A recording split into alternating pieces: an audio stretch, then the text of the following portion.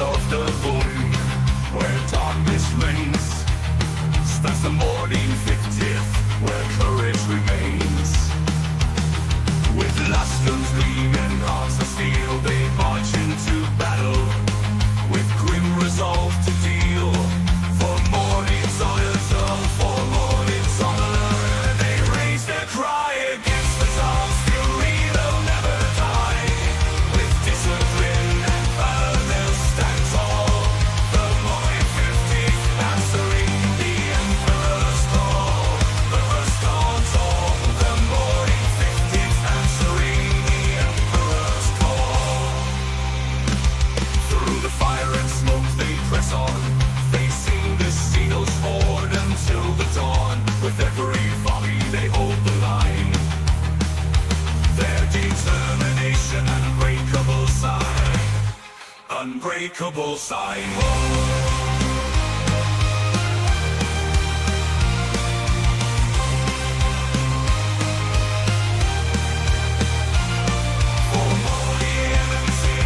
Infantry, sir.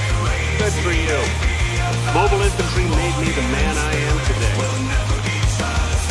With faith in the Emperor, they fight as one. Their bravery shone, their bravery shining brighter than the sun.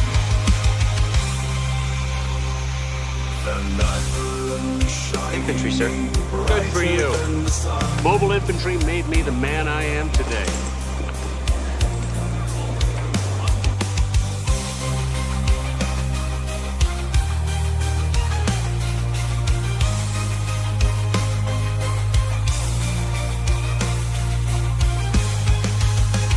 For Mordian's honor, they raise their cry. They raise the towers, fury, they'll never die. Discipline and valor stand tall. The Mordian 50th, answering the Emperor's call. So let their story be told through the ages to come, of the Mordian 50th rifles and of the wars that they have won. Sir, yes, sir.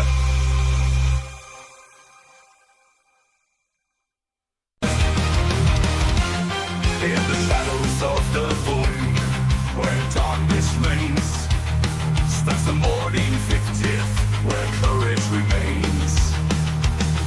With last guns gleaming, hearts of steel, they march into battle, with grim resolve to deal, for Mordian's honor, for Mordian's honor. They raise their cry against the dark fury, they'll never die. With discipline and valor, they'll stand tall. The Mordian 50th, answering the Emperor's call. The first dawn's all. The Mordian 50th, answering the Emperor's call. Through the fire and smoke they press on, facing the Seagulls horde until the dawn. With every volley they hold Infantry, the sir. line. Good for you. Mobile infantry made me the man I am today. Unbreakable sign.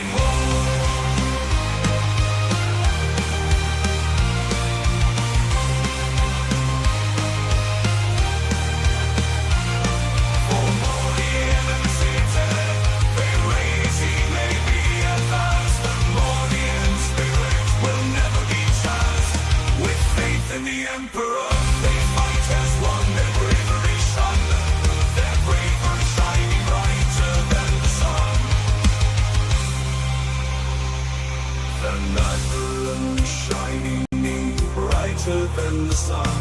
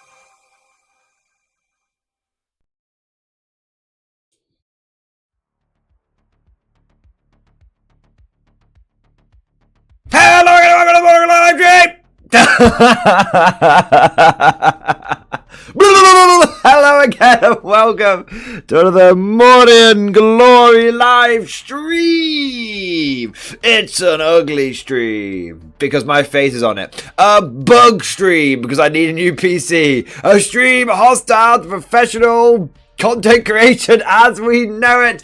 How we all doing tonight, boys? It's time for another Mordian Glory live stream, and it's time once again for us to grab the bull by the horns and just hump it in submission. It's the only way. Okay, I'll be serious. It's time for the Mordian Glory live stream. We've got some shit to talk about tonight. There's been more Grotmas attachments revealed, Custodes, Knights, other Knights, Grey Knights. There's so much to go through that I don't even know if my small brain can handle it. I don't even know if it's possible to handle such levels of reveals. But all I can tell you guys is the meta is a-changing. And by the time that we go to the next tournament, by the time that we go into the new year, I think the meta is going to look completely and utterly different. I don't mean to alarm you, but I think we are now officially past the halfway point of the edition. I think we are now officially in 10.5 edition. I think that GW is rewriting the playbook. I think they're rewriting the playbook. And I think we're on the precipice. We are on the precipice. Well, I'm 99% certain, but there's one thing that will confirm all of this. And that is tomorrow, Space Marines. Space Marine reveals tomorrow, guys. And, woohoo, baby, that's going to be biggie. But we're not quite there yet, because it's not tomorrow yet. It is today, right now. And we are going to be going through some things tonight. We're going to be looking at we're going to be trying to catch up on all of the detachments that have been released. Some are fairly quick to go through. Some will be a little bit longer. But we're going to be going through, dissecting them all, and trying to analyze what this new meta is going to look like. It's pretty crazy. I also have something exciting to show you guys. I got something pretty exciting. I wonder if I should reveal it now. I'll reveal it in a moment. I'll reveal it later. I've got something exciting for you guys.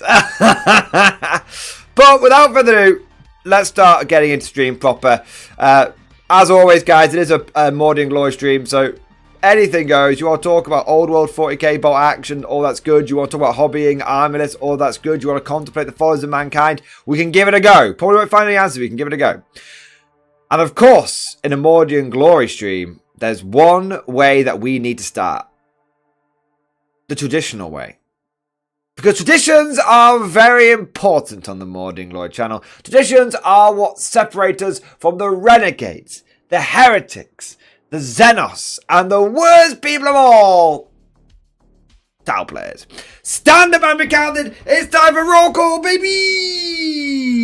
It is time to rock out with your bayonets out, or if you're Mad Lark with your big blue balls out. It's time to find out who is in the stream tonight, who is ready to go on this magical adventure, who's ready to dive into the stream. Let's see who we've got. Get those 07s flowing down in the chat, boys. We've got Storehouse 805, Richard Seaton, Freedox, Mad Larkin, James, Mount the Knife, Talzon, Freeform, Rue, Sabian Wilson, Squidfist, Lee Wiles, Freud the Boy, Cool German Dude. We've got Thomas Riddle, Trooper number 202, Aslan. We've got Andrew Nag, Simon the Motorcycle Man, JP Grid, Lord Shovels, Toes, Jaeger Scott, Mad Larkin. We've also, I've lost my place. We've got Jurgens, my Hansen, Savaloy, Deja Vu, Ed Bite, Pink Man, Zark 969. We've got Deanne Steen. We've got Suspicious Deal, Great Eye 1, Savaloy, MB Bro 20, Joe Camel, Whispering Monk, Snack in a Box. We've got Russ Matthews, Stephen Nix, Chris Steve Gap, Joseph Leader, Greg O'Leary, Akoda Tain, lurking away. We've got Warmaster Will, Whispering Monk, Phil Edwards, Syria, Joseph Leader, Reginald Kincaid, Ishmael Thompson, Baron Kaza, River Main 69, One-Eyed Willie. Ooh, Aren't they all? And we've got Longgasm, we've got Fun Jacob, we've got Shit Lost My Place, hey! And we've got Wedge and Tillies, Cover Me Porkins, having a little trouble here. I don't know if that was Wedge that said that. We've got Stephen Bonner, we've got Baron Kaza, some of the votes around Commander HHL, and Vulcan Lives, yes! Welcome. We've also got Russ Matthews, Eyes Relief, Free Docs, 210 Alpha, Mountain Knife, and Schwark, and Azu39, and Christmas 76. Hey! Welcome to all of you fine, upstanding, Slaneshi degenerates. Thank you so much to every single one of you mad bastards for joining tonight's stream. Thank you for being here. Couldn't do it without you. Literally, it'd be pretty fucking sad if you guys would. I've been streaming to myself. And Mrs. Mordian would dial in. And we'd just be like, she'd be just basically streaming to her in the same house. That's basically it.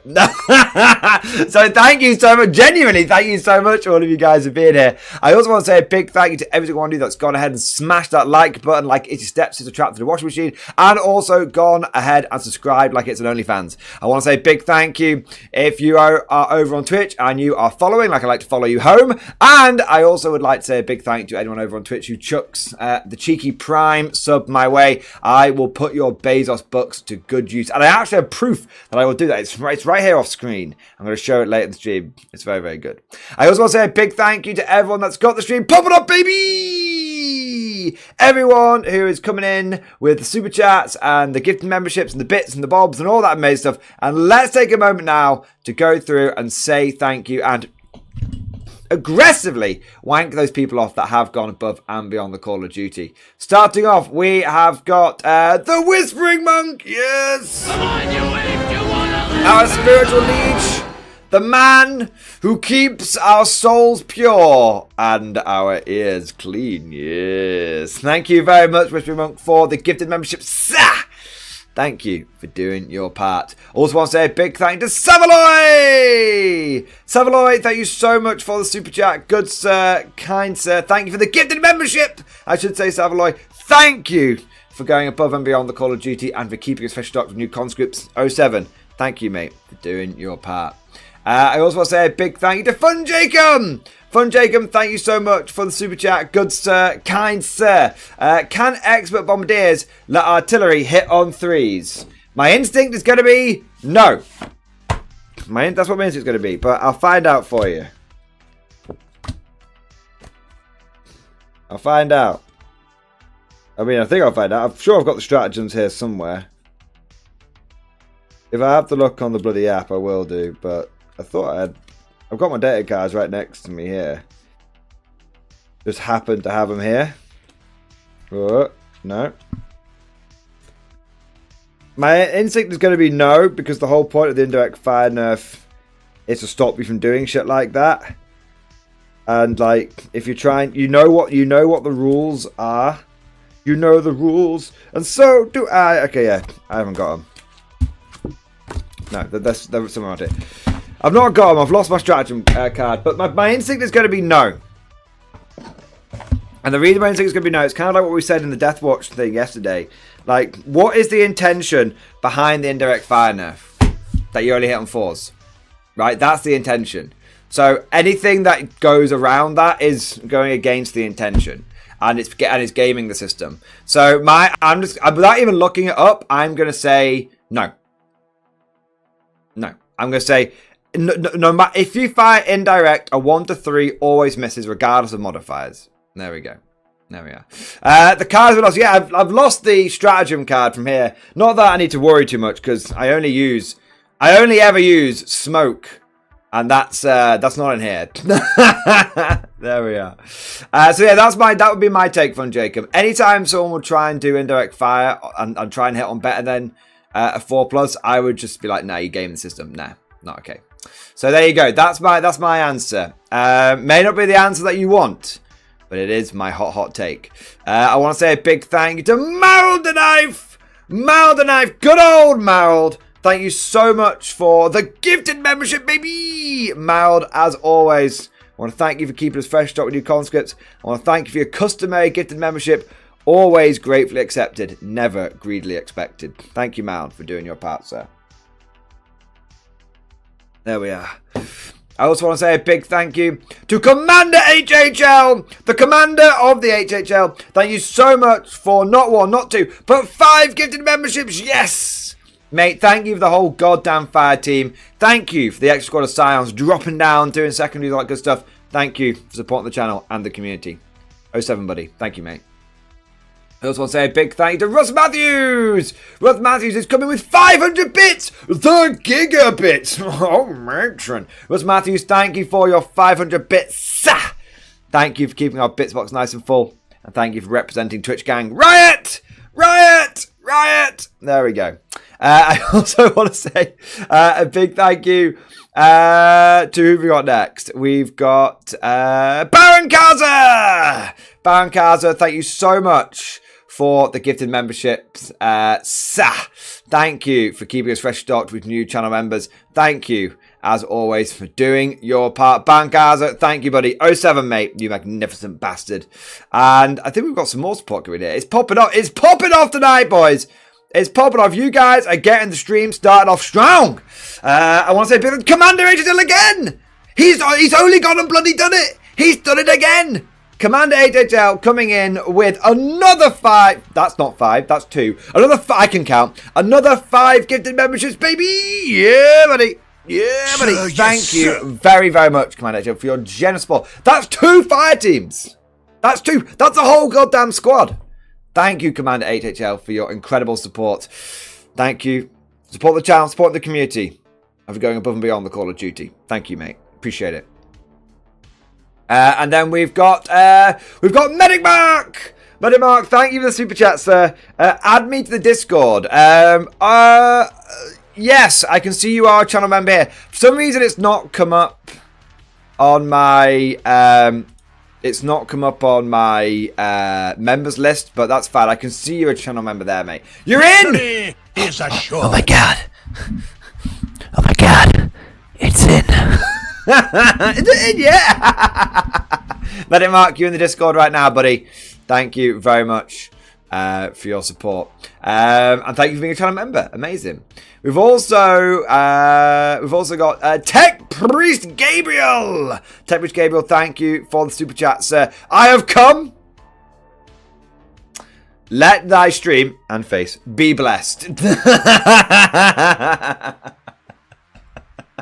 Tech Priest Gabriel, thank you so much for support. Tech Priest, blessings of the Omnisire. Blessings of the Omnisire. Yes. Yes. I tell you what, I'm gonna I might be getting myself some AdMech just so I can have knights walking around with AdMech. I'm looking forward to it. I called it. I said that knights needed infantry. They needed a way of fleshing the faction out. That the fact they were pure vehicles was causing loads of problems, was causing sort of mono builds and all this kind of stuff. And now GW's done it. Send me to the black ships, guys. Send me to the black ships. Terry's Gabriel, thank you for being here, mate. I also want to say a big thank you to Madlarkin 0069. He's got a license to come. Thank you for the 6 months resub. Let's fucking go, baby. Let's fucking go. Thank you for the 6 months prime sub, mate. The supreme sub. Thank you for the Bezos bucks. I also want to say a big thank you to the Talzan. Talzan, thank you for the super chat, mate. 40k episode of Secret Level is nuts. Big Titus energy. I haven't seen any of the Secret Level stuff. I'm not even entirely certain what the fuck Secret Level is. But people were very excited about it when it got announced. So I'm pretty hyped about it. Is it on Warhammer Plus? Is it on Amazon Prime? Where is it? Where is it? Where is it? And can I check it out? And how much is it going to cost me? And do I have to pay GW? Wait, who would I rather pay, GW or Amazon? It's hardcore. Ideally, neither. Oh man! I also want to say a big thank you to Hogan Paints. Hogan Paints, thank you for going from conscript to volunteer, for continuing your channel membership. 07, mate. Thank you for doing your part. It's on Amazon Prime, is it? Nice. Well, I'll check it out. I don't really mind Amazon Prime or GW. It's more for jokes. Right. Gentlemen. Do you want to see something fucking cool? Now, we are going to be talking we are going to be talking about new detachments and Grotmas and all that good stuff. So if you've come here for meta chicanery and meta shenanigans and new detachments and hot takes, you're in the right place. But Sir, yes, sir. do you guys want to see something cool first? And no, I'm not talking about my cack, because that's not cool. That's just, frankly, pitiful. I've had an epiphany. I've had a brainwave. I've had a moment of clarity.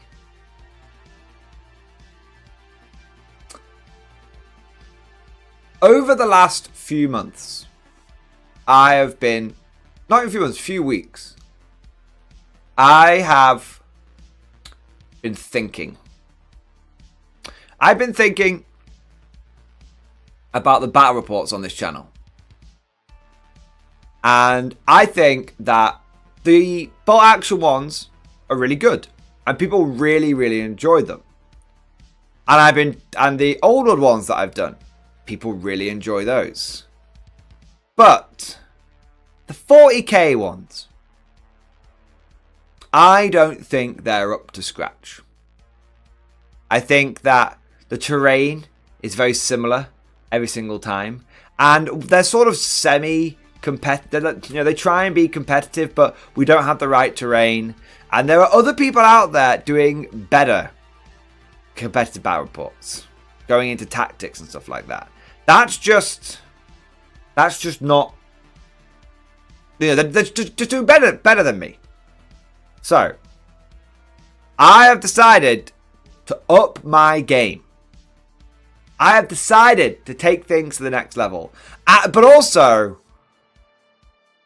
in another direction. I am going to start a new trend, and maybe it'll work, and maybe it won't. But we're going to try something. If we don't try, then we don't know. So we're going to try something. We're going to make battle reports interesting again. We're going to make battle reports fun again. We're going to make battle reports look good again. And one of the most important ways of doing this, is having immersive tabletop terrain and experiences, and just having things look visually interesting. That's the biggie. So, from this day forth,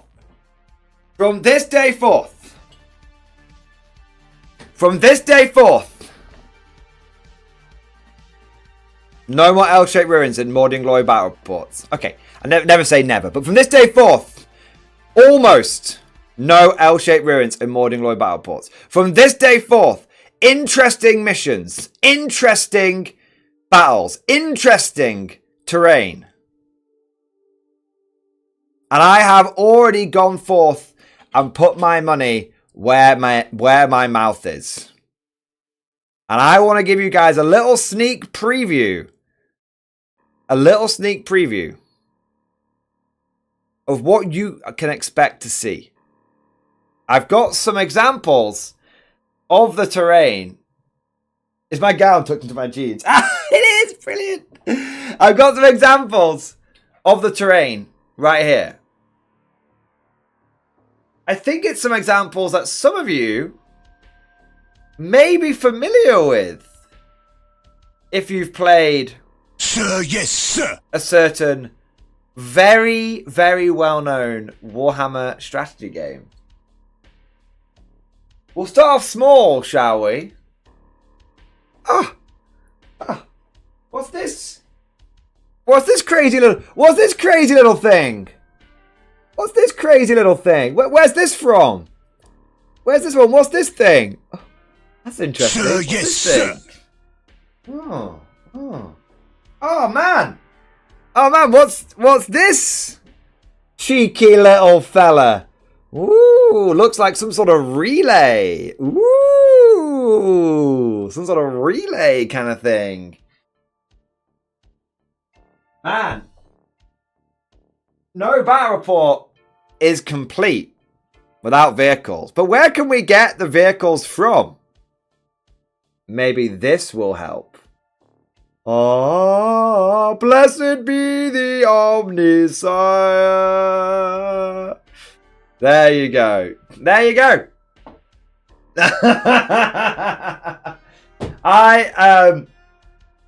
I've dipped my toe in some new terrain. We're gonna do a game, and we're gonna see how you guys respond to it. If you guys like the new battle reports, then we're gonna go for that. We're gonna see what happens. I've got this bad boy as well, by the way. This thing's pretty fucking cool. Look at this. Look at that. It's the chapter house thing. There you go. So yeah, we've dipped our toe in said terrain. We've got loads of little buildings and stuff. Which there you go. Look, got this motherfucking thing. Don't know what it is. Looks like some sort of power generator. Maybe we'll see. It is magnetized. There you go. So I'll stop being so coy about it. I went down to Element Games, noticed they had a whole bunch of Gale Force 9 terrain, and I basically picked up everything they had on their shelves. So I know they do other stuff as well. Like, I know that Gale Force 9 Battlefield in a Box does other stuff as well. Like there's like generic like Gothic Imperial sort of terrain. There's tile terrain and all sorts of stuff. So we're gonna play it by ear, but we've got enough to build a board 6x4, and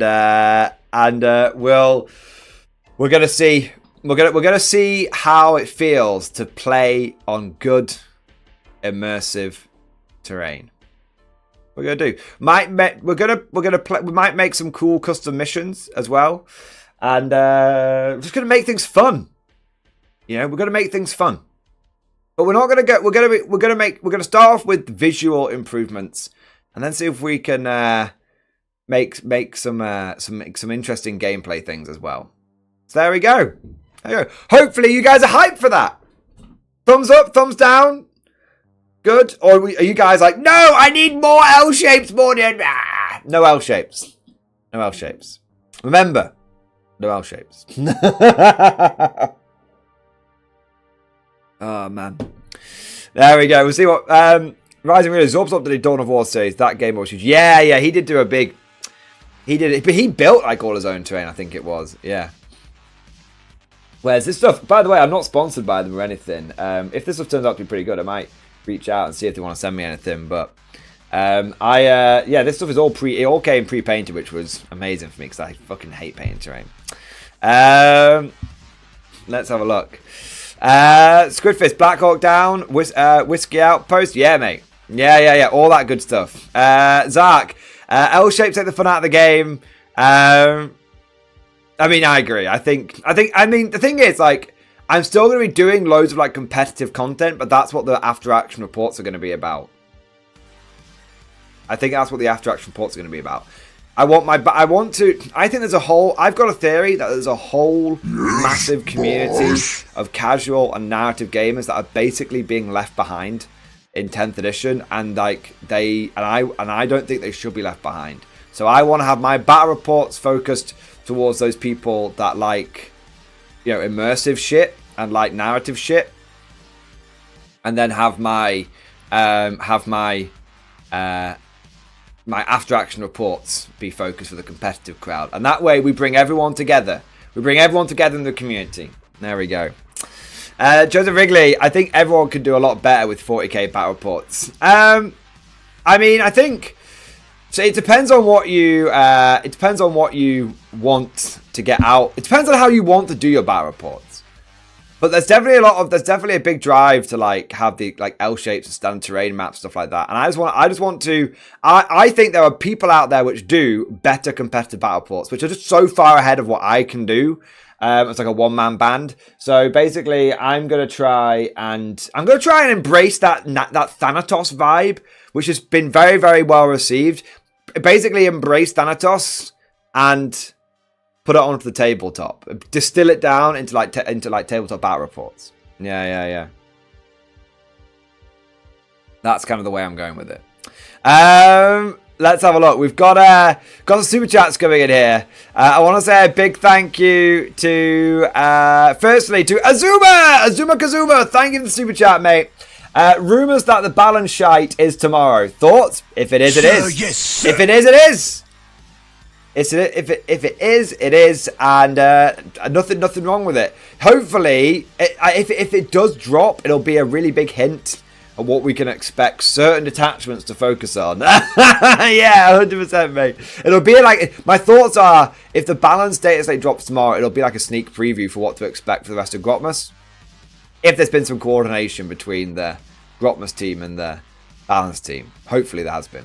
Tech Priest, thank you so much for the super chat, mate. This will work only if you cosplay as your army. I mean, if you want me to run around in my airsofting gear whilst playing Imperial Guard, I can do. How I'm going to cosplay as a Tyranid, that might get a little bit tricky with trying to film, but we can try and make it work. I want to say a big thank you to Trooper number 2102. Thank you for the super chat, mate. Yeah, Stillmania has run wild, brother. Dude, I love a good bit of Stillmania. I love a good bit of Stillmania. Like my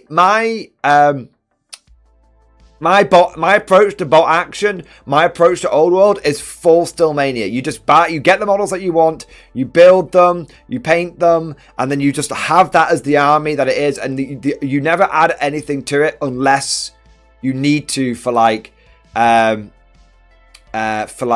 do you call it? Keeping the army actually legal. Yeah.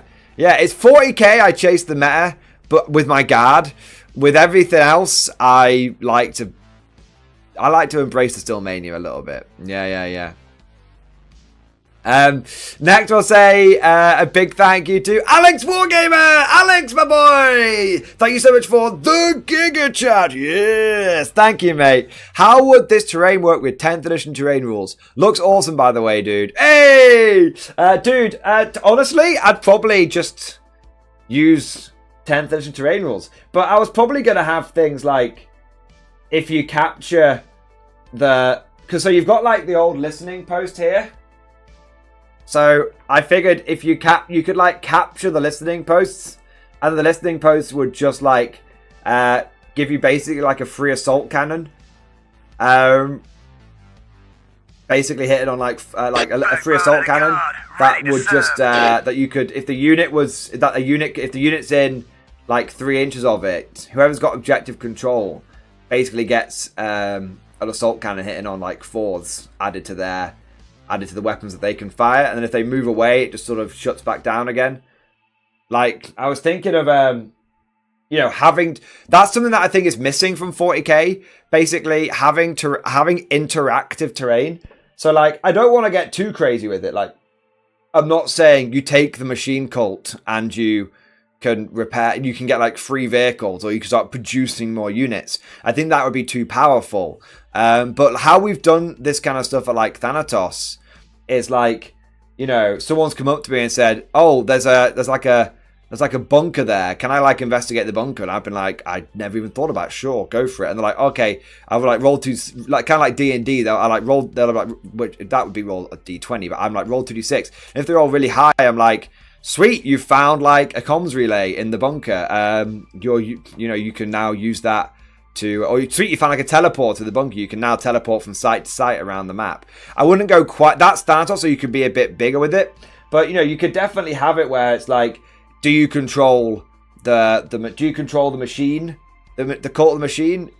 Vehicles can, if you've got a vehicle, you can repair D3 wounds on it a turn, kind of thing. It's like getting a little tech priest, and just have that sort of in the middle of the board. And I wouldn't use that all of the time, but there could be like interactive terrain which gives you very, very minor bonuses, which aren't in the grand scheme of things going to impact.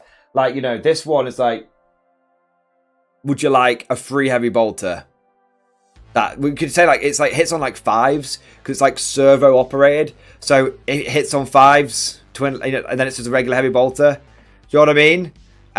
So that's kind of, it would be I'd have the terrain scattered around the board. I wouldn't worry about if it was too balanced, and I would literally just be like, I'd keep it simple. I'd be like, it's like have a little bit of interactivity with it. Yeah.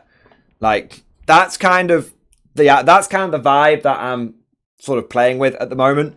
Sort of like I said, take the Thanatos thing and distill it down into onto a smaller scale, sort of for terrain stuff, for battle reports. So that's kind of the way I was going to do it.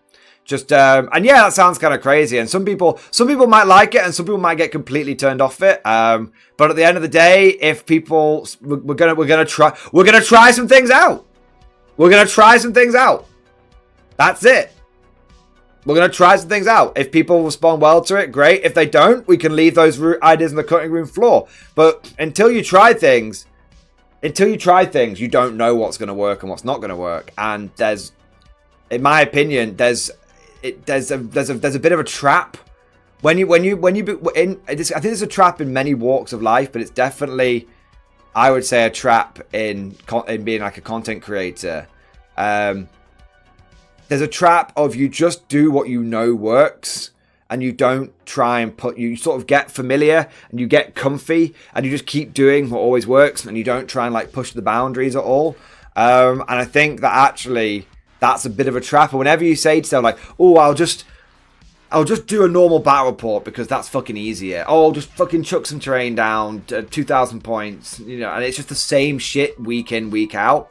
I think there's an element of reliability, there's an element of like familiarity, which is good, but I think if you lean too far into it, it becomes boring. It becomes boring.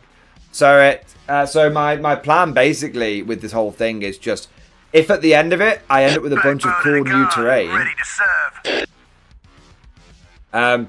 If at the end of it I end up with some cool terrain, great. I end up with some cool terrain. You know what I mean?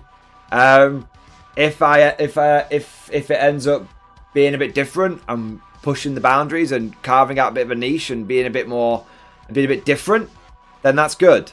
Yeah, that's good. So that's kind of my thinking with the whole thing. Just try something new. And I haven't gone out there and been like financially irresponsible and, you know, throw my life savings away down on this fucking train. I've gone and bought a few cool bits. I had a bit of store credit with Element, which took the edge off. So if it works out, great. If it doesn't, it was literally worth it just to try it for a couple of battle reports. Yeah. So yeah, basically, long story short, we're going to try some new terrain out. We're going to try some new ways of doing battle reports out. We're going to try to do some stuff which separates us from the crowd, and make us be a bit different. And fucking let's make fucking Warhammer fun again. Let's make 40k fun again. Like, and we're not doing this at the sacrifice of the competitive stuff, because I'm still going to tournaments every fucking month, still pumping out that competitive fucking content, still doing all that tactics shit. But what we're going to do with the rest of today's stream, we're getting deep into the fucking tactics, aren't we? So yeah, that's the idea. That's the idea, boys. That's the idea. Who knows? Maybe it'll work, maybe it won't. But fuck it, give it a go, right? That's the best way. Alex, do you want to do some old reports with the linked scenarios, the old rules I did? Of course, mate! Let's get a fucking narrative campaign! 3-4-part narrative campaign, dude! Let's fucking do it! I really like the idea of, I want to have, like, escalation. I want to start with, like, 500... I want to do Tale of, like, 4 gamers, but even if we can't have, like, 4 gamers, I want to have, like, Tale of 2 gamers. Do you know what I mean? And just be like, we'll start with, like, 500 points... Then 1,000, then 1,500, then 2,000, 4-part series. Fuck it, let's do that. You've got to keep what was in your 500 points, and your 1,000 points, was in your 1,000 points, and your 1,500, that kind of thing. There's some crazy shit. Let's see what happens.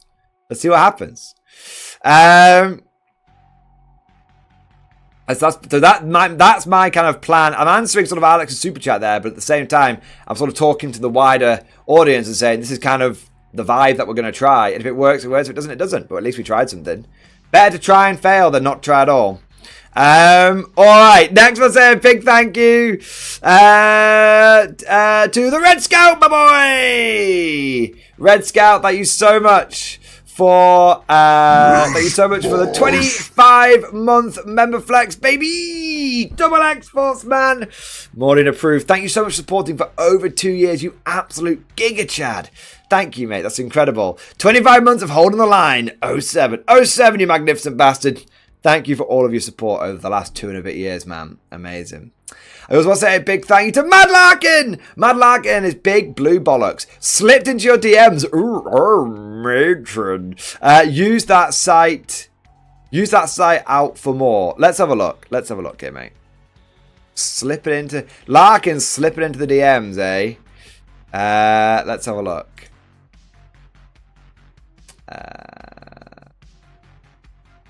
Oh, yeah, man. I could definitely. The thing is, Mad Larkin, I do like this, and that I have seen war scenery before, and they're very, very cool. The only thing is, I can't be bothered painting it myself. I'm kind of committing to pre-painted terrain because I just genuinely can't be fucked doing it myself. I don't have an airbrush, so it's just like if I had an airbrush maybe, but I'm like fuck it. I'm gonna have pre-painted shit, man. That's what it's all about. Mad Larkin, scroll down. Is there pre-painted stuff? I know there's a lot of Imperial. There's a lot of cool Imperial stuff. Yeah. Don't be a lazy shite. I am a lazy shite, man. Yes, I'm a lazy shite. I'm not. There's a very good chance I will get some of this. Don't get me wrong. Very, very good chance. But I'm definitely not. I'm definitely looking at some at the pre-painted stuff at the moment. There we go. We'll see. I don't have an airbrush. I know Stars at 10. I don't have an airbrush.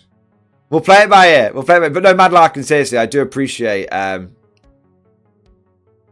appreciate you linking me to that site because definitely there's. I'm not ruling it out at all. I'm going to start with some pre-painted stuff. And then I'll probably supplement with some 3D printed stuff. For sure, mate. For sure. All right. So, how do you paint your tanks? Like, rattle can and then by hand. There you go. All right. Next, I want to say a big thank you to Russ Matthews. Russ Matthews, thank you very much for the 14-month member flex, baby. X-Force, baby. X-Force. Just had a haircut. It looks as bad as yours, mate. Oh, man. My haircut. And people have responded most harshly to the haircut, which is quite funny. It's because honestly, I could, if I left right now, I could leave and I could style it and I'd come back and it would look completely different. It's because when I don't do anything with it, it just sort of goes like down into like a bit of a chavvy sort of mushroomy sort of vibe. But honestly, like it looks fine when I can be bothered doing anything with it. I just haven't bothered today. So there you go. Or maybe it just looks shite. Maybe it does. Maybe I'm fooling myself. But there we go. There we are. Next, I'll say a big thank you to CJ, my boy. CJ, thank you very much for the super chat, my man. Thank you for the 10. Thank you for the big super chat. Posted a list in stream discussion. Adapting my existing mounted list. Hey, at least it isn't Tau. Also, Element Games got me after I saw them at a con, and all I got was a mountain of terrain. Yes! That's what Element Games got me, man. I saw the terrain as well, and I was like, I need it. I needs it. Let's have a look here. Let's have a look. Let's see. Stream discussion. So, he's got Necron Star Shatter. I can't even look you in the eye right now, CJ. He's gone Necron and he's gone Star Shatter. In my opinion, that is worse than going Tau. Meta chasing piece of shit. Oh man. So you've got the Catacomb Command Badge with Dread Magistrate, Lockcursed Lord, a couple of enhancements there. Another Lockcursed Lord, Canoptic Reanimator, Canoptic Spider, Double Doomsday Arc, 18 Lockcursed Destroyers, and then 9 Lockcursed Heavy Destroyers.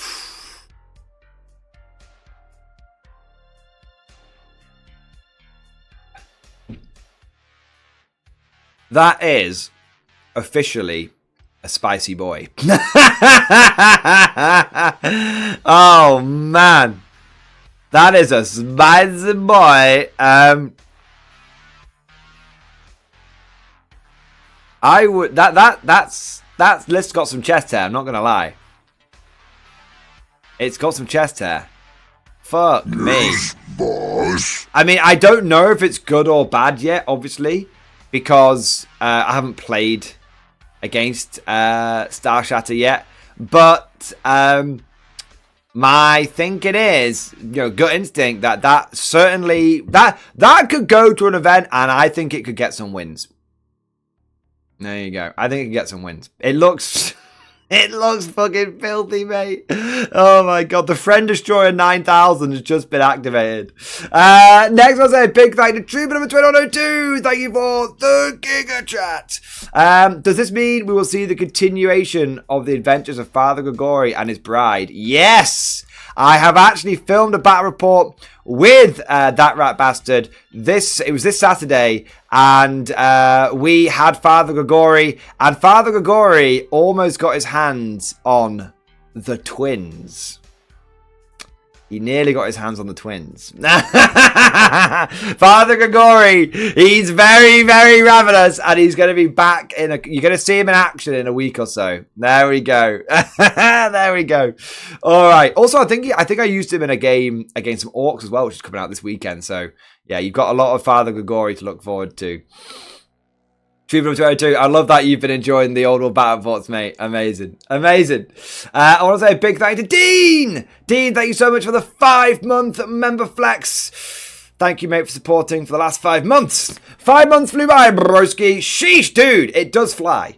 Time flies when you're serving in his Imperial Guard, the Emperor's true finest. Thank you, mate, for your support, dude. Thank you for being a part of the community.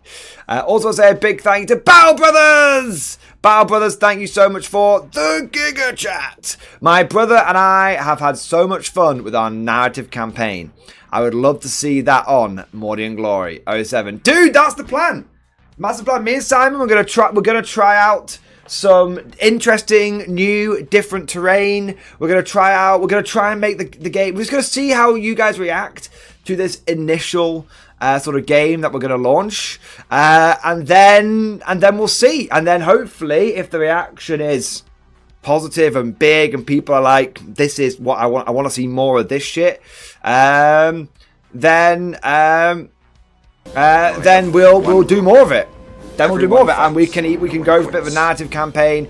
The key with a narrative campaign is you need to have a campaign which the people that have followed it from the beginning can get a lot of like the ins and outs and like the references and to other battles and stuff, but then also the people that just happen to stumble across like part way through the series don't feel like they can't watch it because they haven't seen what's happened before. So you kind of have the battles as like it's kind of like a good TV show, like Babylon 5, for example, was one of the first ones that I know that did this. There may be other examples well before this, but they had lots of standalone episodes that stood completely on their own 2 feet, but there was a little bit of connectivity between each one. So if you stumbled across like a random episode of Babylon 5, you could enjoy that episode on its own, and then you could, but if you had been watching the whole series, you would enjoy it even more. So, and that way, if people saw one episode, like episode 10 halfway through a season, they could then go back and start from the beginning if they were interested, or they could just enjoy the standalone series, or they could just pick it up from wherever they jumped in. So that's what I want to do with any narrative campaigns that I want to do. I want to have that thing where like the game is the game. That's what you guys are here for. That's what you can enjoy on its own. And then if you want to go back and watch the whole narrative campaign, you can do, but you don't need to then enjoy the next episode as well. Yeah. So Bowers, that's what I'm gonna planning on doing. I've done sort of stuff. I've been doing. I've done that kind of thing before, but sort of accidentally. Now I want to do it a little bit more organizedly, if that's the thing. All right. Next one's a big thanks to Ishmael. Ishmael, thank you so much for the Giga Chat. Yes. Did you see Cavill, Games Workshop, and Amazon made a deal? Also, Amazon Prime Secret Level 40k episode is out and it's sick. Dude, I have had a few people sending me messages today saying like that there's this like big thing that like Cavill's done like an announcement and everything. Some people have been kind of worried about it. Overall, I think it looks more positive than negative.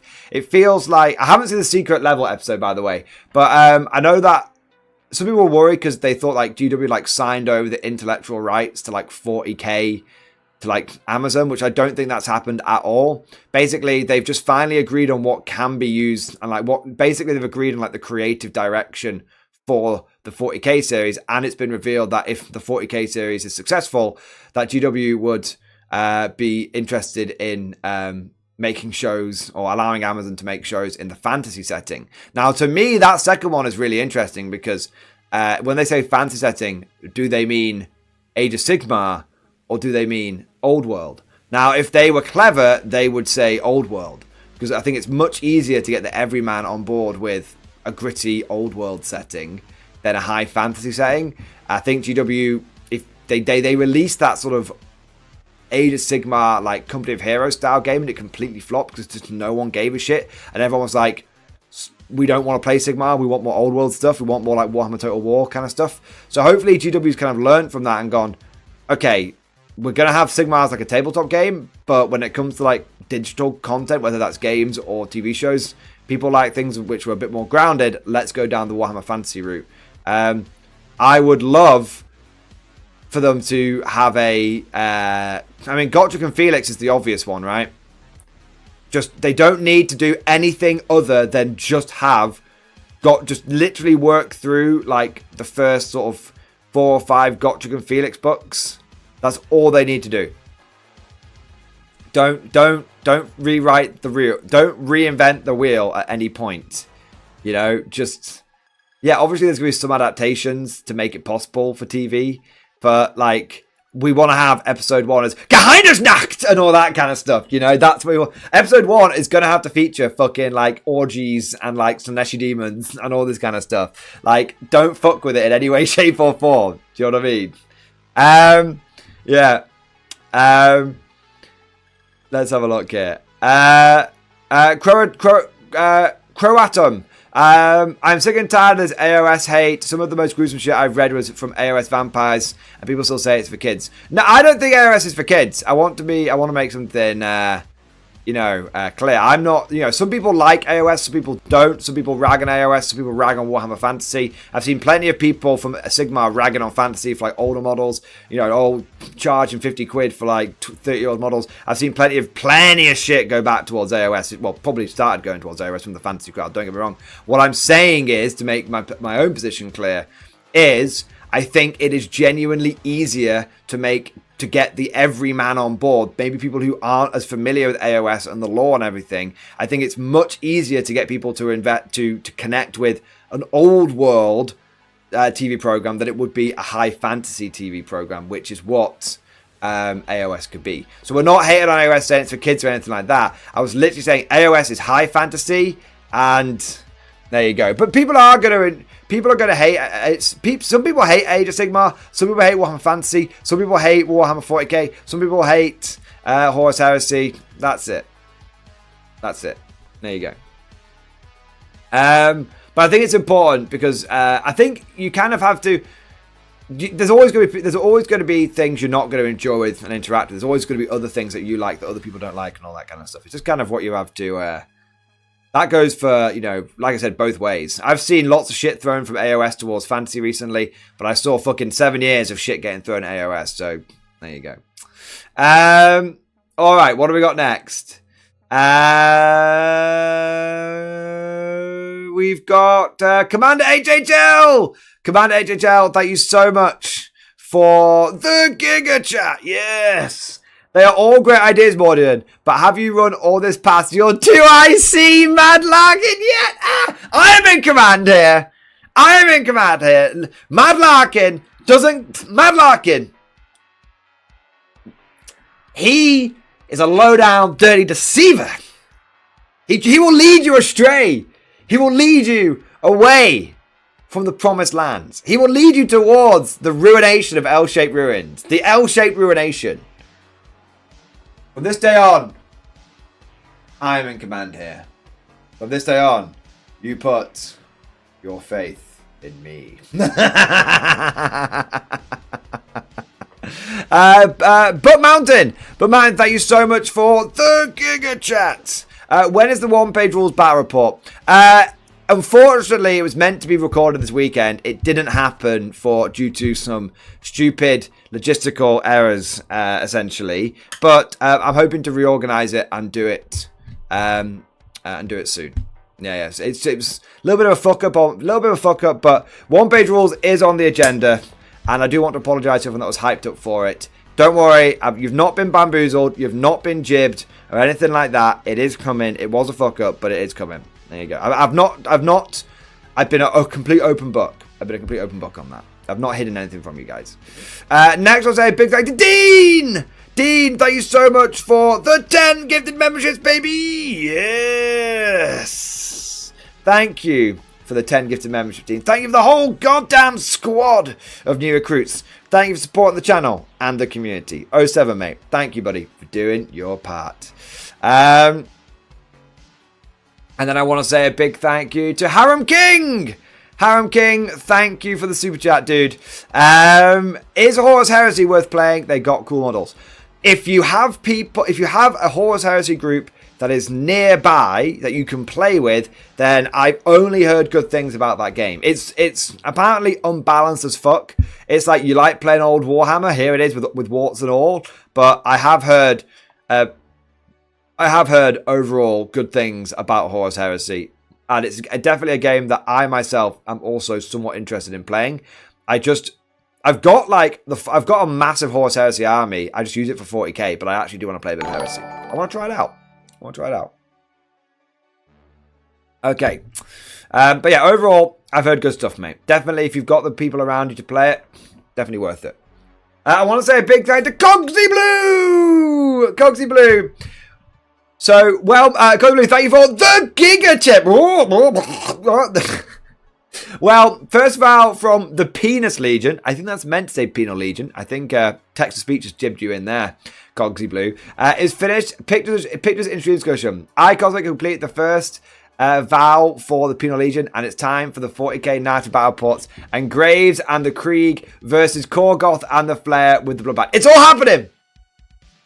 It's all happening. Narrative campaign, Krieg versus Blood Pact. It's happening. It's happening, dude. It's happening. Dude, Cosmic, thank you so much for support. Let's take a look at your your pictures, mate. But dude, you're absolutely right. Now let's make battle reports great again. There we go. Cosmic, let's have a look here. Dude, I love it. We've got a big old Lancer. We got an Impulsor. I love the colour scheme, mate. I love that sort of red and green colour scheme, mate. It's so cool. Hey, you've done the inside as well. Not skimped on the detail. Excellent, man. Got the Dread Gas symbol on the side.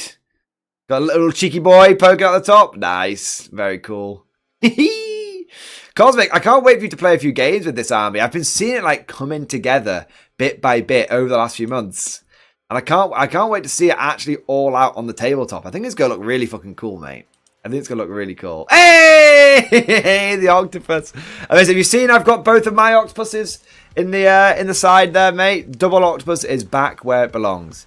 Amazing, man. Excellent work, Cosmic. And well done on completing your first vow. I haven't managed to paint any Kriegers today, but that's because I was out getting all the terrain.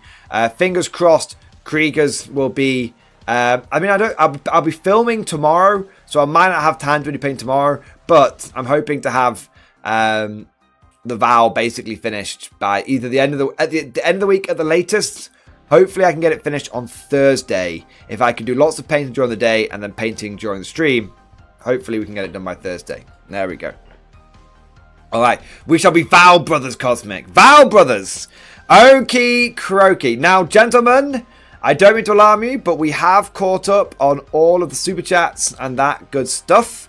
So let me take a moment now and let's have a look at, let's have a cheeky gander, as it were, at some of the news of the new detachment and stuff which have been coming out. So, for those of you that have been living under a rock, one second.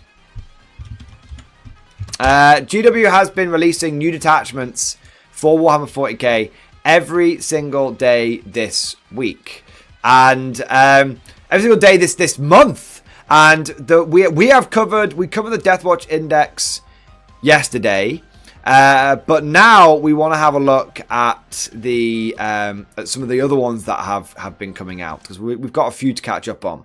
So what I'm going to do is basically load a couple of those up now. We can go through the ones that we've not done. So we've not looked at the Custodes one yet. We've not looked at the Imperial Agents one yet. I think that'll be pretty quick, because I've been told it's quite dog shit. We've obviously not looked at the Grey Knights one. We've not looked at the Imperial Knights and the Chaos Knights and the Grey Knights. So all of the Knights. Okay, let's organize these in how we want to do this. So Solar Spearhead first, Veil Blade Elimination Force second, Quest of Forge Pack third, Iconoclast Fiefdom fourth, and Warpbane Task Force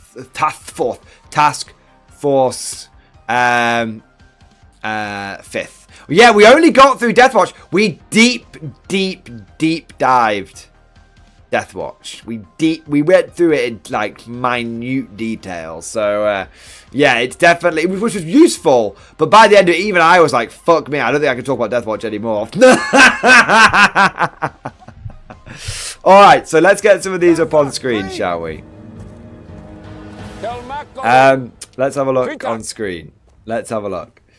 Hey! That rat bastard, thank you for the super chat, mate. You like the terrain then? Oh, and DM on Discord. Dude, I did like the terrain. I've got it in front of me. I liked it so much, I went back today and bought a whole bunch more.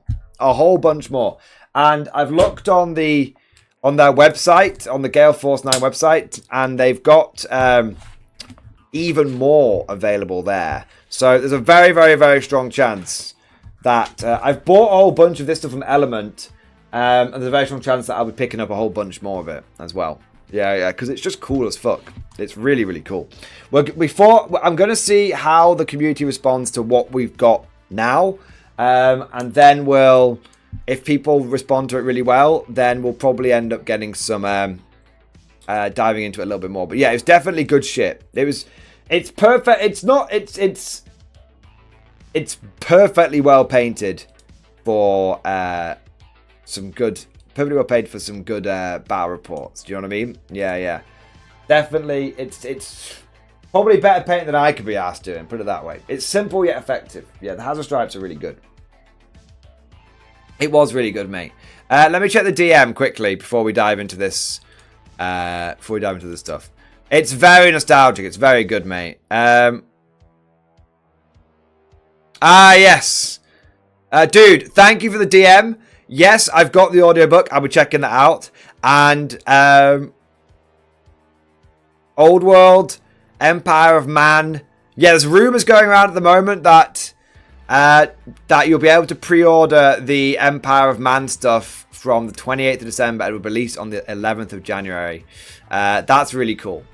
That's really, really, really cool. Yeah, definitely. And dude, I know you also said that you'll be free again next Saturday, or this Saturday coming.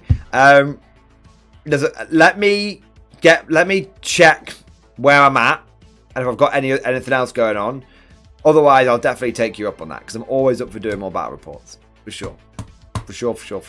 I might need to try and change my list up a little bit, but definitely up for doing some more battle reports. Yeah, this weekend. That'd be cool.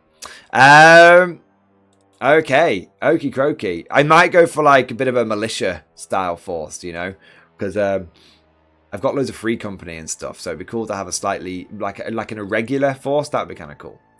Because I painted up loads of free company, they're never. No pressure for that at all. I have a game Friday too now. Well, if you have a game Friday and you're like, fuck, 2 games in a row, can't handle it, then we can leave it on Saturday. But otherwise, I'll take you up on it for sure. Okay, so uno momento, por favor. We've got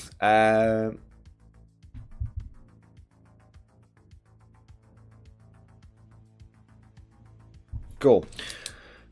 Right, Custodes, everyone's least favorite golden banana boys.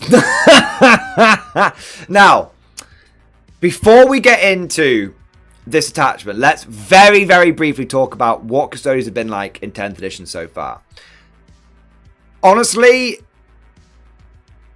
they've not been great. And that's not even from like a power perspective, that's just kind of like from an interesting perspective. One of the big problems that Custodes have had is that they've just been kind of boring throughout 10th edition. They've definitely suffered a little bit from like edition sleep rather than edition creep. And they've also definitely struggled a little bit with just basically doing the same. They did the same shit in their index, and then they got a codex, and then did the same shit in the codex. And so basically, Custodes armies have been one of 2 builds, pretty much constantly. And one of the big problems, and as chat sort of saying, even the most powerful build, they're a snore to play. They're a snore to play. They're a bit of a snore to play against. They're very grindy. They've not jibed.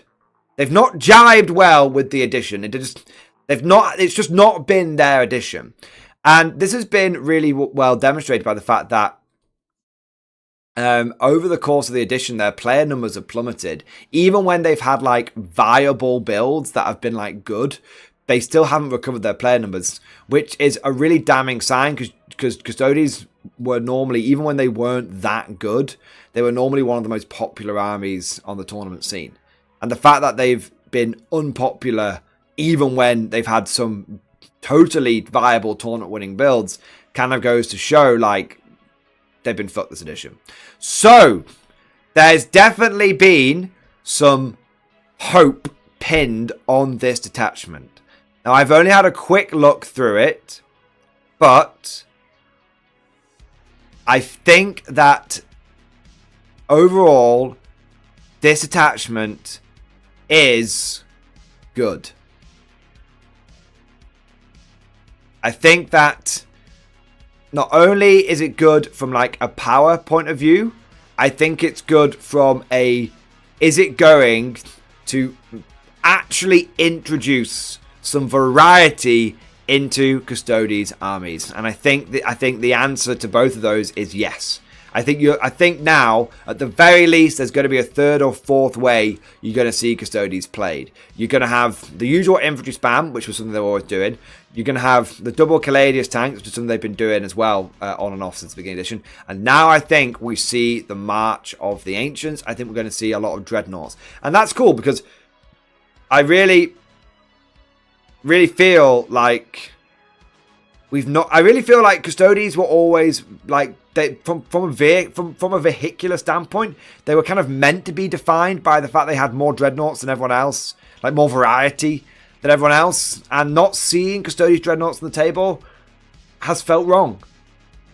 It's felt fucking wrong. So I'm glad to see the Dreadnoughts get a bit of love. So that's the general vibe with it. It supports vehicles and it's gonna make Dreadnoughts great again. Okay. So let's have a look into what it actually does. So, detachment rule. Auric armor. While an Adeptus Custodes vehicle unit from your army is at starting strength, unless that unit is battle shocked, add 2 to the objective control characteristic of models in that unit. So when it's undamaged, it gets +2 OC. That's okay. That's alright. However, While an Adeptus Custodes vehicle unit for your army is below starting strength, each time model in that unit makes an attack, reroll a hit roll of 1. So the moment that you take a wound on your vehicle, you'll lose 2 OC, but you'll gain reroll hit rolls of 1, which is an interesting trade-off. You basically lose objective control, but gain damage output. It's definitely different. It's definitely interesting. Like we've not seen a lot of switcheroos like that. And then thirdly, while Adeptus Custodes vehicle unit from your army is below half strength, each time model in that unit makes an attack, reroll a hit roll of 1 and reroll a wound roll of 1. So the more you hurt them, the angrier they get. I have to say, I really like that. I really like that. It kind of shows that at first the Custodes vehicles, they move forward. They're kind of stoic.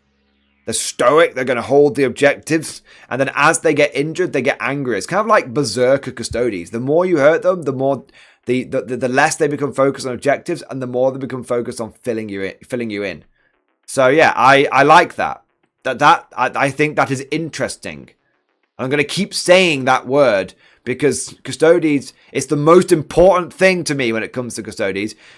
They've been supremely boring in 10th edition. Yeah. Now, they also have an extra part to their detachment rule. Moratory Ancients, I'm probably mispronouncing that, but Moratory Ancients add 2 to the move characteristic of models in Adeptus Custodes walker units from your army, and add 1 to advance and charge rolls made for such units. Pardon me. So, and then we've got another bit here. In the muster army step, you can select up to 2 Custodes walker models from your army. That selected unit gains the character keyword. Love these designers' notes, by the way. I love the fact that the designer's notes have been sprinkled in. Makes things much clearer. This means that selected models can be given enhancements, and one of them can be selected as your warlord. Because that's so cool, because normally they'd sort of just drop that in, and then leave you to work out what the implications of that would be. But the designer's notes say, we've done that because now you can do X, Y, Z. So, that's great! You get all of this!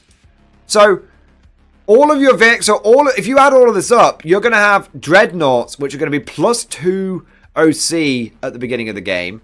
And then as they get more injured, they're going to start doing more damage. And then they're going to have +2 to their move characteristics. And they're going to have +1 to advance and charge rolls. That's great! Matthew's like, it's Crusher Stampede. It's Custodes Crusher Stampede! Hey! It's cool. I really like it. Honestly, that's all just good.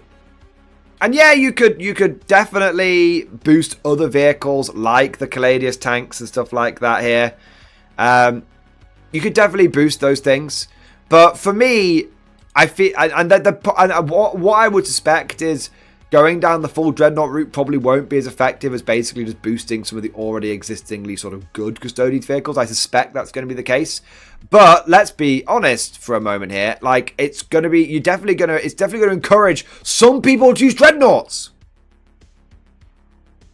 And that's good. Do you go all in on the Dreadnoughts? Well, we'll see what else is in the detachment. Do you just actually see actual fucking Dreadnoughts here on the tabletop? Yeah, I think so. I have to say, I've always thought that Custodes vehicles looked kind of funky. I don't know if it's just me, but it's because they're meant to be like Dark Age of technology, like wacky shit. For me, a Custodes army has always felt like it should basically be made of infantry and Dreadnoughts. That should be kind of the vibe for it. And I think that's kind of what's been missing. It's kind of just, this has sort of come to me now, at light bulb moment. But put my finger on it. Why have Custodes felt off all of 10th edition? Because they've not had any Dreadnoughts. I've not looked across at Custodes army and seen a fucking Dreadnought over there. That's felt wrong. That's not felt like it should be. So I think I would love to go to a tournament, look across the board and see a Custodes army with loads of the infantry like they normally take, but there to be 3 or 4 dreadnoughts in there as well. I think if I saw that, that would make me really happy. It'd be like nature is healing. So but maybe you go all in, you spam the fuck out of dreadnoughts, and that's definitely an option as well. So overall, I give Auric Armor and Mortoy Ancient Shrek is love. 2 thumbs up. Shrek I is think life. that it looks good, it feels right, and it definitely should shake up the Custodes meta. And the funny thing is that I think even if you have people saying this attachment isn't as good as some of the other ones that Custodes have, which I'm going to be honest, that would be the detachments aren't that great anyway, so that would be kind of hard. But I reckon even if you have a bunch of people saying, oh, it's not as good as the other detachments we've got, I still think you're going to have a lot of Custodes people just be like, fuck it, I'm running this because I just want to have something a bit different. So I think it's good enough. So I think it's good enough that it will make people want to take it. Even if it's not as good as some other options, it's good enough. And that's very important. Yeah. So, before we go over to the enhancements, I do need to quickly go and blow my nose, guys, because frankly, I'm snotting. So, give me literally 30 seconds. I'm just going to go and grab myself some tissue. I'll be back in a second.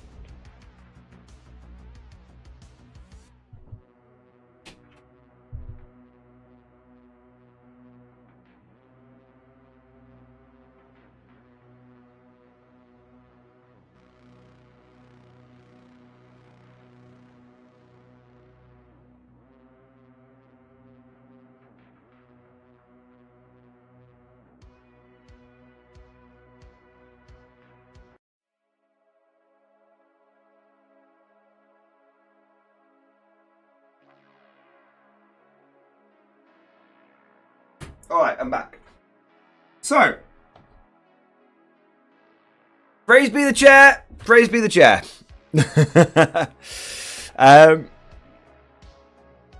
So, we've looked at the detachment rule. Let's have a look at the enhancements. First one we've got is Adamantine Talisman, 25 points. Adeptus Custodes model only. Improve the attacks, strength, and damage characteristics of melee weapons equipped by the bearer by 1. Now, that would be wild on any Custodes model. Any Custodes model. But the fact that you could put that on... Infantry, sir. Like, Good for you. some of their Mobile dreadnoughts infantry now. made me the man I think someone said this on a Telemon... on Achilles Dread. Yeah, I think that on an Achilles Dread is really spicy. Let's have a look at some. Let's have a look at some of the units that they've got. Give me a second here, guys. Right. Chat, shout out what you think this would be best on, and we can have a little. We can have a little look.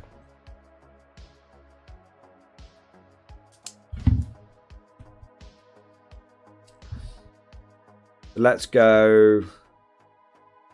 Custodes. Bam, bam, bam, bam.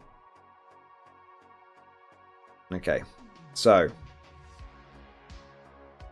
Vehicle. Oh, bloody hell. Not the Orion dropship. That's not what we wanted. So, you could put this on a Contemptor Achilles. A Galatus, Telemon, and Venerable Contemptor. Okay, let's have a look. Contemptor Achilles. Okay. So the let's see what so it can have Infernus Incinerator, Lacerum Stormbolter, or Twin Adrathic Destructor. I feel like they're like range weapons. Yeah, I don't care about any of that shit. Yeah, that's cool. What about its Dread Spear? So it would have... Reporting for duty, Oh, that sir. feels pretty spicy. So you would have, with that Dreadnought, 6 attacks, hitting on 2s, rerolling 1s because of, more than likely because of the detachment rule. Strength 13. AP -2, damage D6 +2 with Lance. Strength 13 with Lance. That's pretty good. That's pretty good. And I believe that the martial katars are your army special rule as well. So it would be important to remember that you would have potentially sustained hits on that as well. What about the Galatus Dreadnought?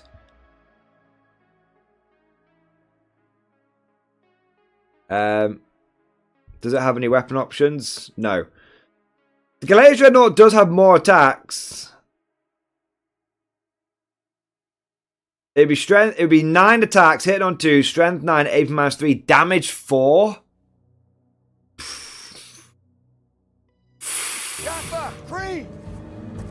That's pretty spicy.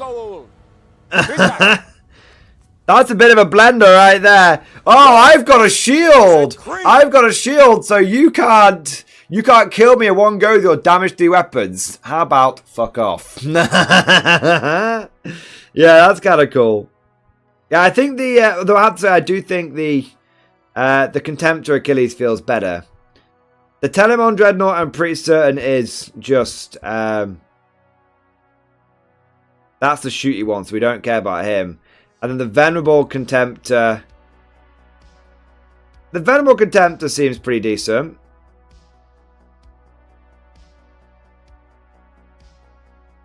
Fire attacks.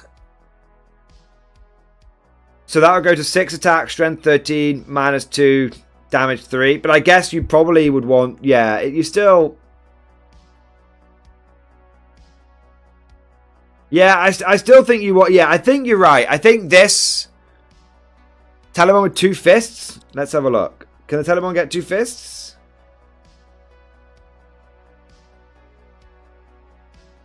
It's not showing me that.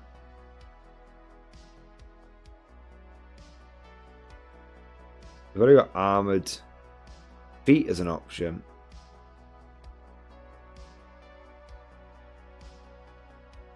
Let's have a look. Oh, that's what it's the Castus. The Castus would be kind of cool. 8 attacks. Hitting on 2s. Strength 13. -2. Damage 4. That is pretty good, but it is... I think... Yeah, I think the... I think that the best one for it has to be that Achilles Dreadnought. Yeah. It's just got the best potential.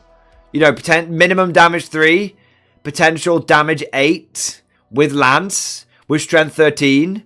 You're going to wound anything really anything that you're likely to encounter on fucking 2s. Yeah. Just go in there and start fucking stabbing the shit out of stuff. Yeah. So there's a number of models that could benefit from this, but I have to say I feel like the Achilles Dreadnought is the one that benefits the most. What about any of the characters that we've got here? How would a Blade Champion fare with this? Blade Champion could do well from this, but not as well. I mean, the Dev Wound, the Volt Swords Victus could be good.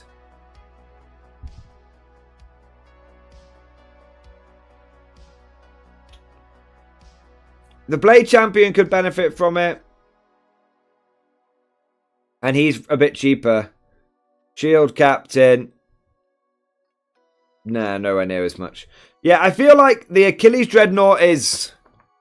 I feel like the Achilles Dreadnought is the best option, but putting it on a Blade Champion is not a bad shout either, because he'd have a bit more bodyguards around him and stuff. Yeah, but overall, Adamantine Talisman, I think it's worth it. And it's got several. It's got one obvious place it could go, an Achilles Dreadnought, but it's got a number of other places it can go as well.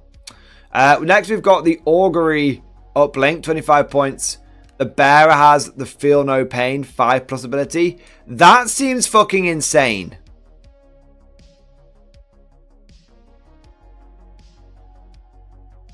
That seems fucking insane.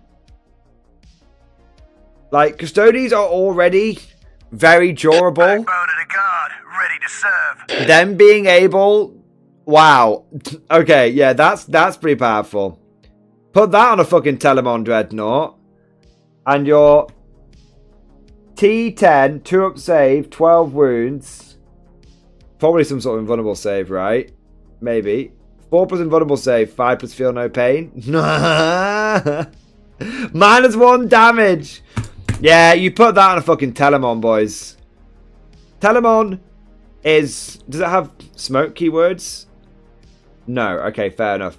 But Telemon would be 2 up, 4 up, 5 up, -1 damage.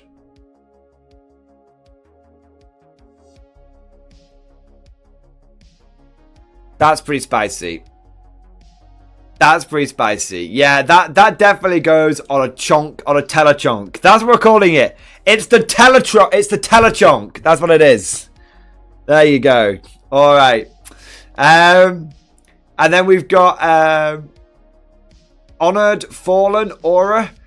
Adeptus Custodian's vehicle model only, so you can only put that on one of your dreadnoughts. While a friendly Adeptus Custodian's infantry or Adeptus Custodian's mounted unit is 6 into the bearer, each arm model in that unit makes an attack, reroll, a hit roll of 1. That's like old school Wisdom of the Ancients. I do like Honored Fallen, I have to say. I like that because it gives you a reason to still take like regular infantry in your army. I think a lot of people are looking at this and being like 9 dreadnoughts. But I think as with a lot of the case, going turbo spam in one direction. Is it -1 to wound? Sorry, on the someone's saying the Glacius is -1 to wound. Yes, the Glacius is -1 to wound. But I think the Glacius is -1 to wound. I think the Telemon's still the way to go with -1 damage. But anyway, Honored Fallen. It's a good point though. Don't overlook the Glacius, right? It's a bit cheaper. Yeah. I like this because it means you can take like 4 or 5 dreadnoughts and then still include a cohort of infantry and not feel like you're being punished for doing that because you can give those infantry reroll hit rolls of 1 for pretty cheap. Yeah. I like that. I like that. I think it allows you to do things other than spam dreadnoughts. And then we've got Veteran of the Cataphractoi. Adeptus Custodian's infantry or Adeptus Custodian's mounted. So again, this is for not for dreadnoughts. Select one Adeptus Custodian's vehicle or Adeptus Custodian's mounted unit within 6 inches of the bearer. Until the start of your next turn, that unit is eligible to shoot in a turn in which it fell back. That's okay. That's okay. I mean, I think if you've got like a Telemon who's got 2 guns and he's been tied up, he could fall back and shoot. That's pretty decent. If you've got like one of those Caladius tanks that could fall back and shoot, that's pretty effective. Yeah, that's okay. And it's 10 points. It's 10 points. I mean, honestly, all of those could be taken. The hard bit is going to be deciding which one you don't take, because you can only take 3, remember. You can only take 3 enhancements. You can't take all 4. Yeah, I agree, Whispering Monk. It's only 10 points to have a bit of insurance. It's only 10 points to have a bit of insurance on your what was it, Telechonk? Yeah, I think that's pretty decent. So your Telechonk's out there. He's blasting. Your opponent's like, fuck it, I need to lock this guy down. I'll tie him up with something. And then he just steps back and goes, not today, fuckface.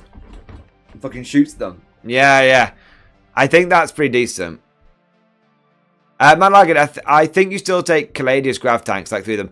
I think Caladius Grav Tanks are good in this attachment as well. 100%. 100%.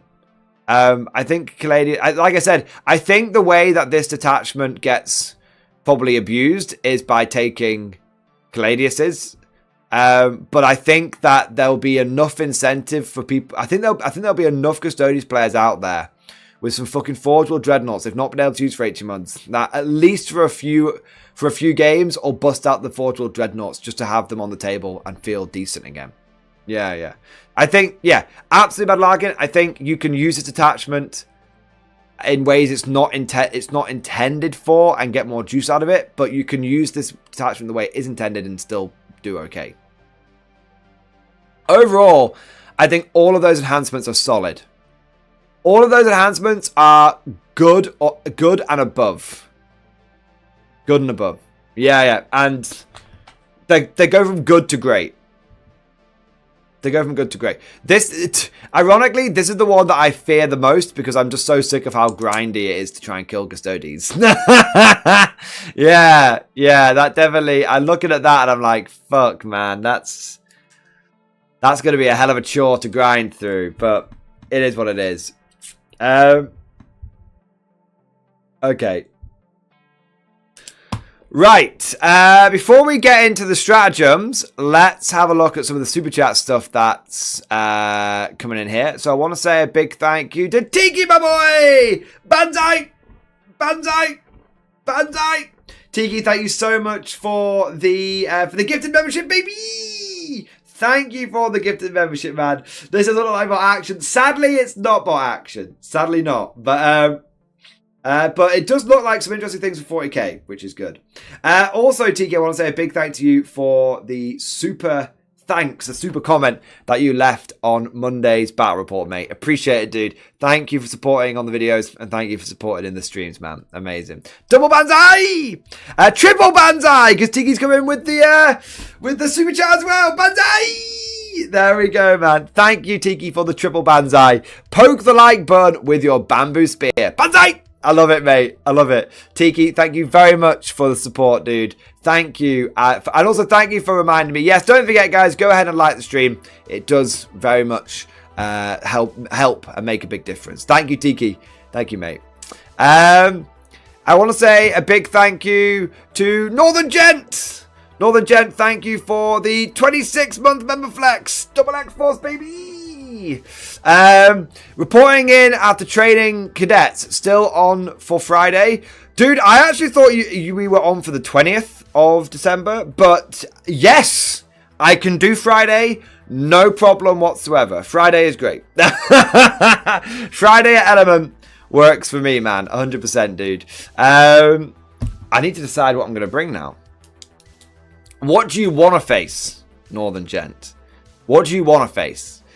I feel like I kind of want to try the new Death Guard detachment. I kind of want to try it. I don't think I'd be able to bring a very good list, but I kind of want to try it. That is the 20th, is it? Let me just check it. Let me just double check. So not this Friday. So not this Friday. Next Friday. That makes a lot. That makes a lot more sense. Yes, that makes a lot more sense. I was like, I swear to God, I'm not fucking up. I'm not fucking up again, mate. That's not that bad. I didn't fuck up with you. I fucked up with another meetup. Yes. So next Friday. So I did have it right. I did it right. Let chat decide. I guess we'll wait and see what the. I guess we'll wait and see what if the new guard attachment's out by then. You know, because maybe it'll be a guard off.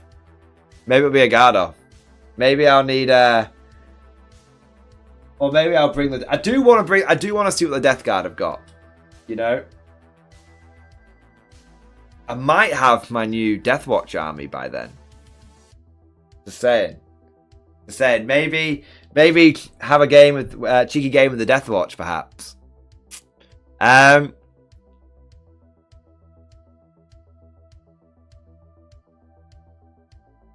I've definitely got some ideas. I've definitely got some ideas, though. Definitely got some ideas for what I could run. Yeah, man, 100%. Yeah, man. All right. So yeah, we'll decide closer to the time because we'll see what other detachments are out and stuff. But yes, 100%. Still on for Friday the 20th. It's all booked in. It's all gravy, baby. There we are. I want to say I'm looking forward to it. I'm really looking forward to it.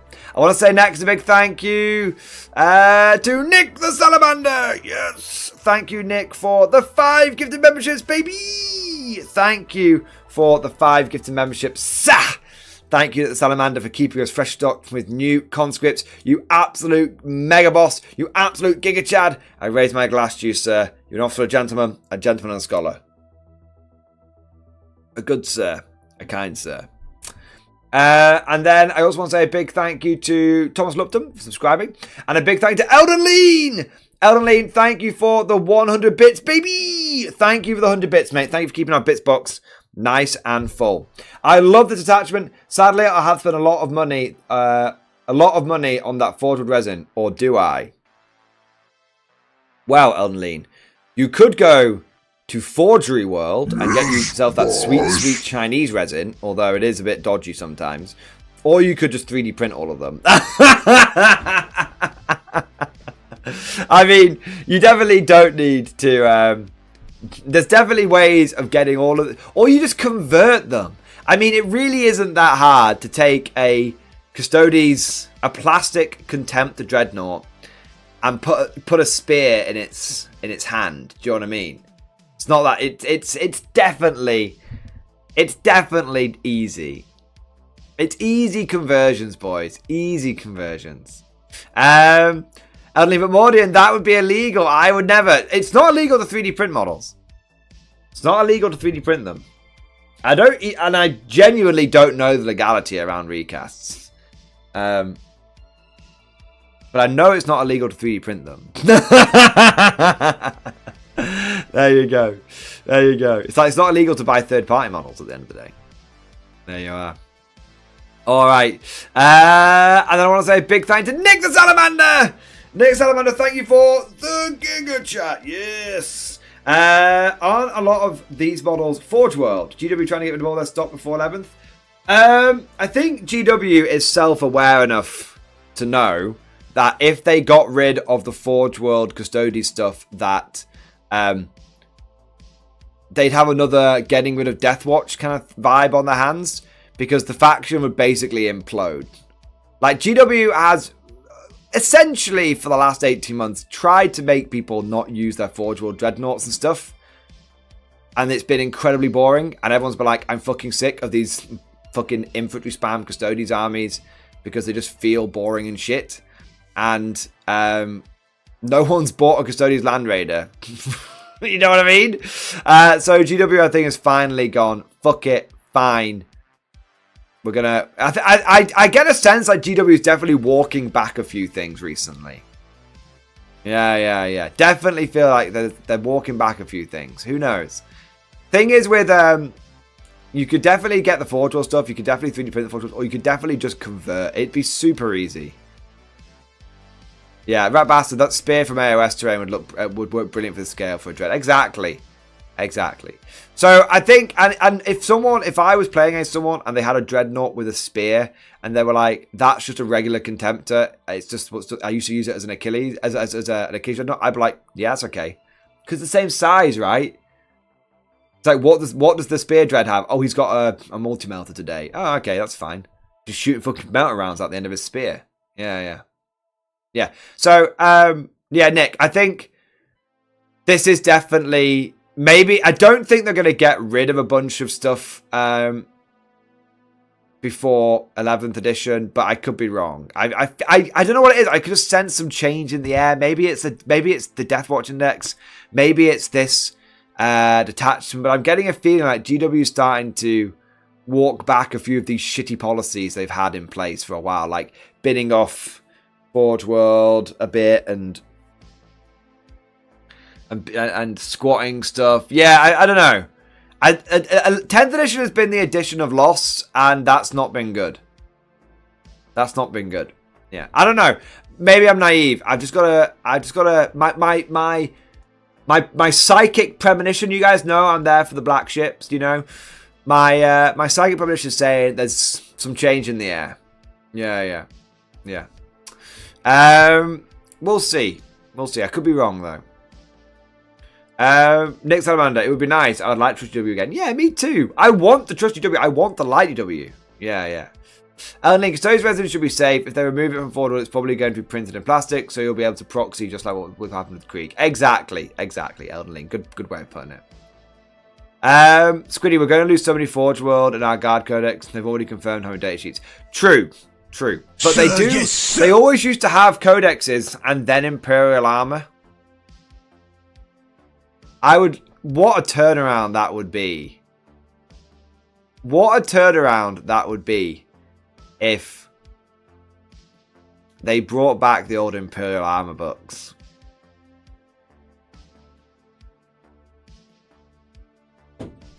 That would be cool. That would be cool. I think that's how they used to do it. And I don't, again, and the thing is, they don't even need to, the thing is, I think GW is, this whole Grotmas thing, it feels like it's GW finally kind of getting digital rules. Because we thought they got it at the beginning of 10th, and then they kind of slowly fucked it up by paywalling the app constantly. But it feels like GW's finally getting it where they're like, wait, we can just like release a fucking 2-page document. Look at it. We can release a 2-page document for each faction. And people love it. And people will start like building models and buying models to flesh their armies out just to try out the new thing, the new season.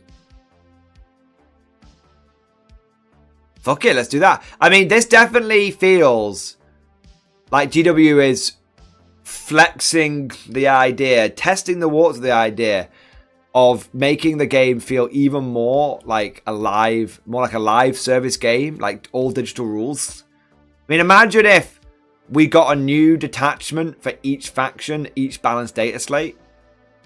And you could still have the old detachment, but that's how they started releasing editions. They were like every single edition, they go full seasons.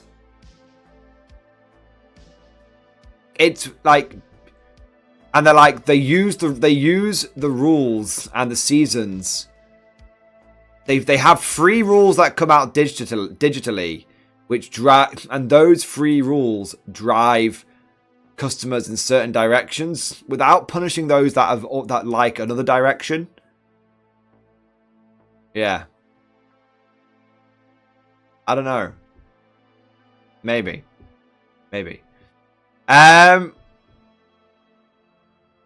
Someone said they're bringing first... Talzun, there are 2 firstborn model sets coming back. Don't do this to me, Talzun. Don't give me hope. Don't give me hope. Where is this? I agree, Gamezinger. Where is this? Where is it? Jaffa, Cree! Kelmakol! Where is this? Is it on Warhammer Community? You heard me! I said Cree! Someone said they're bringing back... they're bringing back... Firstborn kits? I can't believe this. Google 40K Community Sunday Preview, a festive made to order.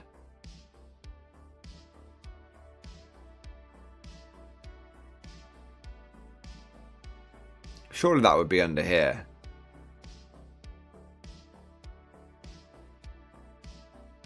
Miniatures of the year, vote for your favourite.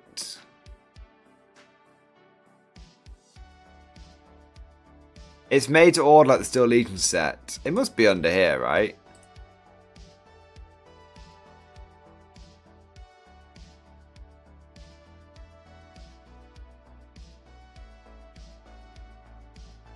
That's kind of cool. They're updating that. You're looking at it, Mordian. Where?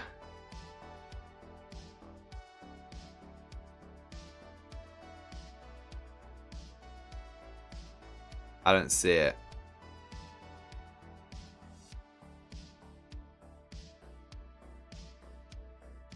You're lying. Why are you lying to me? Why do you do this? Well, Sunday preview.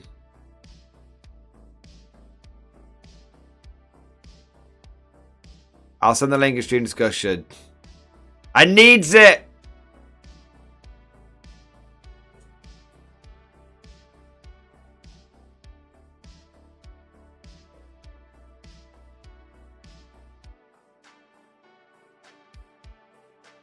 I'm looking through. No.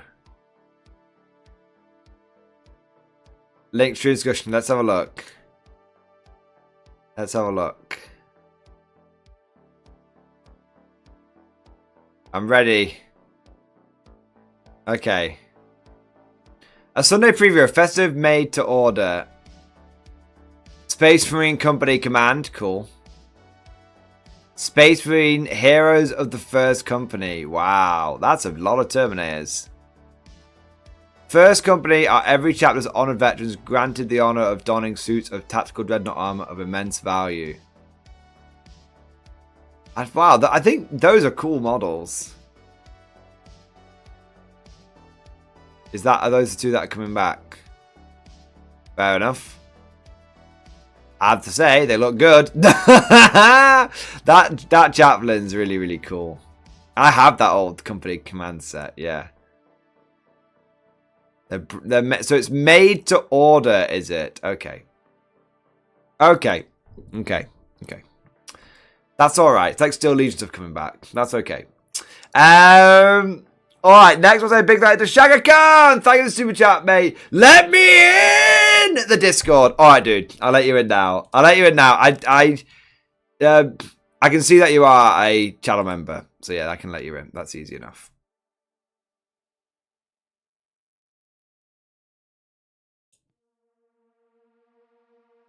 There you are. Boom. You're in. Oh my god, it's in. There you are. Okay. I also want to say a big thank you to Commander HHL. Commander HHL, thank you so much for the Giga Chat. Yes. I've consulted the Emperor's Tarot. We're in for a dark future of war and the Tau sucks. I mean, I'm not... Dark Future of War, I don't know why, that reminds me of the old video game Dark Reign. And Tau sucks. Well, yes, naturally so.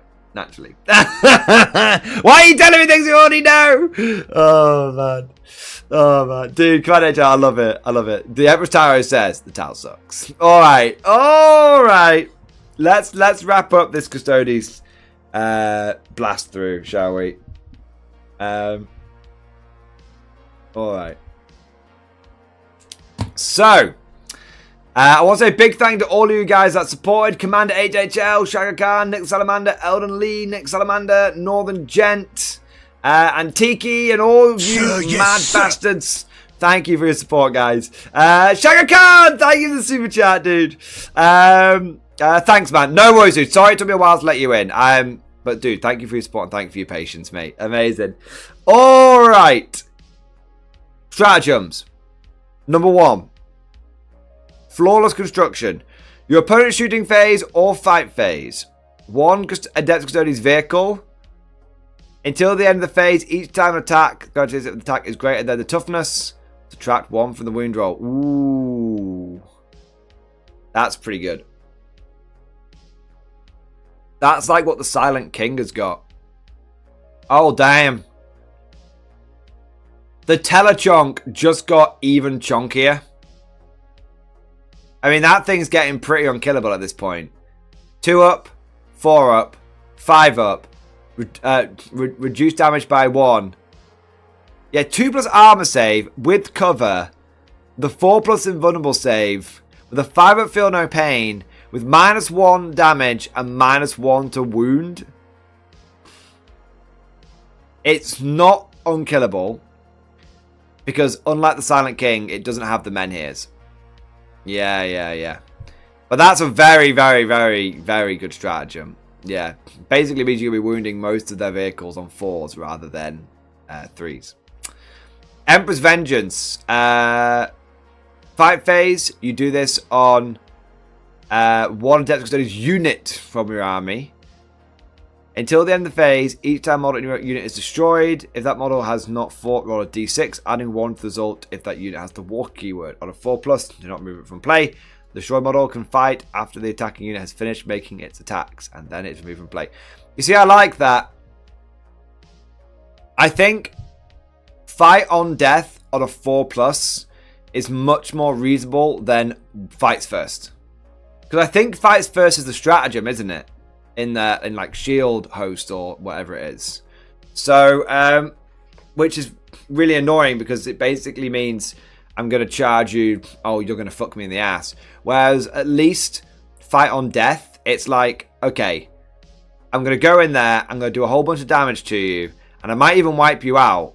But at least I get to do my damage before you then fist my asshole. Yeah. I prefer that over Fights First. Wrathful Advance. Until the end of the phase, so you do it fight phase just before you pile in. Until the end of the phase, you can pile in D3 plus 3 instead of 3. That's good for consolidating forward into a fresh unit. It's going to make screening. Even more spicy. Can you fight twice if you fight first and fight on death? No, it specifically says if you've not already fought. Fight on death on a 4. It's on a 3+ if you're a walker. But you'd probably end up using this on a bigger unit. Yeah. This is, again, I feel like this is one of those incentives to still have those infantry guys running around. Wrathful Advance is very, very powerful. Don't underestimate that. It's going to make them potentially. It's going to make screening really important. Really, really important. And then we've got Unstoppable. Start of your movement phase. You do it on a vehicle or mounted unit.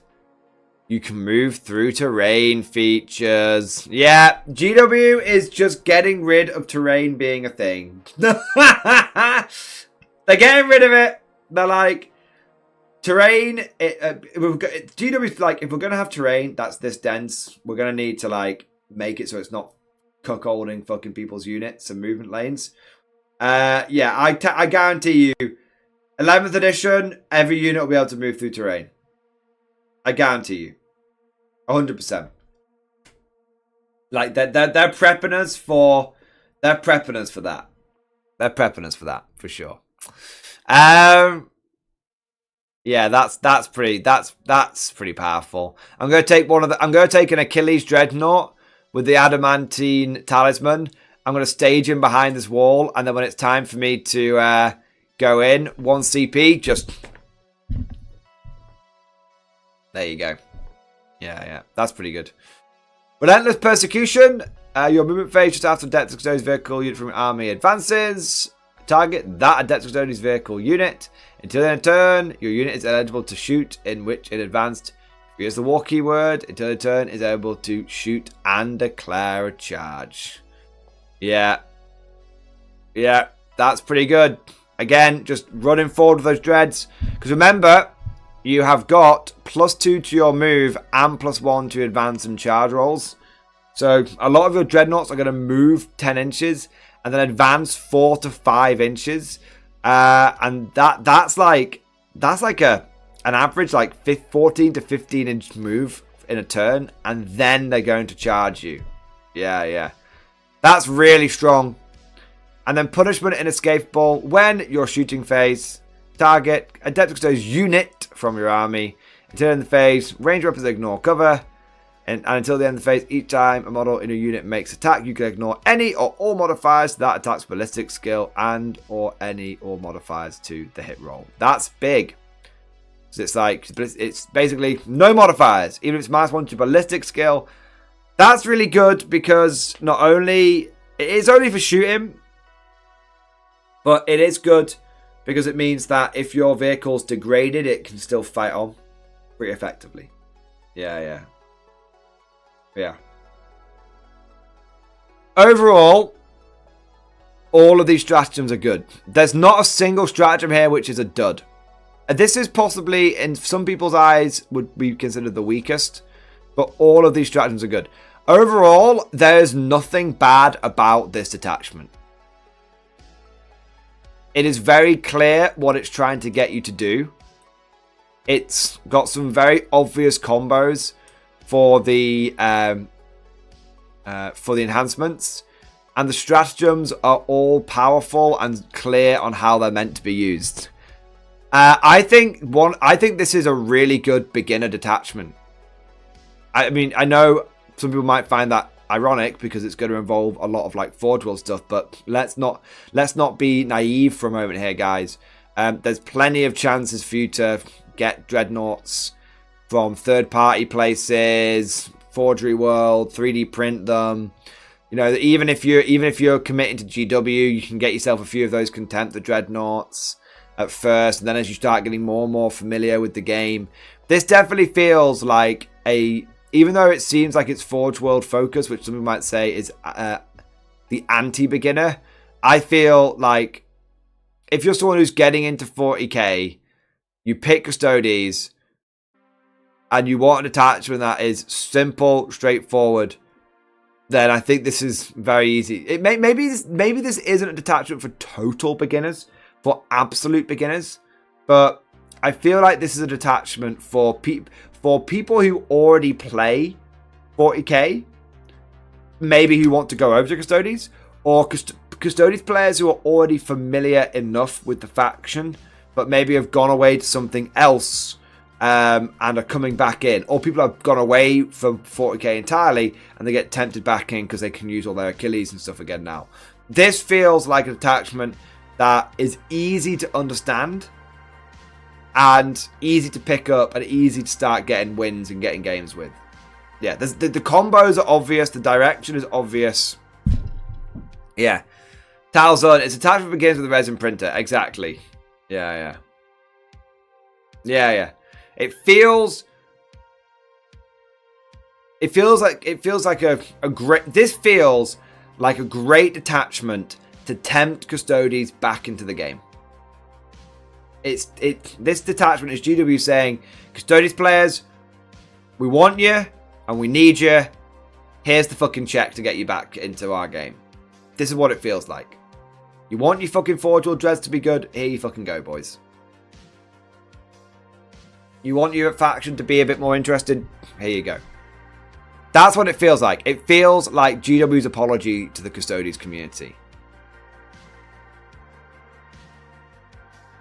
Overall, what are we going to rate this 1 out of 10, chat? I feel like it's a solid 7 out of 10. I feel like this is not broken like the Admech or the Necron detachment, but I feel like this is...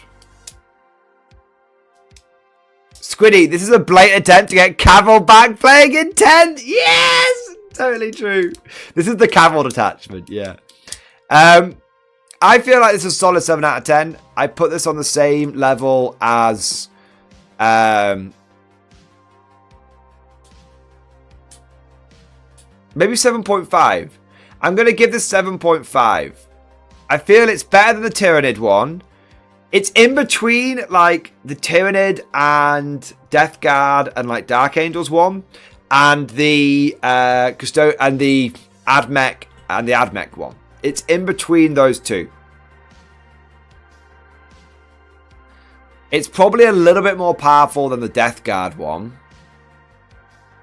because it's probably a little bit more powerful than the Dark Angels one because it's just straightforward and easy to use. But it's nowhere near on the same level as the Admech one. Yeah. So I'm giving it 7.5 out of 10. Overall, I'm just excited. Overall, I'm really excited to see some Achilles Dreadnoughts and stuff on the table, boys. Really excited about that. All right. It's definitely a basic detachment. It's definitely a very simple, straightforward detachment. Okay, what do we got next? Alright, next we're going to have a quick run through this Assassin detachment. I'm not going to lie to you. This one's probably kind of shit, and we'll probably run through this one very, very quickly. Okay? But before we do, we'll have a bit of a laugh at it. Before we do, I'm gonna grab another drink. I'll be back in a moment. 30-second chair stream, boys. 30-second chair stream.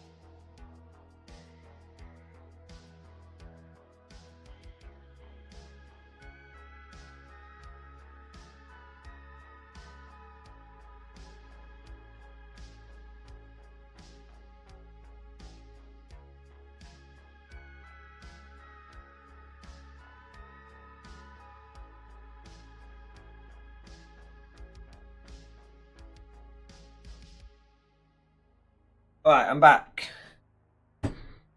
Ugh. So, quick snack. Oh, I'm gonna need to close my door.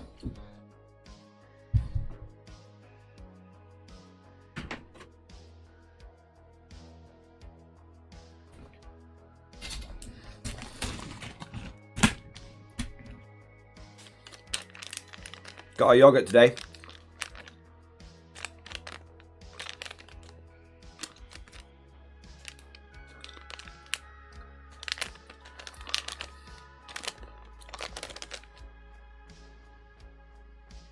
Alright. Give me a moment, guys. I find myself getting quite peckish in the streams. And I find myself actually struggling to... I don't know, perform is not necessarily the right word for it, but I find myself struggling to, like, be a good streamer when I'm hungry. Like, I can... there gets this point, like, two or three times in every stream when I feel like I'm just sort of being a bit boring.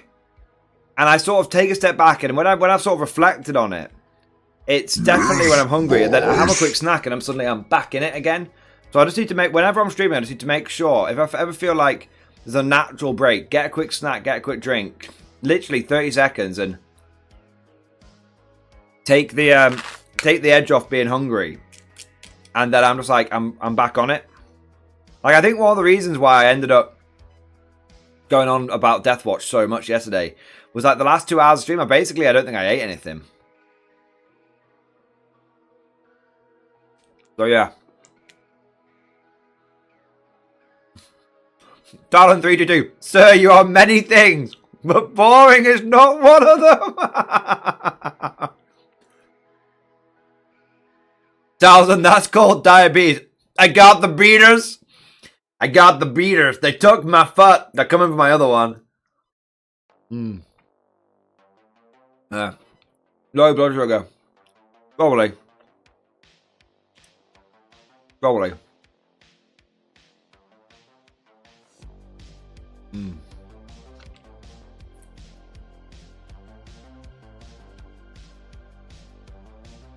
Chat, I got a question for you. Very quick one. What do you think is going to have more players on the sort of Meta Monday data? Do you think Imperial Agents or Deathwatch Index? What do you think will get more players each week? I think it could be close.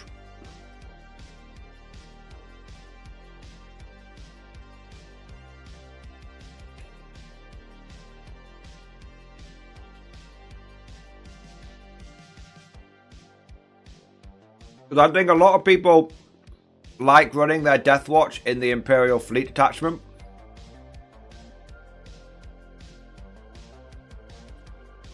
You got to remember, you can run your Deathwatch in the Imperial Fleet Detachment.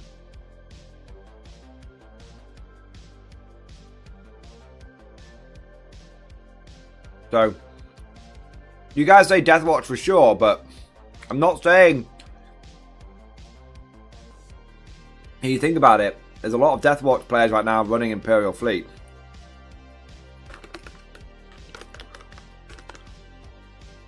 Which attachment do you think is more powerful?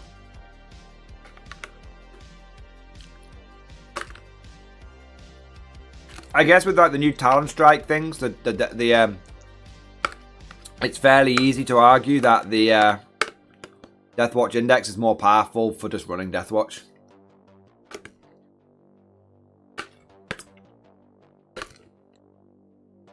At least in terms of damage output, right?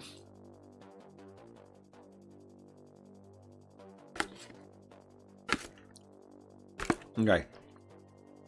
Thank you for your patience there, guys. I needed to have my anti-boring medication. So, let's dive into this one, shall we? We'll zoom in a smidge.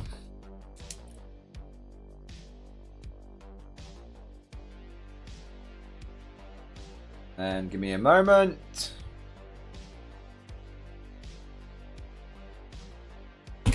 So, I suspect this is going to be a quick one. So, the Veiled Blade Elimination Force. This is the detachment for Imperial agents. I haven't looked at this before, but I have heard a bit of chit and, dare I say, chat about how shit this is. I think that everyone says it's useless and worthless, and why the fuck did they even bother spending time on this? There's a very good chance they're probably right, but the reason we're going to go over it is because sometimes people have looked at things and said they were shit and they were the meme detachment, and then they actually turned out to be pretty good. Great example of this is the Chaos Cult detachment, right? We've got a super chat coming here. Nick, thank you so much for the Giga Chat. I knew Agents wasn't a real army, but GW could at least pretend. It doesn't even feel like good motivation to buy the assassin models. Oh! So, Nick, you're saying that it's bad. Okay, Nick's saying it's pretty bad. I mean, Agents absolutely could be a real army. All you need to do to make Agents a real army is give them Inquisitorial Stormtroopers and Inquisitorial Land Raiders. And then they're a real army, because then they have got access to some cheap but meaningful like line infantry. And then also they've got some heavy armor. That's all they need. A little bit of heavy armor and a little bit of chaff infantry. But for some reason GW was like, no. Let's have a look here. So, a detachment rule is Extremis Sanction.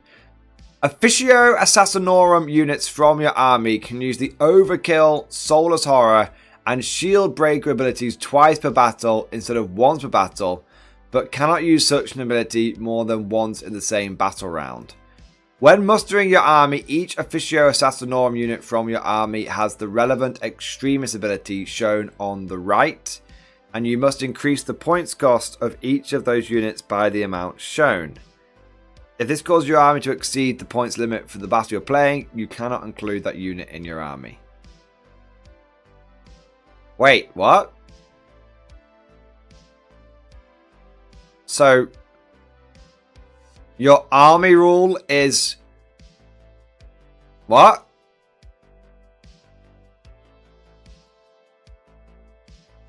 Your army rule is you've got to spend 40-ish points more on every assassin.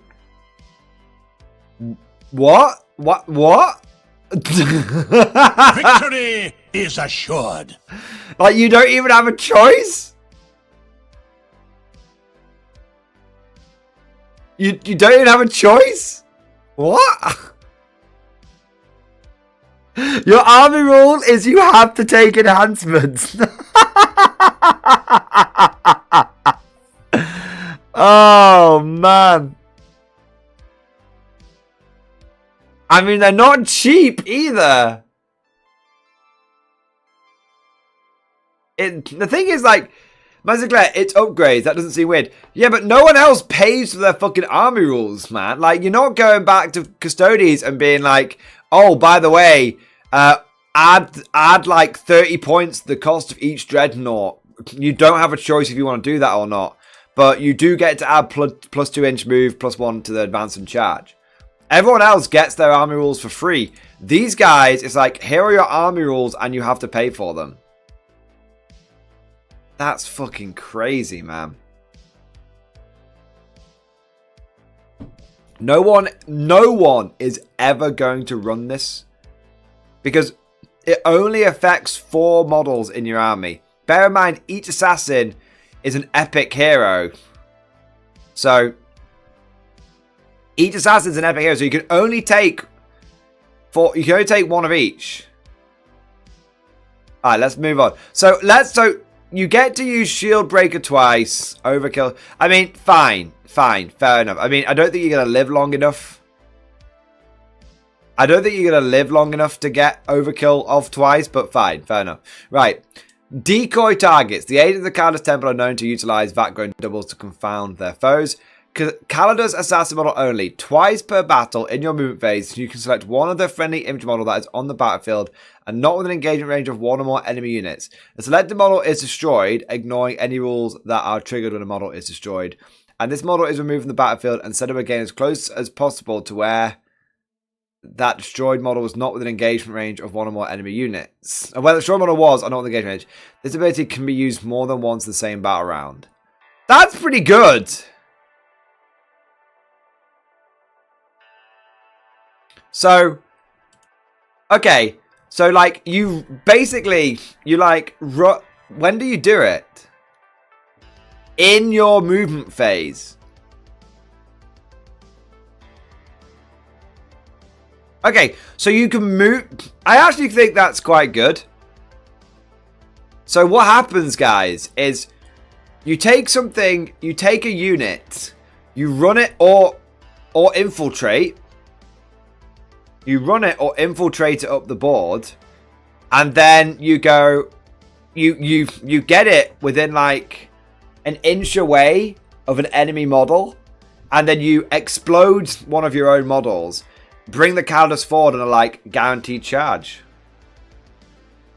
Think about it. It doesn't say you can't charge afterwards, so you can literally, your Kaladas can pop out anywhere out of any of your units on the battlefield. And then charge.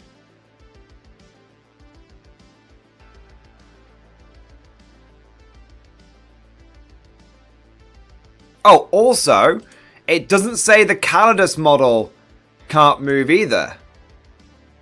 Right, so twice per battle in your movement phase, you can select one of the friendly infantry model that is on the battlefield, not within engagement range of one or more enemy units. The selected model is destroyed, ignoring any rules that are triggered when a model is destroyed. And this model is removed from the battlefield and set up again as close as possible to where the destroyed model was, and not within engagement range of one or more enemy units. This ability cannot be used more than once in the same battlefield.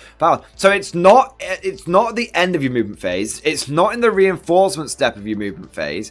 It happens instantly. So you could literally run your guys forward, blow one of them up, bring the Kaladas in, then move the Kaladas forward, and then charge. That's actually really good.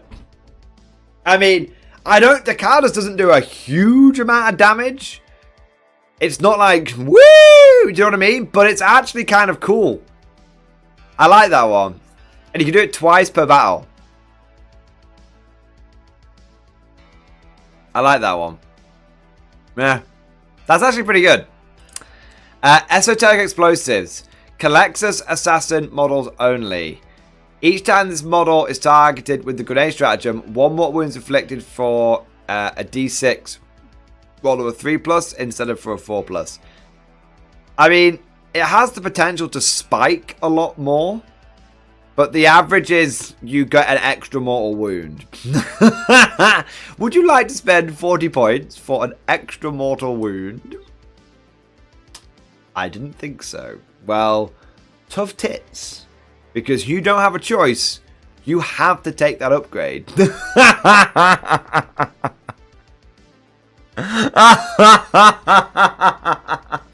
You take that deal? No. Well, tough shit. You're gonna take that deal.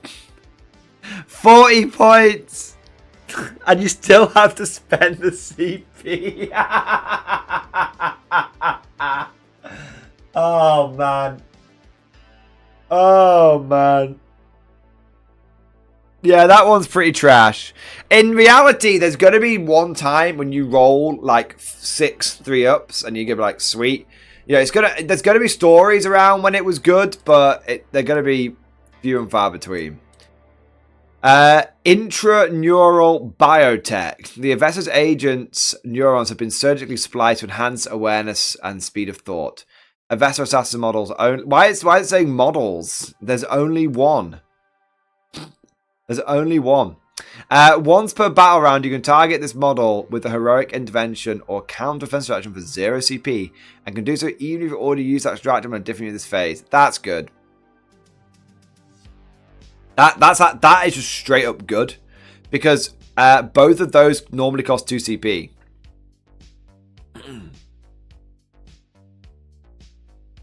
That's good. Just being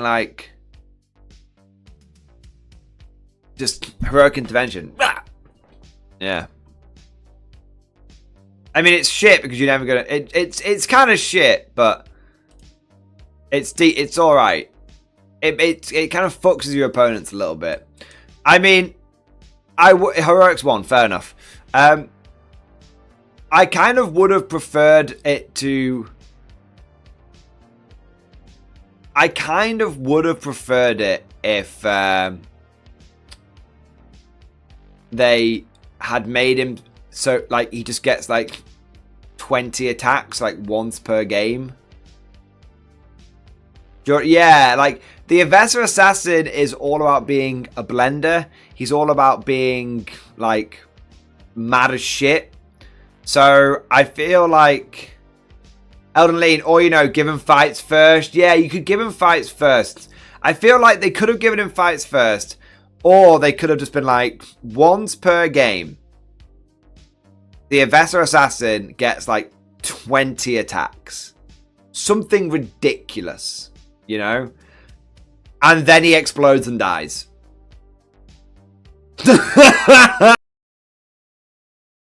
Forward like runs in and then and just explodes and dies. That's what it should have been. They should have fully lent into him just going absolutely fucking ape and it's like yeah. I think that's a bit of a missed opportunity. Yeah. Micro melter rounds. These projectiles are tipped with miniaturized melter charges that detonate an impact. The Mons X's rifle has the anti-monster 4+ and anti-vehicle 4+ ability. Okay, so this is really good, but you know what? This should just be standard on a Vindicare.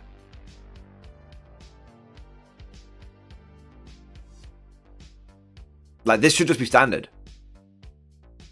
Like, the reason the Vindicare is shit is because he can't really do much each game. So this should just be standard. As far as I'm concerned.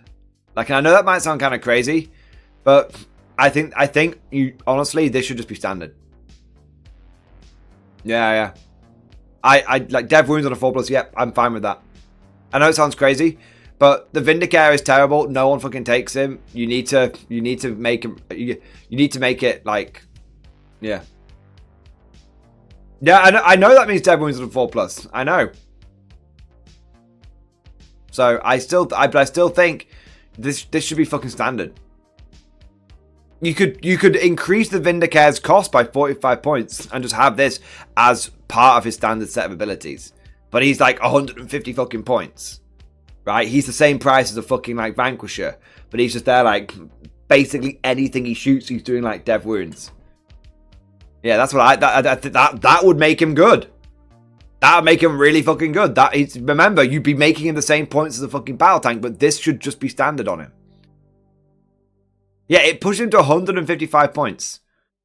Think about that. I'm not saying that the Vindicare should get it for free. I'm saying make the Vindicare the same price as a fucking battle tank, and then make him actually a fucking threat, and make him actually spaff out dev wounds, and then maybe people would actually fucking take him. Yeah. Right now they've tried to make him cheap but shitty, and no one takes him. I mean, on average, if you're lucky, he gets like 3 of those wounds. He was gonna miss 1 shot. 2 of the ones that he hits, he's gonna wounds with. It's only like an average of like 10 wounds over the course of a game. It's not exactly fucking amazing. Do you know what I mean? But at least it makes him interesting.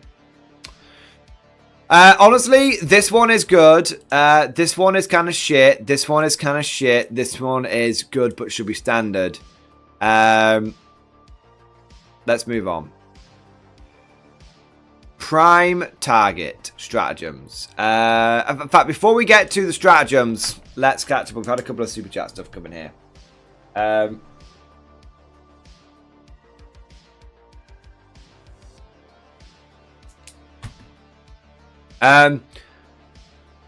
So, I want to say a big thank you to Cogsy Blue! Cogsy Blue, thank you for the Giga Tip! Oh, matron.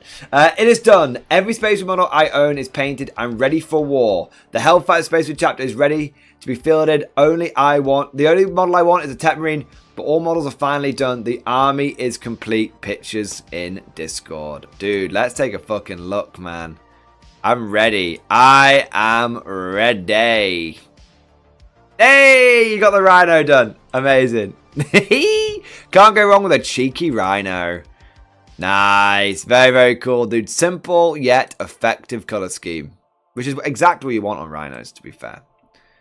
Yeah, man, dude. Love that classic metal box. Hey, got the whole armor pool there. Repulsor, Lancer, Impulsor, and the Rhino. Cool, mate. Very, very cool. And you've got some more models here. That's cool. So all of the Space Marine models. You've got a whole goddamn shelf of them, dude. Cosmic, that's like a legit Space Marine army. Holy shit, man.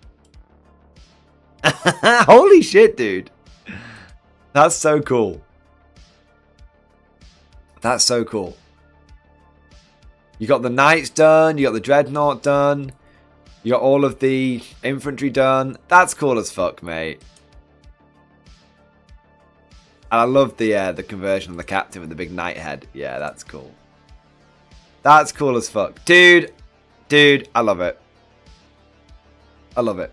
That army's come along really, really nicely. It's come together so quickly as well. It's been like a couple of months you've been working on it. You've already done all that. Mate, I can't wait to see some pictures of that on the tabletop. I can't wait to see some pictures, and I can't wait to hear your thoughts on what it feels like to run Marines. Because you've run basically Krieg since day one for like almost 2 years, right? It's kind of crazy to think about it. So now you're trying out Marines, it's going to feel very different. And it's kind of, you might be like, I love the feel of the elite army. Because there is something nice about running elite armies, you know. They do feel like that each model's got some individual power. Yeah. Cosmic, thank you for the support, mate. I look forward to seeing the full army fielded on the battlefield. I also say a big thank you to Talzun! Talzun, thank you, good sir, kind sir, for the Prime resub, baby! Thank you for the Prime resub over on Twitch, mate. Thank you for your support. Thank you for doing your part, mate. I raise my glass to you. You're an officer, a gentleman, a scholar. Also, Twitch Spin on Legion. Riot! Get the riot going, boys. Okay, let's rattle through. Let's rattle through these bloody stratagems, right? So, prime target, 1 CP. Your shooting phase or fight phase. 1 Age of Imperium unit from your army that's not been selected to shoot or fight this phase. Effect, until the end of the phase, each time a model your unit makes an attack that targets a character unit, reroll a wound roll of 1. If that attack is made by an Officio Assassinor model and it targets any warlord, you can reroll the wound roll of 1 instead.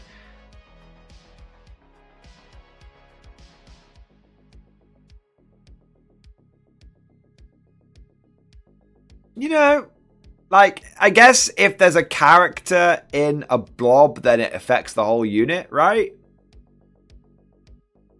Character unit? Yeah. It's okay. 1 CP, you might get reroll 1s to wound. Yeah, it's alright. Hyperstims, 2 CP. 2 CP. Your opponent's shooting phase or fight phase, just as the enemy has selected its target. 1 aids the Imperium character unit from your army that's selected as the targets of 1 or more of the attacking unit's attacks. Until the end of the phase, add 1 to the tough characteristic model in your unit. In addition, if it's an Eversor Assassin, they have the 4+ Feel No Pain ability.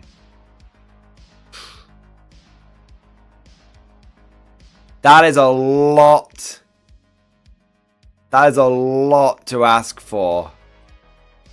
For 2 CP. 2 CP! 2 CP! Yeah, that's dog shit. Will Sapping Salvo. 1 Agent Imperium infantry unit from your army. Until the end of the phase, range weapons by models in the unit have status 1. In addition, if it is a collector assassin, to the end of the phase, change the accuracy of range weapons equipped by models in the unit to 3. I mean, that seems fine. It seems fine. But Yeah. These are all a bit shit, aren't they? I bet there's probably... This thing probably does like dev wounds and like... It's really good that it's damage 3, but yeah, meh. Orbital Oversight. Your opponent's shooting phase is just... Your opponent's shooting phase just after the unit is selected as targets. Until the end of the phase, your unit can only be selected if the target of a ranged attack is within 18 inches, or if your model already has low knock within 6 inches. I mean, that's pretty good. 1 CP to be like, you better be within 6 inches, motherfucker. Yeah. Yeah. Nah. Like, that's pretty good, but... That's pretty good. That'll catch some people out. Yeah. Blind grenades. Your opponent's charge phase just after the enemy unit has declared a charge. Till the end of the phase, select 1. Subtract 1 from the charge rolls made for an enemy unit, or if you use a Vindicare, subtract 2. That's kind of cool. That's kind of cool. Stops your Vindicare. It could potentially fuck someone up if they charge your Vindicare. You could be like, ha, -2. That's pretty good. I mean, Basilisk are great for that, aren't they? Ensnaring Trap. End of your opponent's charge phase. 1 agency appear member unit from around that's within 6 inches of 1 or more enemy units and will be able to declare a charge against 1 or more of those enemy units. End of your opponent's charge phase. 1 agency appear member unit for army that isn't 6 inches of 1 or more enemy units and would have been eligible to declare a charge against 1 or more of those units. You can declare a charge. When doing so, you must select 1 or more of those enemy units as the targets of that charge. And a unit does not receive the charge bonus. In addition, if it's a cast assassin and makes a charge until the end of the turn, each time you don't get the charge bonus. So you just go, I will spend a CP and send my Calendus in, and she's dead. That was good. That was good. Azu 39. Telephone grenades just get -2 flat, no conditional. Yeah, they're all a bit shit. They're all a bit shit. Honestly, overall, this attachment gets... I'm giving it 0 out of 10. I truly believe you will... There's only one good thing in the entire attachment. And even then, it's not that great because cast assassins don't do that much damage. This is the first time I think I've ever given anything like a 0 out of 10. Just fights first. Fair enough. That's good. Cast assassins just don't do enough damage to give a shit about. I'm sorry. Yes, boss. I'm sorry. I'm giving this a 0 out of 10. I don't see any... Agents is already on very thin ice of being viable. I cannot see anyone in their right minds giving up the Imperial Fleet Detachment for this. Okay? I mean, you're going to be spending about 600 points on assassins. Because each assassin is roughly like 100 to 110 points. Each enhancement is an average of 40 points. So each assassin is on average going to be like, what, 150 points? 130 to 150 points? You're literally spending like 25% of your points on fucking assassins. And then none of your other units really benefit apart from a few shitty stratagems. It's dog shit. Mad Larkin, you fucking take it, mate. You take it. You take it. You take it just to spite me. That's it. But I'm not the one who's going to waste my tournament ticket with this fucking thing. No way. Yeah. 0 out of 10. Absolutely fucking atrocious. Why? Out of all of the detachments they could have done, why the fuck did they go with this one? You could have made a more interesting, like, inquisitorial detachment. But nah. You could have made something that was like, okay, you bring all the different elements. You bring like the 3 or... They could have made a detachment where you bring all 3 Ordos together. Xenos, Malleus, and Hereticus. You bring like, and you get bonuses for like bringing all 3 of those units in your army, and like they all, a bit like the Dark Games one, they start like bouncing off each other and setting each other up. Yeah. Yeah. This is just a joke. It's just rubbish. It's just rubbish. All right. You could have made the Forest Goblin inspired attachment. Oh, well, that's true, Matthew Sinclair. They could have done. They could have done. Joe Camel, you don't understand. GW had no choice. Agents are too popular and overpowered. Ah! Just look, right. Mad Larkin, there's no way you're giving the 6 out of 10. If you want to put that, I tell you what, mate. I would take this. If you want to take this and give this 6 out of 10, I'll take it against the fucking Thousand Suns detachment, which is like a 6 out of 10. Okay? Well, I tell you what. This makes the Thousand Suns attachment look good. Look really good. Oh, man. Mad Larkin, he's just you're being contrarian. You're being contrarian, Mad Larkin. Don't believe his lies, chat. Don't believe his lies. Alright. Alright. Alright.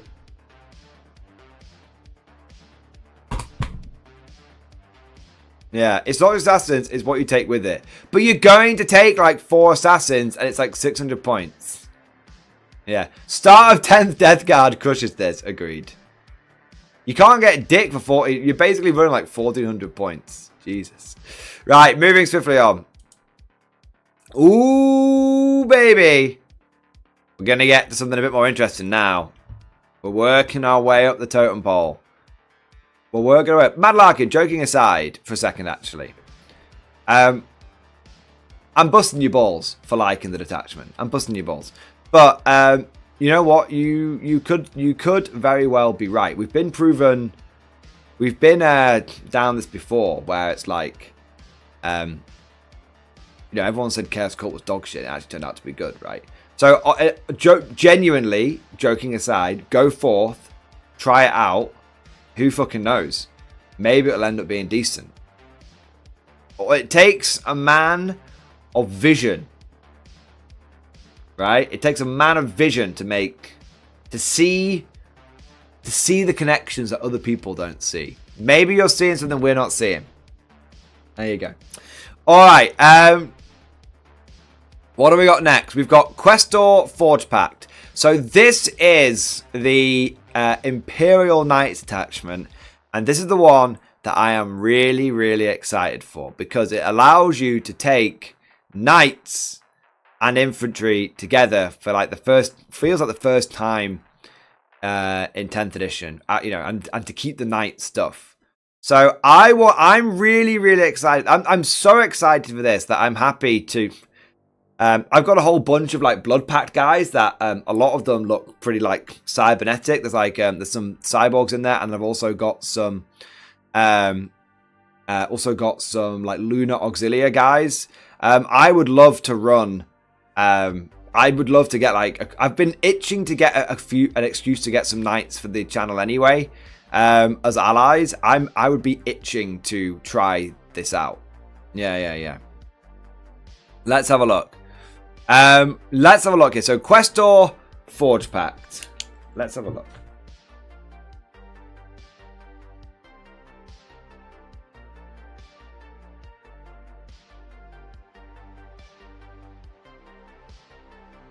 So, this is the Imperial Knight detachment, which is meant to represent the Adeptus Mechanicus and the close relationship between the Adeptus Mechanicus and the Imperial Knights. And so, the big defining thing about the detachment is, apparently, you can take Forge World allies. GW creeping those allies in. They got rid of allies at the beginning of 10th edition, and they brought them back bit by bit. So allies is often what completely buggers and breaks a game. we've seen this in Old World and like old like sort of Warhammer Fantasy. We've seen this, I think, in Age of Sigmar. You could ally stuff together in previous editions. We've seen this in Warhammer 40k. I can speak. I know those are the first two I'm not sure about. For 40k, whenever allies been a thing, the game has broken very, very quickly. So on the one hand, very worried about allies. On the other hand, we've not had them for 18 months, so fuck it. If we're entering the wacky phase of the edition where everything goes bonkers, then might as well chuck allies into the bloody mix, right? So, what do you get? Detachment rule, cog-bound alliance. Imperial Knight units from your army have the following ability. In your command phase, one model in this unit regains one lost wound. If this unit is within 3 inches of one or more friendly tech priest models, one model in this unit regains up to D3 lost wounds. I like that. That's cool. So there's like self-repairing knights. Self-repairing knights. I like that. I like that a lot. And then Adeptus Mechanicus units from your army have the following ability. Divine Inspiration. Each time a model in this unit makes a range attack, reroll a hit roll of 1. If you're within 6 inches of one or more friendly Imperial Knight units, reroll a wound roll of 1. I like that as well! Oh, that's so cool! Like the Skitarii marching forward, their god machines above them, the war horns blaring, blah, like binaric chants going out, like the radio signals that are only getting picked up by the Skitarii themselves, like prayers of the Omnissiah going. It's very cool. It's very, very cool. And it's powerful. It's cool, but it's also powerful. Because because being able to give out like essentially army, because every model in your unit has reroll hit rolls of 1. They just have that all the time.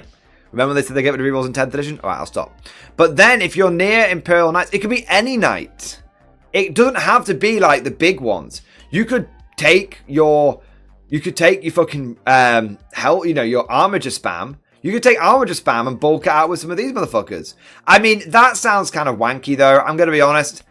If I'm going to be receiving Divine Inspiration, I want to at least be like medium knight and above size. Do you know what I mean? Yeah. Yeah. I want to have like 3 medium knights, like 2 or 3 medium knights, like striding forward. You know, that's kind of what I want. You know, that's kind of what I want. Now, what units? The big question, of course, is what units can you take and how many of them can you get? You can include the following Adeptus Mechanicus units in your army. Tech Priest Dominus, Tech Priest Manipulus, Skitarii Marshal, Skitarii Rangers, Skitarii Vanguard. The combined points of which can add up to 500 points. No Adeptus Mechanicus model from your army can be a Warlord.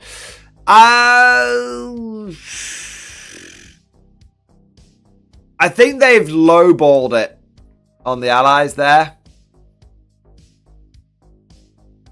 I think they've lowballed it. I think you should be... I think it should be like Brew Brothers. I think it should be 50-50. Yeah. I think you should be able to take to 1,000 points. I think they've lowballed that. I mean, what does that actually realistically lead to? What, like, you're gonna have like at most, I mean, how much is it? How much is the Skitarii squad? Bear in mind, you're probably gonna want some fucking tech priests to for the extra healing on the big knights, right? Let's have a look. I want a new list. Admech, Adeptus Mechanicus,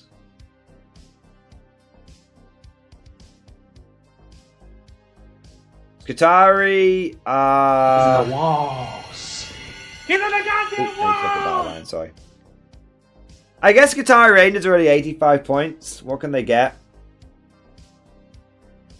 They can probably have like 1 arc rifle and like 1 plasma cavalier, can't they? Yeah, 1 arc, 1. Take 1 of everything.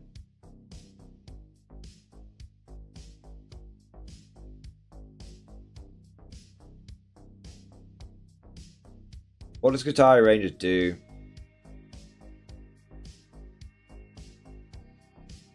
Move 6, T3, 4 up. Galvanic rifles are at least 2 shots. That's alright. Arc rifles, 1 punchier shot. Plasma Cavaliers, 2 punchier shots. Transuranic Arquebus is meh. What's their objective? Sticky objectives. The ignore cover. 5 of vulnerable saves, pretty decent.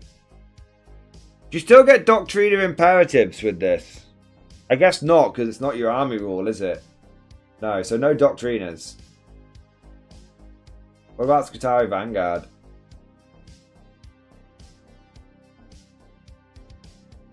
Same weapons. Choices. What's your ability? Radium carbines are the usual 3 shots, but anti-infantry 4+. Bad saturation. Yeah, I think I prefer the other ones, to be fair.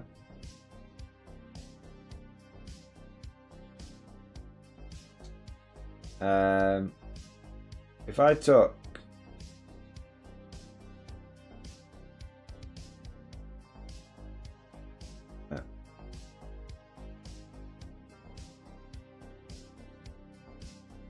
one minute.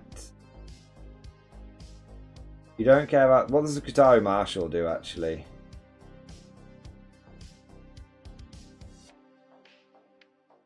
We roll the hit roll. But you're rerolling wound rolls of 1. Yeah, okay. You probably wouldn't need him though. Tech Priest Dominus, 70 points. Is it Tech Priest Dominus and Tech Priest Manipulus? Yeah, okay. Yeah. So, I think the way you run this is... basically you want like the old sort of Loyal 32 kind of vibe from it. I honestly think that this should have been up to 1,000 points. And they probably should have allowed you to... yeah, this should have been 1,000 points. And what I think they should have done is had Divine Inspiration be +1 to hit. Because that's one of the issues you've got with the detachment is that you can't get your +1 to hit for your Doctrinas. So Divine Inspiration should have been +1 to hit. It should have been like +1 to hit when within 6 inches of an Imperial Knight. Just don't fuck around with like with anything. Just make it +1 to hit. Yeah. So and then I think you allow them to take like some of the like other Skitarii units as well. So you have like some of the Dune Crawlers and stuff. So the idea is that you have to take 1,000 points of Imperial Knights, right? You have to take 1,000 points of Imperial Knights. But you can take like some of the Dune Crawlers. Any Skitarii keyword unit could be taken, plus any Tech Priest. That's kind of the way I would have run it. I think they've lowballed it. And this is very disappointing, I'm going to be honest. You could see how excited I was. I was really excited for all of this. And then I got to this bit, and I think they've kind of fucked it. Yeah, I mean, I think they should have gone Brew Brothers with this bitch. They should have gone Brew Brothers. They should have gone 1k points of Knights, 1k points of Admech. Don't fuck with it. Don't fuck with it in any other way. Or they go 1k points of Knights, 1k points of Skitarii, plus Tech Priests. And then you get the Divine Inspiration shit. Yeah. Yeah. That's the way they probably should have done it. It's interesting. But 500 points is just not enough to get me excited. You know, I want to run a 50. I want to run 50-50. Yeah. I think they didn't know where the line was for being OP and just gave the shit units. Yeah, I mean, it's easy enough. The thing is, I'd rather they started with a bit of a low ball, and then they go, okay, we're gonna up it to like 750 points and maybe add in some other Skitarii units. I mean, honestly, honestly, I know people saying like 1,000 points of shit infantry is shit infantry. Honestly, I would like it just for the fact that I could have legions of Skitarii marching under the Knights banners. Like I honestly think that what they should have done is have gone, this is 1,000 points, and this gives you +1 to hit when you are within range of 6 inches of an Imperial Knight unit. That's it. You just get your +1 to hit within 6 inches. And that way, you make up the fact that you don't have the Doctrina Imperatives giving you like +1 to hit. And it makes the infantry not shit. And it means that you can have like 1,000 points of Skitarii infantry, which is a lot of Skitarii infantry, right? You could, I mean, that's like what, like 100. You could probably get like 120. Maybe not. Maybe like 100 Skitarii for that price.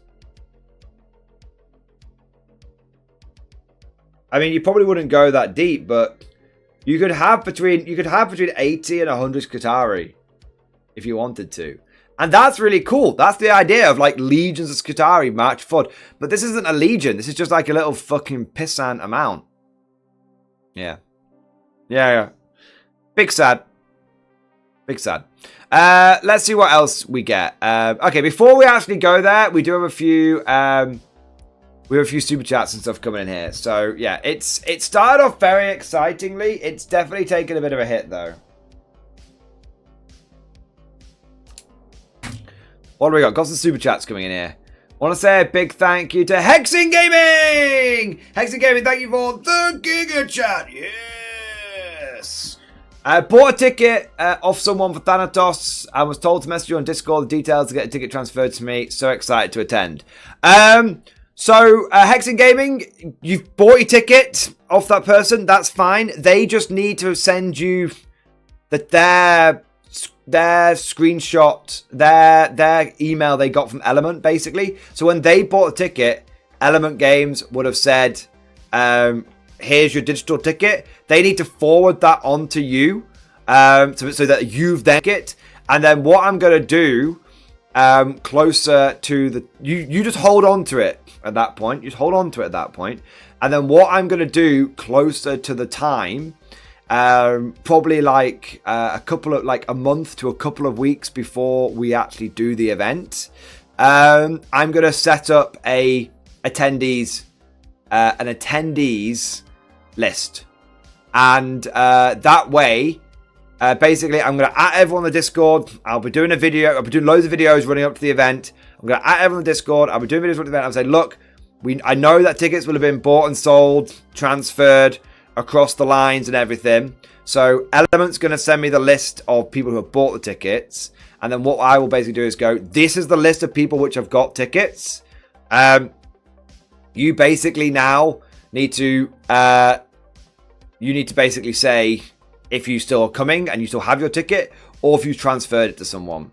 That's it. And then when people turn up on the day, and we have registration at the beginning of the day, so we can't have someone be like, well, I bought a ticket but I've sold it to you, but I'm still going to turn up, because basically what would happen is we would have registration the day. Two people are going to turn up for one person's ticket. Do you know what I mean? Also, we'd see it on the sheet because someone would be like, I bought the ticket off so and so, and there you go. So that's how we do it basically. And between having the registration and everything, we've done this a couple of times now, and we've never had any issues with anyone trying to like attend who shouldn't have attended, basically.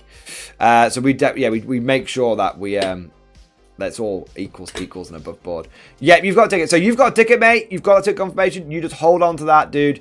Closer to the time, we'll basically finalize the list of attendees, lock that in, lock the teams in and everything, and then you're good to go. So you don't need to worry about anything, dude. You've got your ticket. You're good to go. It's all gravy, baby. And you just need to basically wait until, a few weeks before the event to wait for the videos that come out leading up to the event, and you'll be good to go. There you go. Looking forward to seeing you there, mate. Amazing. Looking forward to seeing you there. Excellent. You're going to have fun. Trust me. It's a really good day. A really good weekend, even. Amazing. All right, so you can just relax now, basically. You can chill. Nothing much to worry about. Because the thing is, we've had people. I don't worry. I'm not even going to like remember you bought that ticket until we get close to the event, because we've got people who have bought tickets and then resold them, and the person they've sold them to has resold it on. So we basically just, I don't even interact with it until we get close to the time, and then we lock it down and we lock it in. So you don't need to worry about anything for the next few months now. You're good to go. All right. Next, we'll say a big thank you to Azuth. Azuth, thank you for the 100 bits, baby. This really only fits 3 infantry squads. If you want to use attack priests and their enhancements, and then it asks the Mechanicus infantry to keep it with the knights. The heals are only significant if you maximize them, which sacrifices options.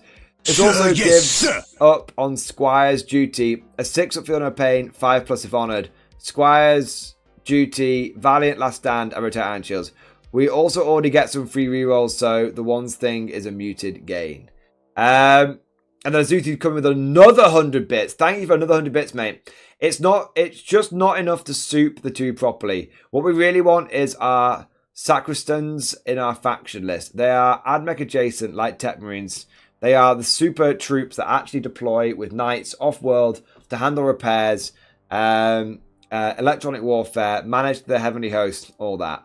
Yeah, Azuth, I agree 100%. I agree 100%. It feels like this just isn't enough. Do you know what this mate? Do you know what this makes me think?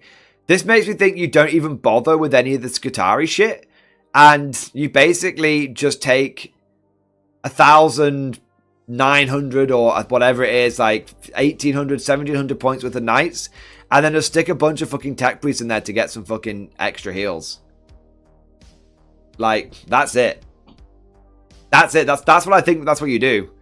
You don't even like, the idea is to have like the divine inspiration, but the reality, yeah, that's what it should be like, and that's what it should be like. But what this is telling me is shove 3 or 4 tech priests. Shove 3 or 4 tech priests into your Imperial Knight army and get some decently self-repairing knights. And that's like, this kind of feels like an example of 10th edition in a bottle. A cool idea, and then something comes in that just makes it just boring and unfun. Or crippled. Or not boring and fun. A really fun idea which then gets implemented in a very muted way. Yeah. Yeah, Zuth, I agree. I think that this could have been so much more, and it's kind of sad that it literally comes down to this. Give me 1,000 points. I don't care. I literally do not care if it's 1,000 points of shit Skitarii infantry units. I don't care. But if you're going to have knights marching forward with legions of Skitarii at their feet, then let me have legions of Skitarii. That's what it should be. Like I want to have 3 big knights that come in at like 1,000 points, 1,100 points, and then at the feet of each one of those knights, I want 30 Skitarii and a tech priest.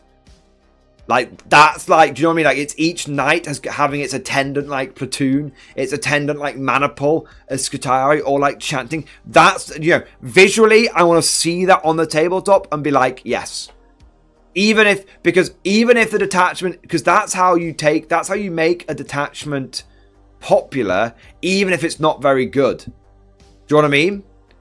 Even if it's not very good, because because people, even if the detachment isn't going to deliver like tabletop results, people will get like really good like cool moments by deploying it. And like, can you imagine going to, imagine this for a moment, guys.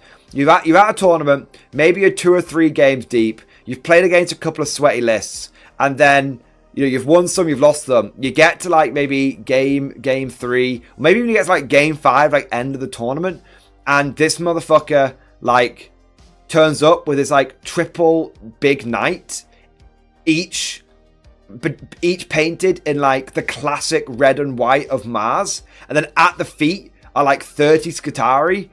You're going to look at that across the table and be like, this is going to be my favorite game of the tournament, win or lose. I'm probably going to win it, but this is going to be my favorite game of the tournament because this motherfucker gets it. This detachment should have been for those people that get it. That's what annoys me about it.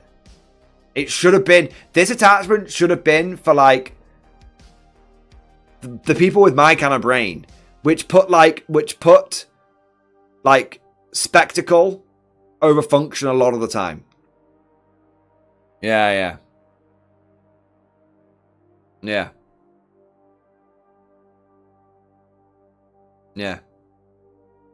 Mars Knights are red and black. Red and black then. Red and black. Sorry, Ed, apologies. But you get my point, right?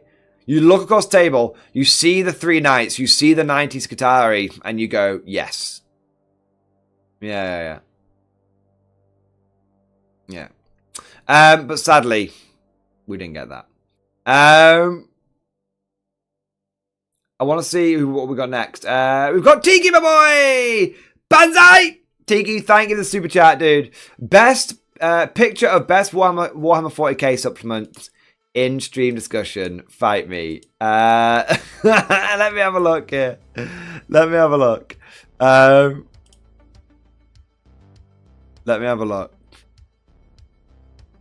What's this? What's this? Is this what even is this? Is that the like is that the from like 7th edition, like when they released like that one flyer supplement that nobody bought? Is that it? Yeah!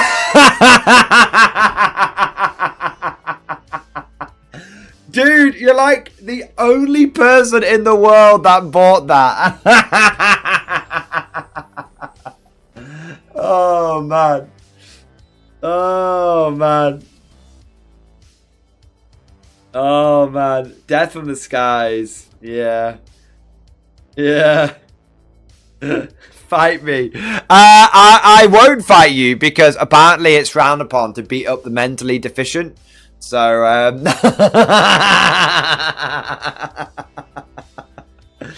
oh man,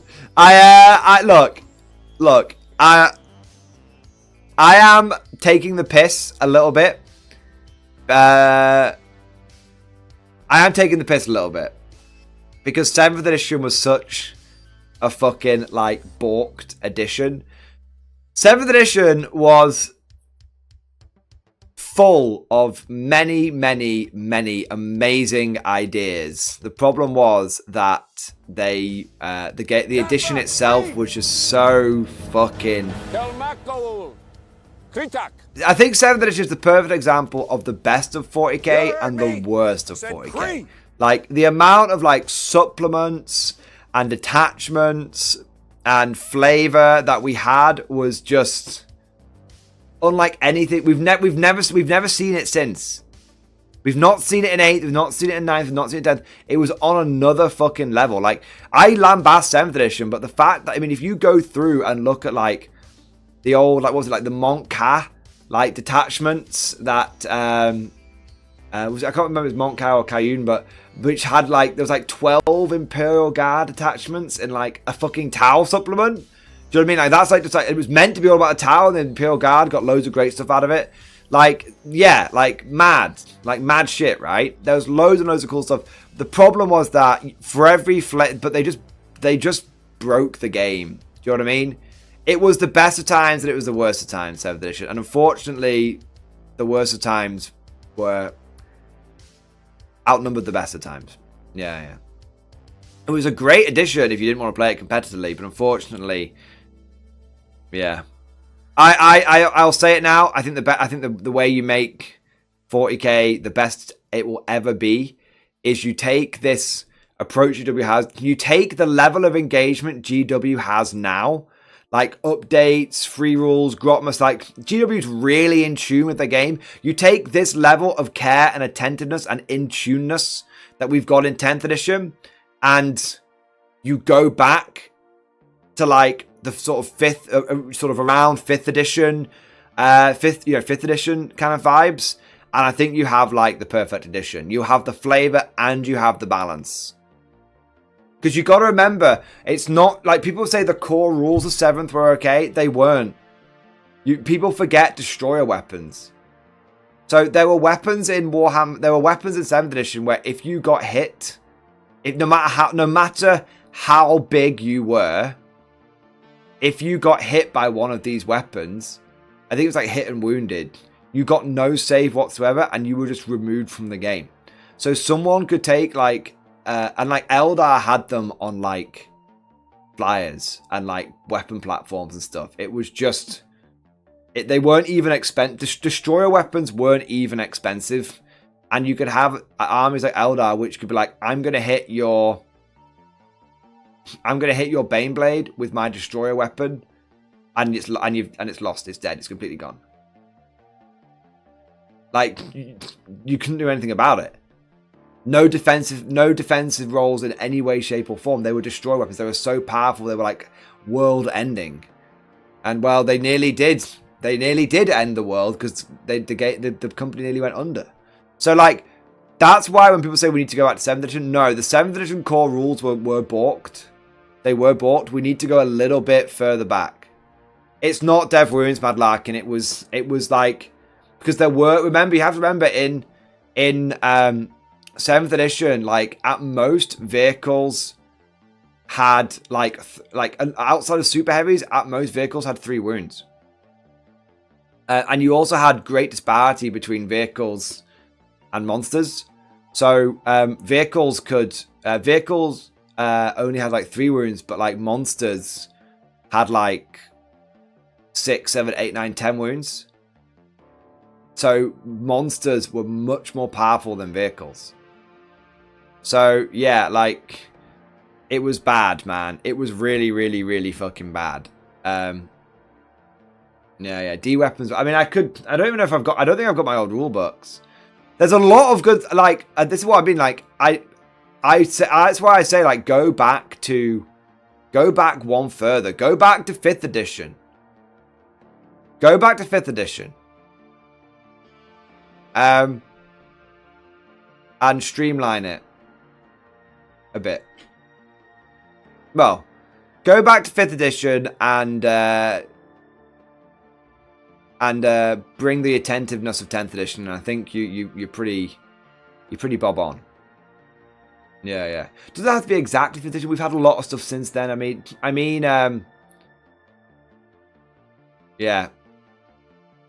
yeah, exactly. Strength D came out of the original Apocalypse supplement and was like, you're hit, pass a vulnerable save, or take it off. Exactly. It was way worse than Dev Wounds.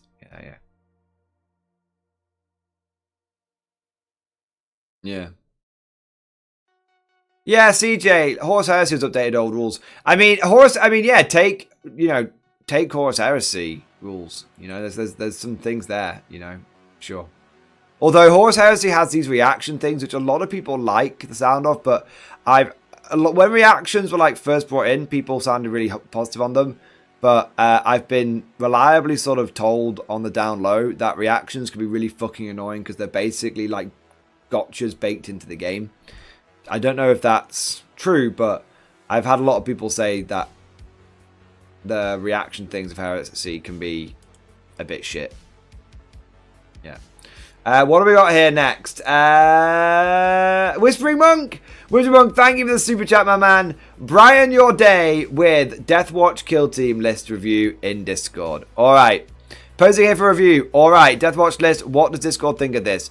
Deathwatch Strike Force, Black Spear, Task Force, Captain with Jump Back, Thunderhammer, and Relic Shield, Thief of Secrets. Watch Captain Artemis. Watch Master with Beacon Angelus. Watch Master with Tome of Ectoclades. 3 times 10 Deathwatch veterans loaded up for close combat. Love that shit. 4th is Kill Team. Loaded up with many, many guns. I like that. Back by the guard, ready to serve. And then we've got Indomitor Kill Team with the Multi-Melters. Big Indomitor Kill Team. Big Spectre Kill Team. Big Talon Strike Kill Team. Nice. Nice. I mean, I'd probably go... Talon Strike, I'd go all Plasma. I go all Plasma all the way. Also, it's important to note that if you have the captain with jump pack in the Talon Strike kill team, they all go down to T4 because the majority toughness is T4. So you have to remember that. I think you want to. I think I would get rid of the captain with jump pack and put in a like Phobos librarian to make the Spectre's kill team really, really gnarly. Apart from that, I think it looks pretty good. Yeah, it looks pretty good. I like it.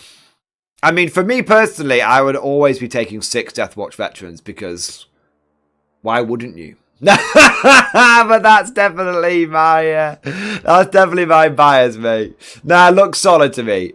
Looks solid. Next, I'll say a big thank you to Ed Bailey, my boy! Ed Bailey, thank you so much for the Giga Chat. If you don't buy Sharp's Command, Tiki will banzai charge you down. Charge you filthy Americans rear down. Oh my god. Ed Bailey, thank you for support. And thank you for that disturbing imagery in my head. But also, I want to say thank you for letting me shout out the sponsors. Don't forget, guys, we have a whole bunch of sponsors and affiliates and stuff for the channel now. We've got Element Games, Warlord Games, Noble Knight Games, Firestorm Games, War Games Atlantic. So we've got all sorts of third-party retailers, discount retailers, the whole 9 yards. Check them out down in the description below and support the channel. If you're going to get yourself the models anyway, check them out. You might find some stuff at a discount, and it's a great way of supporting the channel at the same time. Big thank you to Betty for reminding me to shout those out, and thank you for support, dude. I also want to say a big thank you to the Lower Decks, my boy! Yes, Lower Decks, thank you for the Giga Chad, mate. Sir, I have rallied the men with promises of curry and a good pub fight. Squad morale restored, surely. We are now making our way to the Planetary Governor's Palace. Pax Imperialis! Yes! I love it, mate. I love it. I assume that you are making your way to the Governor's Palace after thoroughly sampling the distillery. The Amasec distillery, yes. Those beer jackets will keep you, or should say Amasec jackets, will keep you well insulated to the planet's naturally cold climate. You need to keep your hydration up. You need to keep the hydration up. There you are. Love it, Lower Decks. We are the football hooligans of the guard at the moment. Nice. I love it, mate. I love it. Amazing. What's it? Instead of like USA, or like England. It's like it's penalty John. Penalty John. There you go. There you are, man. It's coming home. What's coming home? What's coming home? Oh yeah, the commissar with your the toilet duties. There you go. All right, I want to say a big thank you to Hans Eugene Wendler. Thank you very much for continuing your channel membership. Thank you from going from conscript to volunteer. Thank you for continuing to do your part. 07, mate. Thank you, buddy. Appreciate the support. I also want to say a big thank you to Ed Bailey. Ed Bailey, thank you so much for the Giga Chat. Yes. Kesa hated 7th edition with a passion. She played demons at the time, and she just flat out refused to play Grey Knight players. Yeah. 100% agree with that. 100% agree with that, Ed Bailey. That was the thing. A lot of people have started to look back on like 7th edition with nostalgia. And I think people really, really don't appreciate how absolutely mega balked 7th edition was. There were lots and lots and lots of things that were good about 7th edition. But every single one of those things was overshadowed, trampled over, and destroyed by a legion of things that just fucked the game. Having certain factions auto lose into other factions. Like demons could literally not play into Grey Knights. It wasn't auto lose. It wasn't a no matter you replay it 100 times, you might win it once. It was just you lost every single time. Yeah, Squiddy, 7th edition made me quit. Exactly. Made a lot of people quit. It made a lot of people quit. 7th edition was fucked. We never want to go back to 7th edition. But it is a but. There are ideas that can be taken from the corpse of 7th edition. Yeah. Ed Bailey, good point, well made, sir. All right, shall we take a look at the enhancements now? Let's have a look here.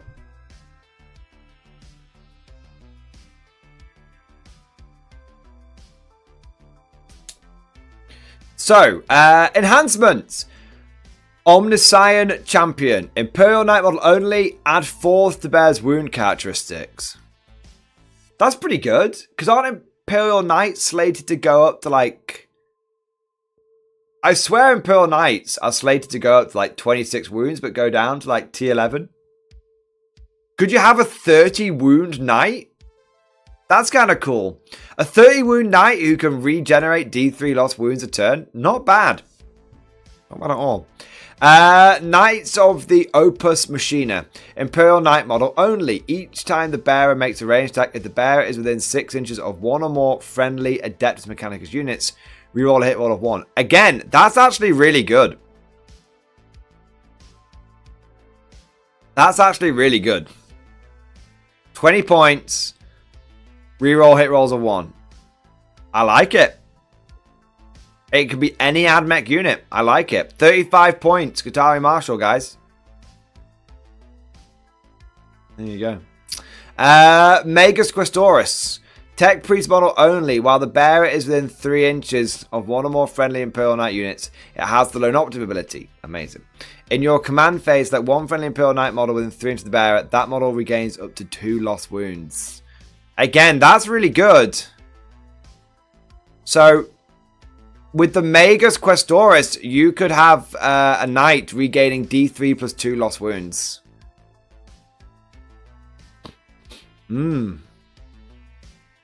I'd take that one every fucking time. Again, I think the way I was looking at this attachment earlier was like Legions of Skitarii, but I think the reality is you basically take a normal Imperial Knight army and then have like 3 or 4 other characters like running around. Yeah. Squiddy, that stacks. Yeah, absolutely. Yeah, you regain 2 lost wounds and then you regain the D3 as well for D3 plus 2 lost wounds. Yeah, that's really good. And then you got the Vocifier Magnificent. Imperial Knights model only. While an enemy unit is in 6 inches of the bearer, worse the leadership characteristic in that unit by 1. While a friendly AdMech unit is within 6 inches, increase the leadership by 1. Okay, that's the one you leave at home. That's the one you leave at home. Those are the 3 you take. Those are the 3 you take every single time. Every single one of those is decent.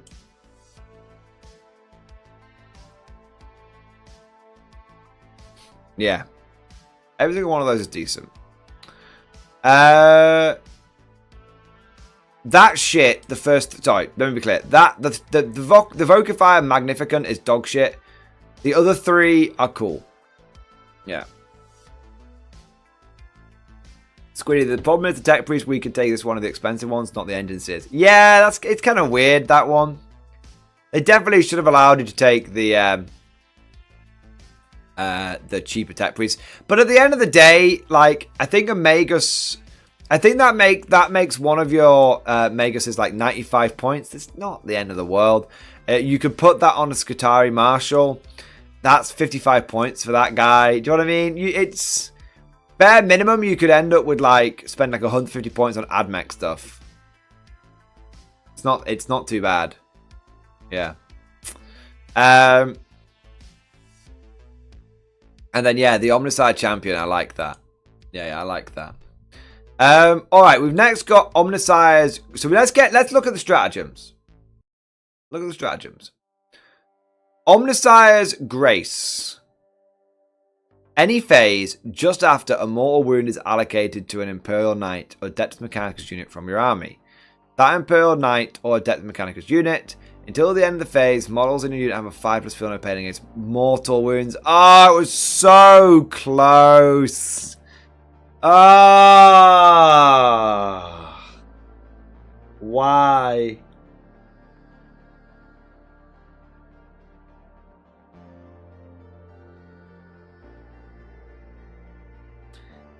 If you're going to lose, rotate ion shields.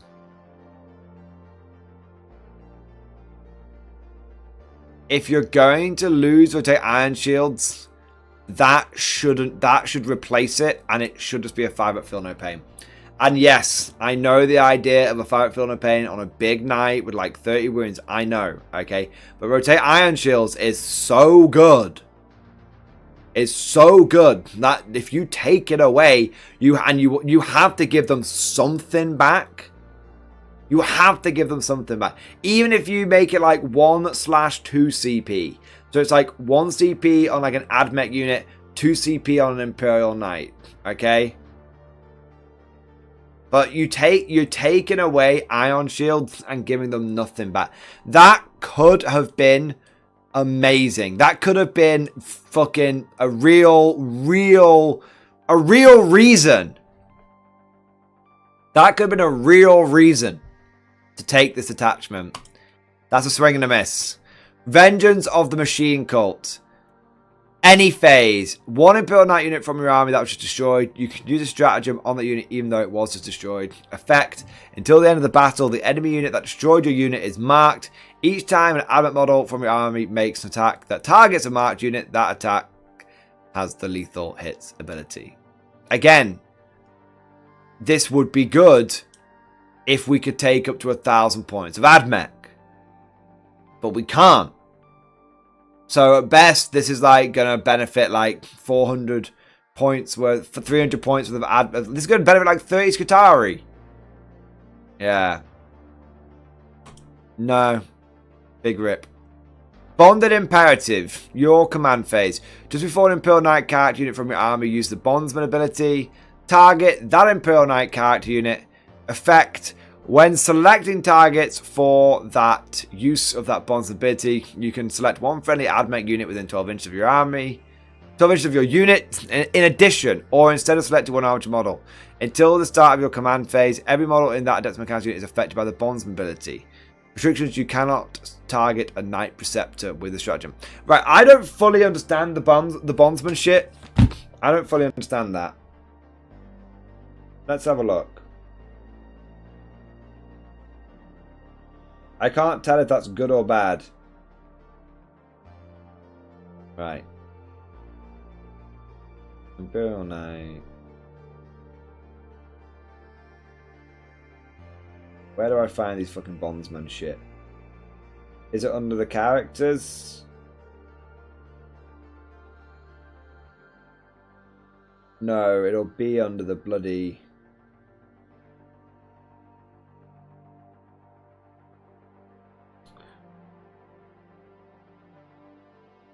Oh, 1 second. We need to find the Knight Codex or Index even.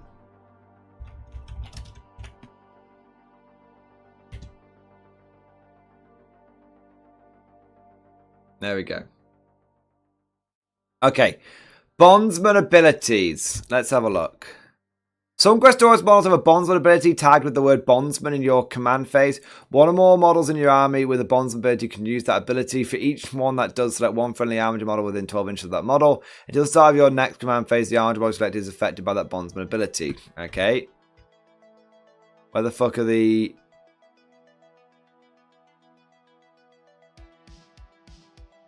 That's not Bondsman. It must be under the big knights.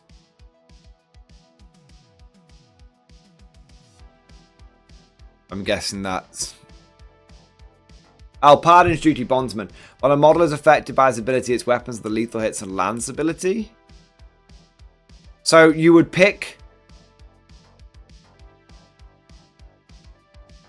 Right, let me read that again. Some Questoris models have a Bondsman ability tagged with the word Bondsman. In your command phase, one or more models from your army with the Bondsman ability can use that ability. Each one that does, select one friendly armature model within 12 inches of the model. Until the start of your next command phase, the armor selected is affected by the bondsman ability. So let me make sure I am understanding this correctly. Let me make sure I'm understanding this correctly. If I select Paladin's duty, I can pick the Knight Paladin and then pick like an armature that's next to me and go, you get lethal hits and lance. Okay? But the Paladin doesn't get that. He's picking his little duda, and the little duda's getting it. And then he gets Seasoned Noble, right? Have I got that kind of right? The Armature gets it. Cool. Dust and Bucks. And then you have different ones for each. So Errant's Duty. You can reroll advanced rolls, and you can have Assault. Gallant's Duty, you can reroll charge rolls, melee, reroll hit rolls. Warden's Duty, -1 damage. Crusader's Duty, add 1 to the hit roll. That's interesting. And you can't do it on Preceptors, right? Can't do it on Preceptors. Why have they restricted Preceptors?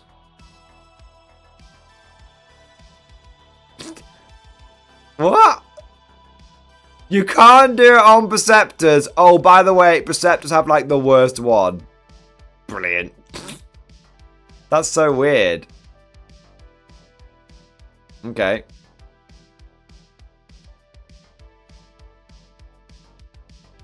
Okay, fair, right. So basically, when selecting targets for the Bondsman, you can select one friendly admin within 12 inches of a unit in addition, or instead of selecting one armature model. Well, why would you do it instead of?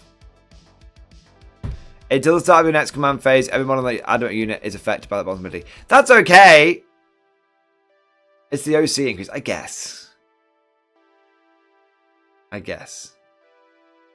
No OC4 troops for you, but we can have it. Guard can have it. Because you get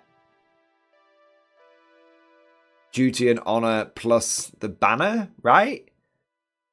So we can have, so Guard can have OC4, but not, but not Admech. Yes, boss. Lem Cosby, there's your +1 to hit Mordian. Yeah, exactly. That's the one I'd go for. I'd go for the Crusader's Duty. Like, every time. Yeah, I'd go for the Crusader's Duty. I don't care about -1 damage. I don't care about rerolling melee for fucking Skitarii. I don't need advance. Rerolling advance rolls is okay. Assault I don't need because I think a lot of the Skitarii weapons have got Assault. Lethal hits is nice. Yeah. I'm either going for Paladin for the lethals, or I'm going for the, what was it, the Crusader for the +1 to hit. And it's instead of so you don't have to take the armor, just use the strat. Ah, okay, fair enough. I mean, that's okay, right? 1 CP, have a bonds and ability effect, an extra admech unit. I mean, it's fine, I guess. Why the fuck not? Machine focus. Your command phase. 1 imperial knight for your army. Until the start of your next turn, your unit can ignore any modifiers. That's cool. That's really powerful. That's the most powerful one we've seen yet. I mean, to be fair, it doesn't have a huge amount of competition, but that is the most powerful one we've seen so far. Yeah. Squiddy, the Manipulus gives you lethals anyway. Oh, fair enough. Well then, take the Manipulus, take the Crusader. Profit, right? Yeah. Okay. Yeah, that's cool. That's really good. Just being like, no modifiers for any of my knights. For one knight, I should say. Aggression begets aggression.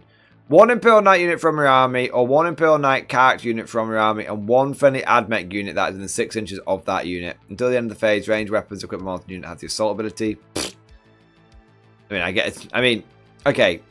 It's probably quite good. It's probably quite good. It's probably quite good. I'm probably being a little bit dismissive, but I'm kind of checking out on this whole fucking detachment, boys. Your opponent's movement phase just after the enemy unit is set up or ends a normal advance or fall back. 1 Imperial Knight unit within 24 inches of the enemy. And visible of the enemy unit. Select 1 range weapon equipped by that model. You can shoot that enemy unit. When doing so, that model can only make attacks with that weapon. Oh, so it's like Overwatch?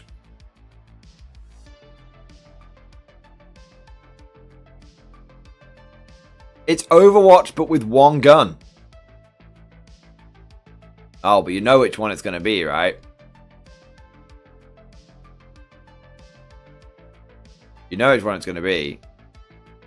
This motherfucker, right? This guy's Titanic, right? Yeah. This motherfucker's Titanic. Yeah, take a Knight Valiant. And be like, take... Ooh...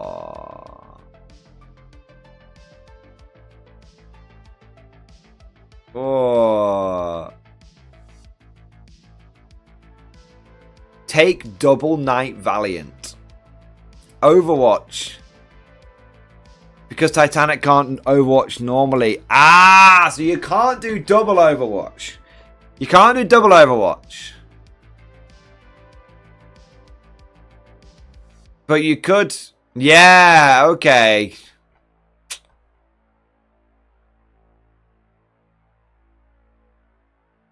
Yeah, and these guys don't get like flamey Helens or anything, do they? No, okay. Yeah, take 1 Knight Valiant. Overwatch with just its... I mean, Overwatch with just its big flamer. Make enemy cry. Have fun. Yeah, that's cool. That's actually... Yeah, well done. I had forgotten that Titanic units can't normally Overwatch. Yeah, that's cool.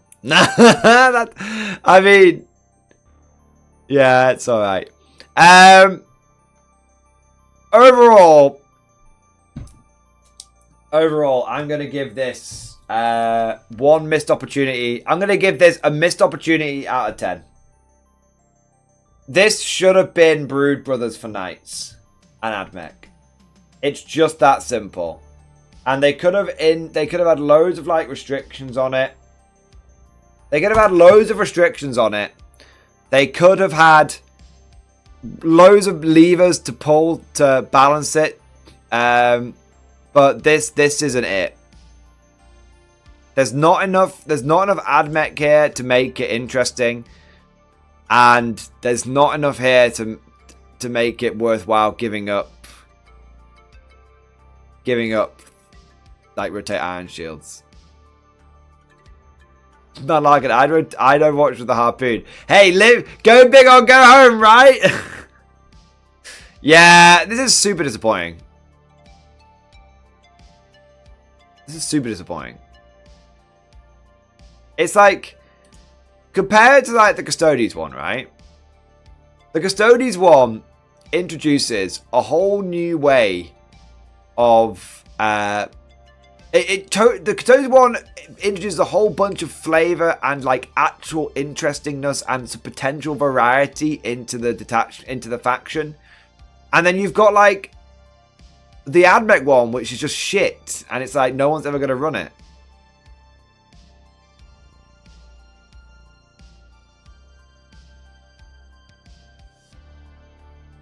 Yeah.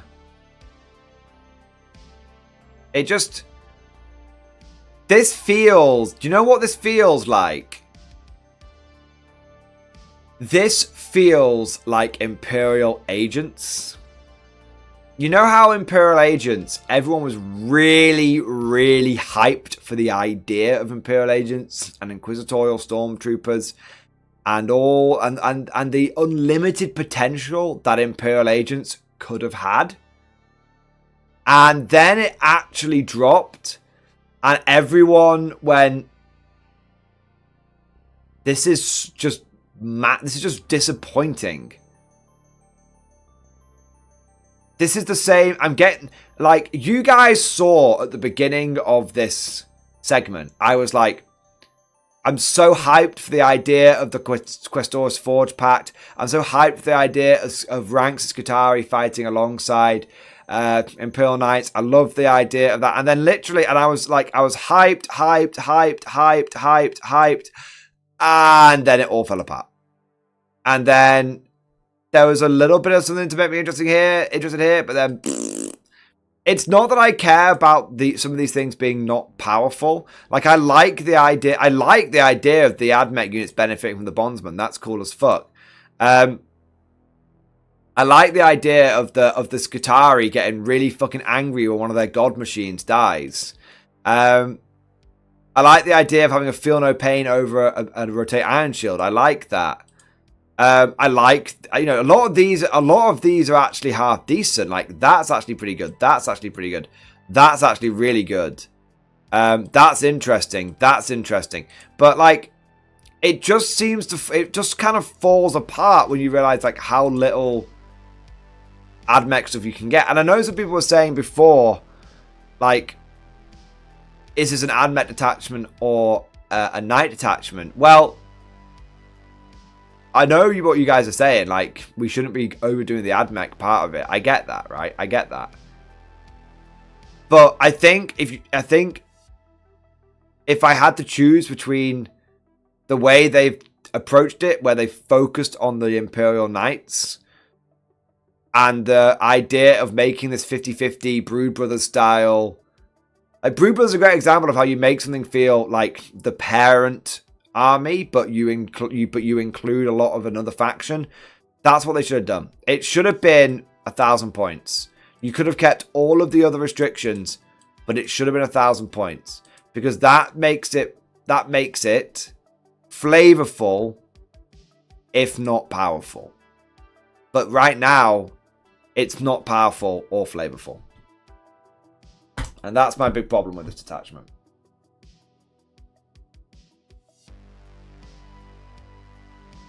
All right. Mad Larkin, take 500 points for AdMech, then max out on agents. I mean, I guess you could try, right? You could try. You could try. Let's have a look at the Chaos Knights, but we'll do that in just a second. We've got a couple of super chats and stuff coming in here. Let me just zoom in a smidge. There we are.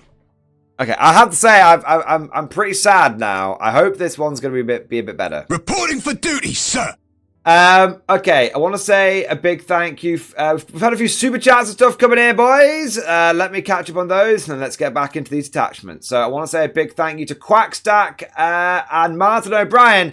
Thank you to both of you guys for subscribing on YouTube. I also want to say a big thank you to Tech Priest. Tech Priest, thank you for the Giga Chat. While you have been rating the new armies, I have been painting.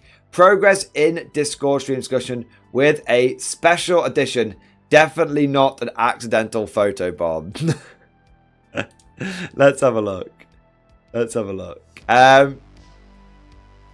So, infantry progress report, now including Cadian repaint. What was completed? A couple of plasma gunners and a Cadian guy. What is now done? Wait. Why am I in this picture? Damn brain dead servitor. Dude, look at that progress, man. From a couple of plasma gunners up to, what's that, 5, 10, 13, 17, 19 infantry. From a couple of blokes up to nearly a full goddamn platoon. And then you've also got your tech priests in there as well. That's super cool, mate. They're coming along really, really nicely. They look great. They look solid, mate.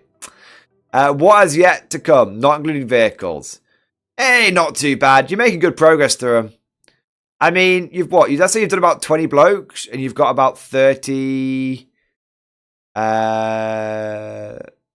was it, like 37 left. So, you know, you're just under a third of the way through.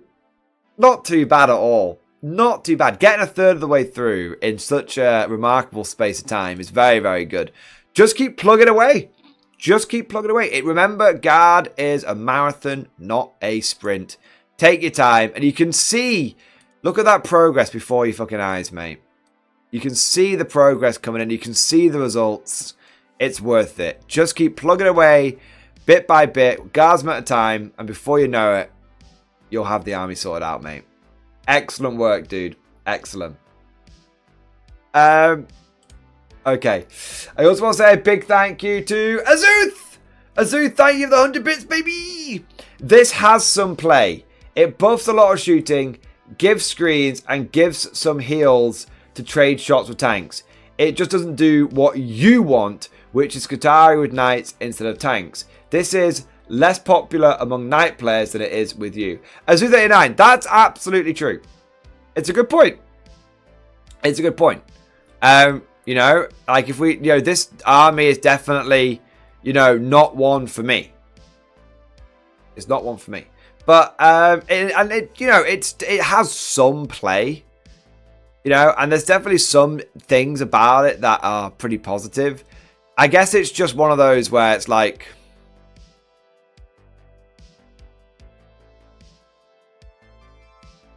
for me personally, I'm not a fan of it.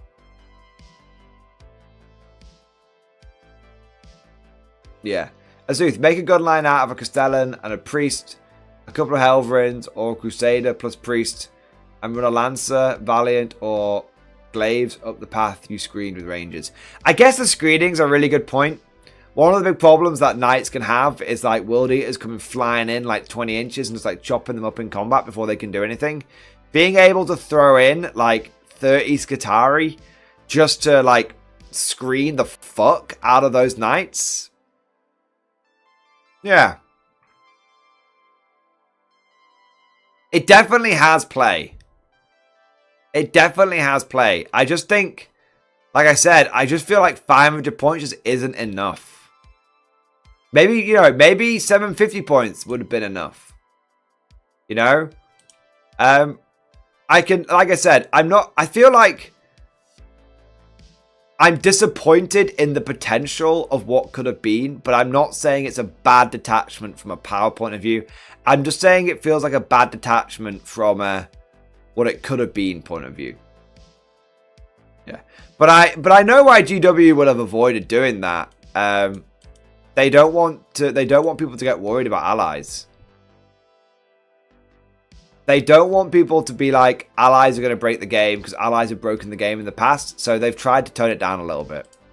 Let's see. But Azuth, it's a good point. It's a good point. Well made, sir. Good point, well made. And this is why it's really valuable to have like other people in the community and to have a wider community that isn't just made up of like just like guard players and guard players and guard players. Because like from a guard perspective, you know, that's a bit disappointing. But there's lots of other personalities out there which give you different perspectives. So yeah, that's actually a really, genuinely, I'm not just wanking you off, Azuth, I'm being like sincere. Like that's a really viable perspective that you throw in there, and actually does add a whole different vibe to the detachment. The idea of just having knights with cheap screens it solves a big problem that knights have. Yeah. Nick, which allies are in the game and how? We're talking in previous editions, allies tended to cause a lot of problems. Like a good example of allies basically destroyed 40k in 7th edition and almost caused GW to go bankrupt. They were so bad. And anytime they've ever been brought back in, it's basically caused similar issues. We had it in 8th edition as well. And we've even had, yeah, basically anytime allies have been a major component of the game, it's fucked it. Yeah.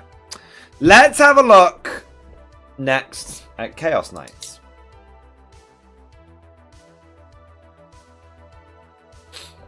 Chaos Knights. I'm going to be honest with you. I almost don't care how good or bad this attachment is. It just has to make War Dog spam not the only choice. That's all I want. I just want a viable alternative to War Dog spam. That's all I want. I want to go to a tournament, see Chaos Knights, and see at least 1/3 of the Chaos Knight players, ideally half of the Chaos Knight players, not running War Dog spam. That's all I want. Okay? Let's see what we got. The Iconoclast Fiefdom. So this is the whole having basically big knights being worshipped by like mortal followers. Detachment rule. Dreaded masters. Mortal thralls and foes alike are sacrificed to empower the fallen nobility. Titanic Chaos Knights units from your army have the following abilities. Dread Tyrant's Aura. While a friendly damned unit is within 9 inches of this unit, each time model in that unit makes an attack, reroll a hit roll of 1 and reroll a wound roll of 1. Ooh, that's cool. So big knights. So before we even go any further, you cannot use War Dogs here. You cannot use War Dogs here. Titanic Chaos Knights. Correct me if I'm wrong, chat, but War Dogs are not Titanic. So I'm getting good. Chat, I'm feeling it. I'm feeling it. Just a little bit. Like I'm getting hope. Chaos Knight units from your army have the following abilities. Dark Sacrifice. Each time a Chaos Knight unit with this ability is selected to shoot or fight, it can make a Dark Sacrifice. If it does, select one damned unit within 6 inches. The damned unit must pass a leadership test. If passed, destroy D3 models in that damned unit. If failed, destroy D3+3! Oh my god, models in that damned unit. In either case, then select one of the following abilities for your Chaos Knight units. Weapons to have until the end of the phase. Lethal hits or sustained hits. That's so cool.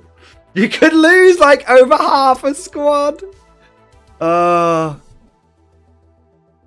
man. That's pretty cool. That feels like genuinely that feels better than the Chaos Knight detachment at the moment. Because the current Chaos Knight detachment is like, ooh, spooky knights, we're a little spooky. Minus to your leadership. Oh no, you brought 1 30-point commissar and invalidated our entire army rule. You know what I mean? Like, it felt like there was a lot of ways. Yeah, Battle Shock is pretty unimpactful. Having any army sort of built around Battle Shock was kind of like meh. So this feels just better. Like, sacrifice a bunch of fucking plebs, get lethal hits and sustained hits. It does kind of. I am a little worried though, because that's any Chaos Knight unit. So I am definitely, I feel like swinging back to War Dog spam there a little bit. Like, let's take like, instead of taking 13 War Dogs, let's take like 11. And then a bunch of shit munching cultists. And then basically just have all the War Dogs with lethal hits. Would you like 6 Brigands with lethal hits, my lord? Yeah, Azu39 has literally landed on the same thing as me. Brigands with lethal hits is going to be popular. No, the War Dog spam is back. No. No one is going to take this and be like, oh, thank God my damned units have got reroll 1s to hit and wound. Oh.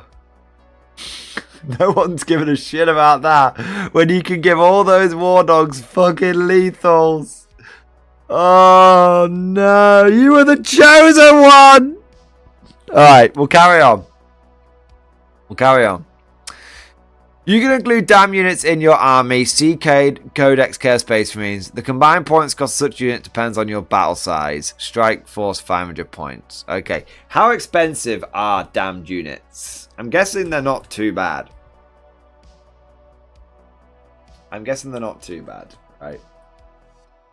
I feel like cultists and stuff are pretty cheap. Create list. Chaos Space Marines. Add. Create. If anyone's wondering what I'm using for this building stuff, it's you recruit. So cultists are 50 points. They're gonna be damned, right? Yeah. Cause 50 points. Abilities, sticky objectives.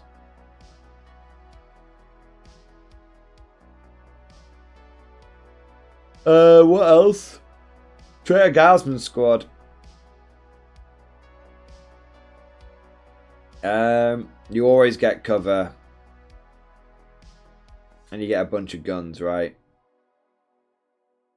Grenade launcher, sniper, right? You go grenade launcher, melter gun, plasma gun, wouldn't you? Yeah. What else have you got as a damned unit?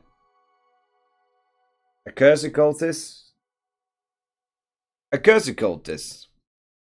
Damn these units and their eyes. I love it.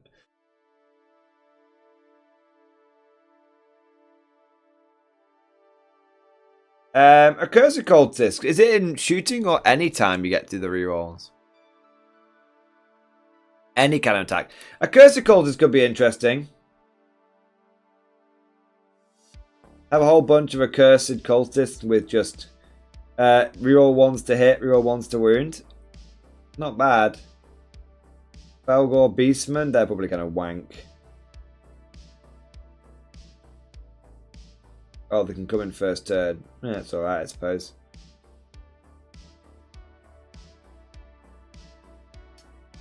Yeah, not feeling the Felgor Beastmen hugely though. Characters. The Cultist Firebrand will be damned, won't he? Yeah, what does he do? Reroll leadership tests. Interesting. Okay, so the Cultist Firebrand is interesting. He's only 45 points. And he lets you reroll leadership tests. I can see some people being tempted to take him. My own gut feeling is that you might as well take 10 more cultists. But you could take him. Sadly, the Dark Apostle is not damned. Dark Commune is damned. And you get 5 of invulnerable save. And you can have +1 to hit, +1 to wound. Once per battle. You could do the Dark Ritual. So you could do the Dark Ritual. Have +1 to hit, +1 to wound. Reroll ones to hit, reroll ones to wound. That's interesting.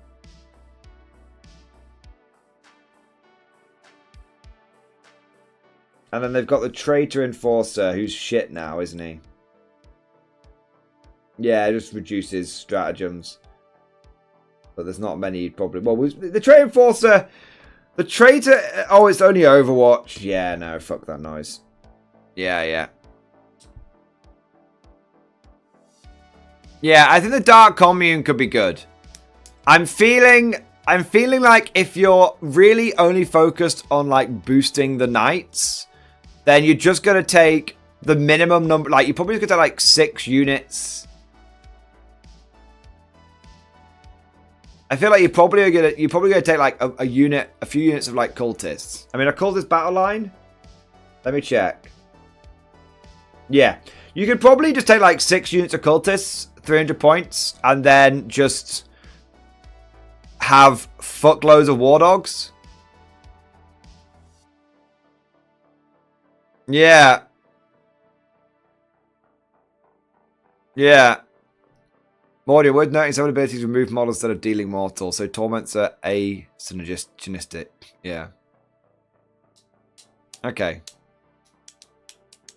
You might, so yeah, you might take a cursor cultist, but the reality is you're probably going to take a bunch of shitty cultists and just have this, just literally feed them into the fucking grinder.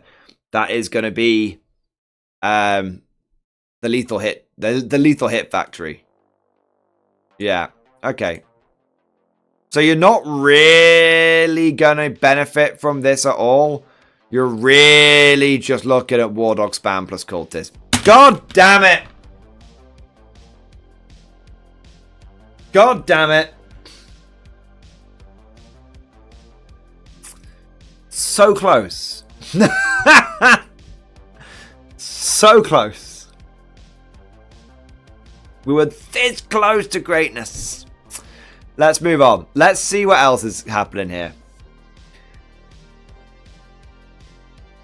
Enhancements. Profane Altar, 20 points. Chaos Knight model only. Each time the bearer makes a dark sacrifice, the maximum number of models are destroyed in the selected damned unit. I.e. 3 if the leadership test is passed, or 6 if it is failed. But until the end of the phase, the bearer's weapons have both lethal hits and sustained hits 1. Okay. Okay. Okay. Okay. Okay. Because I'm guessing you could put that on a big... I'm guessing you can only put it on the big knights. The only baby knight character you've got is the Stalker, right? And the Stalker's not very good. Okay, chat, I'm feeling the hope again. It's a fucking roller coaster. It's a fucking roller coaster. So you take a big Chaos Knight. You take a big Chaos Knight. Maximum fucking guns, and you're like, let's rock! Yeah, okay. Because you can get the Chaos Knight, which has got the Gatling gun and the battle cannon, can't you? And you can be like, bah, bah, bah, bah, bah, bah, bah, bah, bah. Okay, okay, okay, okay. Pave the way. This Chaos Noble dispatches teeming hordes of mutants. Chaos Knight, so only 50 points. Chaos Knight's model only. At the start of the declared battle steps formation, you can select up to 3 damn units from your army. The selected units have the Scout 6-inch ability. Ah! That's quite good with the Cursed Cultists. Oh.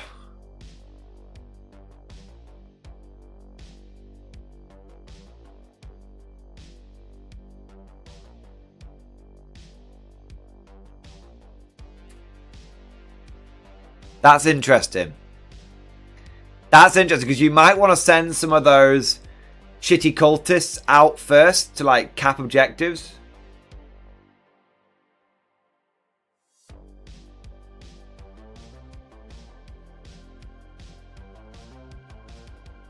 Stop giving me hope. Stop it.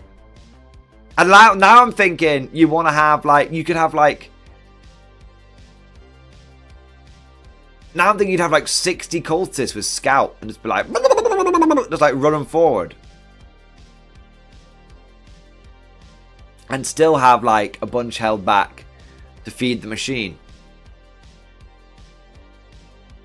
I'm getting hope, chat. Or you'd literally take the 1 unit of Accursed Cultists and be like, off you go. Tyrant's Banner. Chaos Knight model only. Each time the bearer makes a dark sacrifice, select 1 visible damned unit to take a leader test instead of a damned unit within 6 inches. 5 points? Are you taking the piss? That's amazing. Oh, all of the guys near me have been fed into the machine, but I can see that unit that's like 30 inches away on the other side of the battlefield. That's like such an obvious auto-include.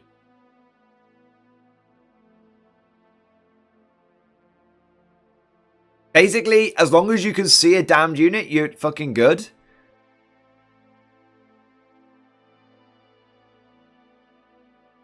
Oh my god, I think I've just realized something insane.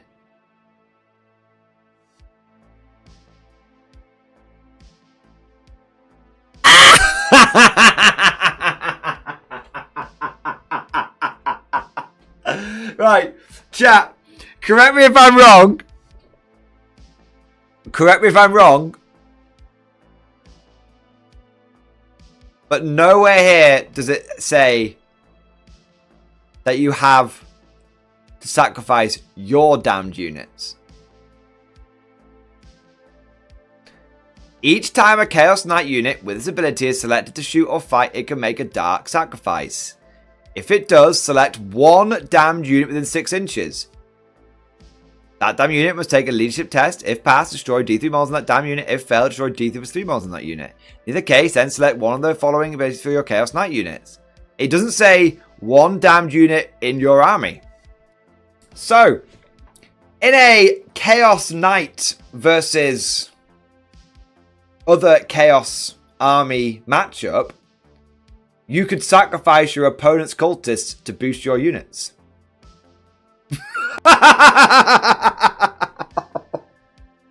Tell me I'm wrong. Tell me I'm wrong, chat. Tell me I'm wrong. So you put Tyrant's Banner and you're like, ooh, I can see those cultists of yours over there. Die.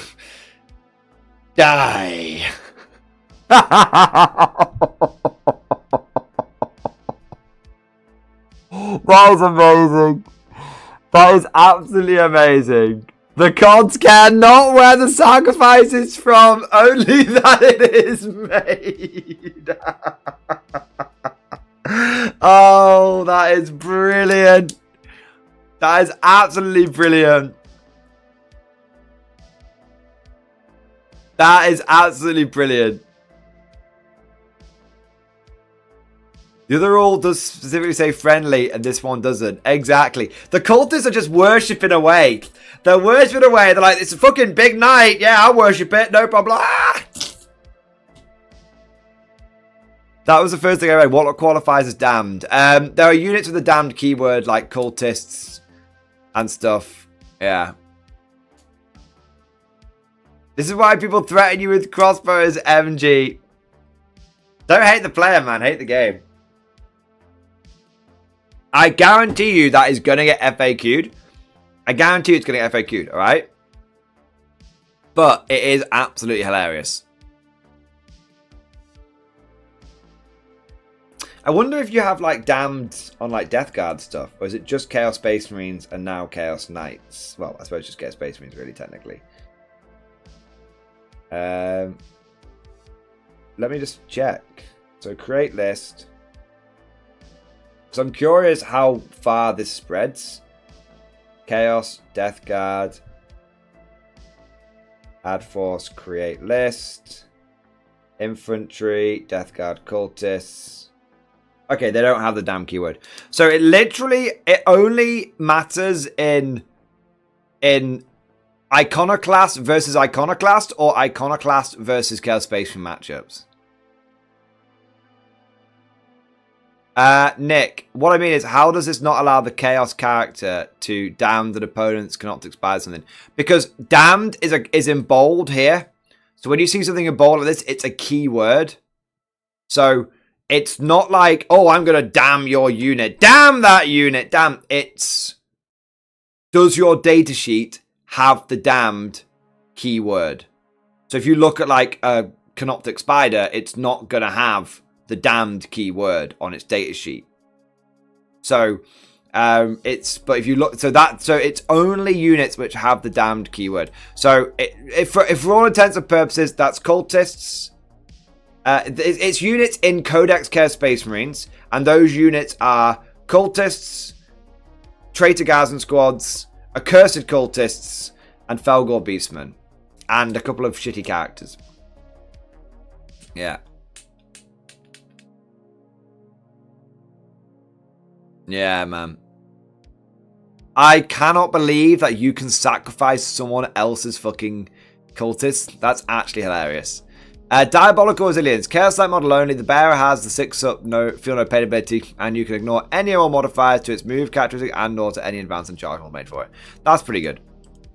Yeah, I mean, it's very good. 6-up, feel no pain plus. Yeah.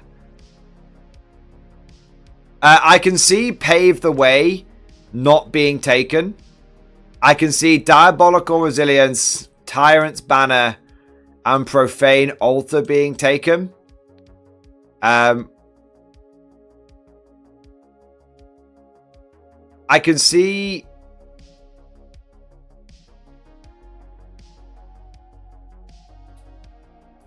I don't know if you would bother, but you could... I don't know if it would be better than just spamming War Dogs.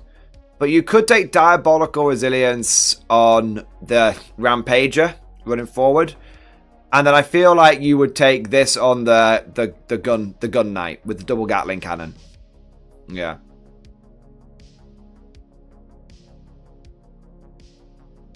Nick, the damn we word just looked ability to abuse, like the CP ability to damn the opponent's unit. Maybe there is. We'll have a look, but I don't know yet.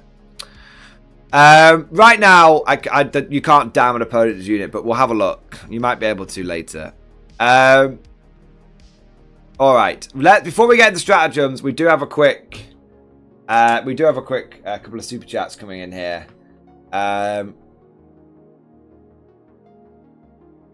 Okay, so Squid Fist, my boy, thank you for the 24-month member flex. Double X-Force Mordian approved, baby. Yes. Oh my god. Yes, mate. Double X-Force, baby. How the time flies. Time flies when you're being a degenerate bastard. Squid Fist, thank you so much for your support over the last 2 months. 2 months? 2 years! Thank you for your support over the last 2 years. Thank you for going above and beyond the Call of Duty. Thank you for being part of this community. And arise, my son. Arise. You've gone from Tomb Prince to Tomb King, baby. There you go. Amazing. All right. Let's have a look here at some stratagems. So we've got...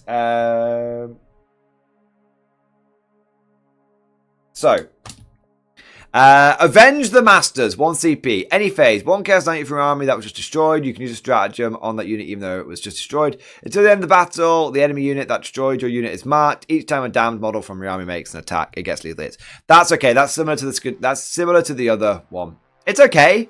I mean, at the end of the day, don't underestimate it. If you take like 20 cultists and like, again, if you have those accursed cultists we were talking about, that like one big blob of accursed cultists, you could like really do something with the lethal hits there.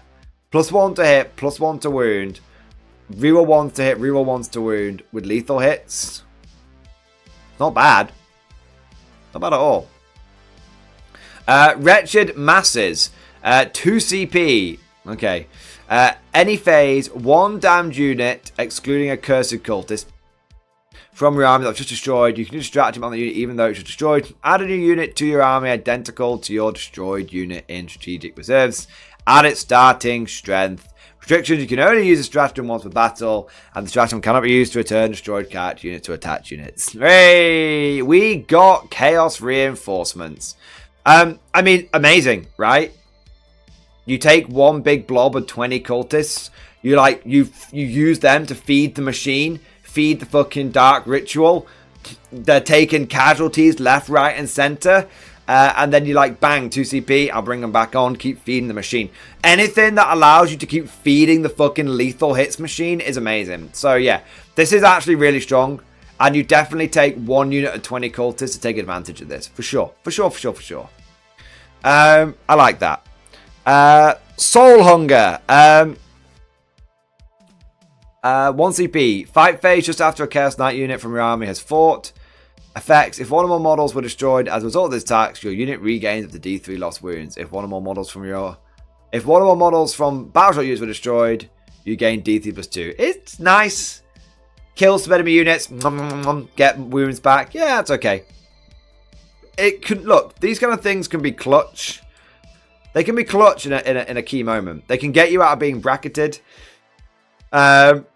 They can make it so, you know, if you get the big 3, it might mean the opponent just doesn't, you know, just has to put that little bit extra firepower into killing you. It's nice. Yeah. For 1 CP, it's situational, but it's not useless. Unrestrained Rage, 1 CP.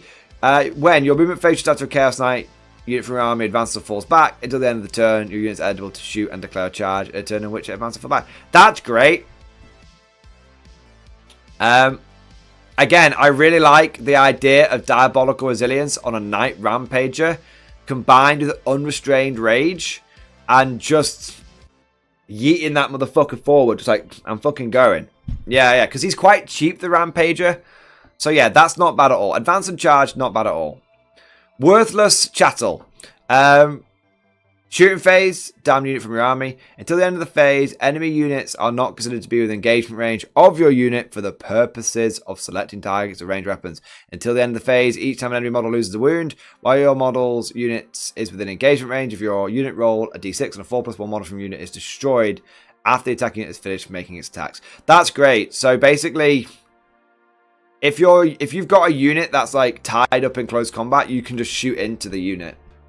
It's okay. Obviously, you've got to remember that you shoot and then charge. So this is more of a, oh, the enemy has charged you, and you really, really, really don't want to fall back because, or maybe you can't fall back for, you know, the enemy's got an ability where it's like, you don't get to fall back, I'm holding on to you, like Black Templars have got something like that. Or you don't want to fall back because you need to hold on to this objective for like secondary purposes or just winning the game on like primary or something. You can be like, I'm just going to blast into it. Obviously, there's a chance that you just like blast your own fucking models. You know? Each time an enemy model loses a wound, you roll a 4+, so you could definitely go wound for wound on this one. You know what I mean? But yeah, like, it's good. It's good, it's fluffy, it's definitely going to have use. So a lot of time you'll probably just fall back, but for those times when you can't, yeah. Preserve the idols. Your opponent's movement phase just after the enemy unit ends a normal, advance, or fallback move. Target one Chaos Knight unit from your army that's within 9 inches of that enemy unit. Effect, select one down unit from your army that is not battle shocked, not within engagement range, and it's in 6 inches of your unit. The down unit can make a normal move of 6 inches, but it must end this move close to that enemy unit when it started. Screening, right? Screening. So if you've got someone that comes yeeting themselves at the table, like World Eaters or something, you can basically just be like, no. No. Yeah, that's quite good. You could literally have a unit of cultists like wrap around your knight and then be like, you can't charge my knight. Yeah. Also, you could really fuck people. Like, World Eaters get within, like... Imagine if a World Eater gets within, like... Well, this has... I mean, if people complain about Aquilans, they're going to have to complain about this. Right? Because you could have a unit of cultists just go, oh, charge blocked you. Like, why is this okay and Aquilans are not okay? You telling me you can deal with 10 cultists, but you can't deal with 10 Aquilans?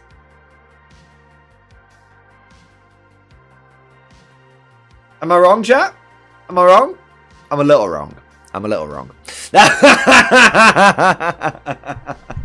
It's still there, right? It's similar vibes. I'm just saying, it's similar vibes. It's similar vibes. I'm a little wrong. I'm definitely a little wrong on that one because the Aquilans could deep strike in anywhere, right? So that's why it's different. I'm just basically busting people's balls. Seriously? Woo! It's popping up. It's popping up, right? Popping it. It's popping up, baby! Oh my god! Oh my god! It's never been done. It's never been done. It has been done. It's Willario! Willario coming in. Yes, sir. Literally, Willario. That was perfect timing because I was just about to be like, let's just pause this and then catch up on the super chats. Willario coming in with the 50 gifted messages, baby! Yeah, buddy. Yeah, buddy. Yeah, buddy. Holy shit, man. Holy shit.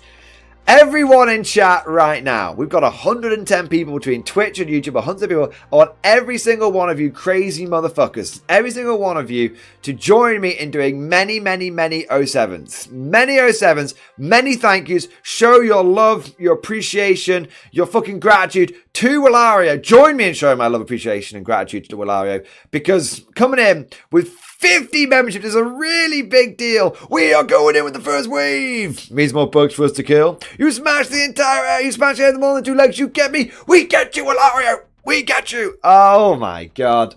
Baby. The crazy thing is, right, this is like, for those of you that are new around here, this is like Willario's signature move. He'll drop into a stream here and there, like honestly, like multiple times a week. But he'll drop into a stream here and there, and just be like, bang, 50 memberships, and then refuse to elaborate. It is the signature move. Scrimmage, he's handing out draft papers like it's hot. Oh my god. Willario, you absolute Giga Chad, man. You fucking hero, mate. You fucking hero. We've got 2 emojis in honor of Willario now. We've got the General Kitchener pointing one, and we've got the Free Commissar pointing one as well. So make sure you're spamming those ones if you're a channel member to to say you thank you to Willario, because it is a big deal. It's a very big deal. It's a huge deal. That's 50 cultists to be sacrificed to the Dark Gods. Amazing. Amazing. Seriously though, Willario, thank you so much, dude. Thank you. We've been having a bit of a chill stream. We've just been chilling. And Willario comes here and just fucking pumps those energy levels up to fucking 9,000. I love it, mate. I fucking love it. Thank you from the bottom of my heart. It's like a lightning bolt to the fucking brain, mate. Thank you so much for your generosity, sir. I know that you've done it before, and I know that you've heard me say thank you to you a lot of times, but it still is so meaningful. It still means the fucking world to me, mate. So fucking thank you, dude. It never ever gets old, and there's never any pressure, Willario. Like, I know the other day you dropped in, like, gifted a few, like 5 or 10 memberships. There's never any pressure. I'm always grateful for any support you give, man. But I always get fucking mega excited when you do the signature move, dude. But there's never any pressure for it. I want to let you know that. All right. Thank you so much for your incredible support. Thank you for more than doing your part, Willario. I raise my glass to you. You're an officer, a gentleman. You are a gentleman and a scholar. You are a good sir. You're a kind sir. Thank you for doing your part to support the channel and support the community. Thank you. Oh, man. Willario is goated around here. Willario is our master of recruitment. He is. There must be, at this point, literally hundreds and hundreds and hundreds, maybe even like thousands of people that owe Willario their like first taste of that MG MG Discord and that MG membership. Like he is a big deal in this community. He's a good lad. He's a very good lad. Commander HHL, I still believe Willario 82 is really Henry Cavill. Hey, look, right. If by any chance Henry Cavill ever watches or joins one of these streams, I want to say something, okay? I want to say something. Henry, I'm not going to lie, there would probably be a little bit of squealing. But if you want to just be treated as one of the boys, Henry, I'd treat you as one of the boys, okay? I'd treat you as one of the boys, and you'd be one of the lads, and I'd probably end up busting your balls as much as everyone else is, okay? That's it. I'm not going to lie, I'd be starstruck for, like, probably the first time. But then after that, I wouldn't want you to get uncomfortable. I treat you like one of the lads, unless you wanted the special treatment. You know, there you go. But my natural inclination would be I'd treat you like one of the lads. There you go. I don't know if that would ever tempt Henry Cavill to become part of this community. Maybe he loves being the center of attention. Maybe he wants to just be treated like another Warhammer player. I don't fucking know. But I'd treat him as one of the boys. There you go. I'd treat him as one of the boys, man. Can you imagine, like, Henry Cavill joining the community and him being like, I think the Mechanicus Night Detachment's really good. I'm like, shut the fuck up, Henry. Go back to fucking Custodes. That would be one of my, like, peak moments when I'd just be like, I'm like, shut the... If I ever got to say to Henry Cavill in a jokey, like, friendly, banterous way, like, I'd be able to say, shut the fuck up, Henry. Go back to... Fuck off back to Legoland. Go back to Garden of the Golden Throne. You know, I would... That would be, like... I think I would have made it at that point. We'd call him Cavs. Exactly. Like, we nicknamed Lutean Loots. We'd call him Cavs. Hey, look, it's Cavs. How you doing, Cavs? There you are. There you are. Yeah, it would be hilarious, man. It's never going to happen. It's never going to happen. Yeah. But if it did happen, I would love it if we got Henry Cavill to just be one of the fucking boys. Turns up, you know, becomes a regular in the streams. You know, he's like, oh, what are you up to at the moment, Cavs? What are you up to the moment, Cavs? He's like, oh, I'm just paying some custodians. He's like, oh, all right, mate, no worries. You know, oh, I get, you know, oh, look, we've got, you know, Henry Cavill comes in, you know, $2 super chat. We'd be like, come on, Henry, we know you've got more than that.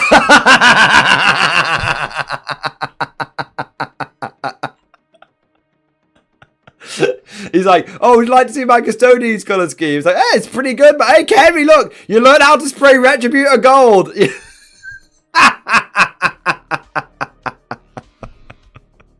Like, that would be it. That would be it. Like, you know, it would be, there'd be, like I said, you know, let's be realistic. You know, there would obviously be a little bit of like, holy shit, like, it's the Cav. You know, like, let's not kid ourselves, right? But, you know, I got starstruck when, like, you know, Lutz first joined. Everyone fights. Yeah, I was very giddy when Lutz fucking joined. And now Lutz is just a regular, and I just give him shit and I ignore him in the chat like everyone else. There you are. So, Henry Cavill, if you're ever out there, I'd just treat you like one of the boys, and maybe that'd be a good thing. You know, maybe from your perspective, I don't know. But there we go. There we are. But joking aside, going back to Walario, you fucking hero. Thank you for the 50 memberships. Thank you for your support. And thank you for being our massive recruitment. You absolute mad bastard. Thank you, dude. There we are. There we are. Forget the infantry. Here comes the cavalry. Yes! We would have to get, like, Henry. We'd have to get Cavs into the guard. We'd have to, man. We'd have to, like, Henry, put away those glorified fucking janitors. Put them away. Alright? Time to go to man's army. Good for you. Alright? Like, infantry, we're getting you in the mobile infantry. We're getting you in the guard. Here you go. That's it. There you are. There you are. That's it. You just give it. It would be my honor and privilege to give Henry Cavill some Warhammer. To give Henry Cavill some Warhammer related like shit. Like to give him shit. To give him the bants. There we go. We've got some other super chat stuff coming in here as well. Let's have a look here. Let's have a look. So we had also got Tech Priest, my boy! Tech Priest, you bionic bastard. How are you doing? Thank you for the super chat. Back with Coco. Why do heretics get better knights? I mean, yeah, the heretics do get better knights. I'm telling you right now, this detachment right here is kind of like... This attachment right here kind of feels... It feels a lot better than the Imperial Knight one.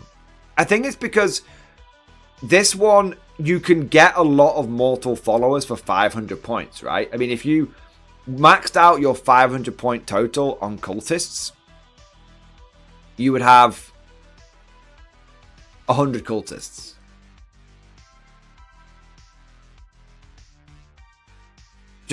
I mean, when you think about it like that, you could have 100 cultists and still have loads of other knights running around. And I think that's kind of and that feels like all the mortal followers, you know, worshipping the knights. It feels like that.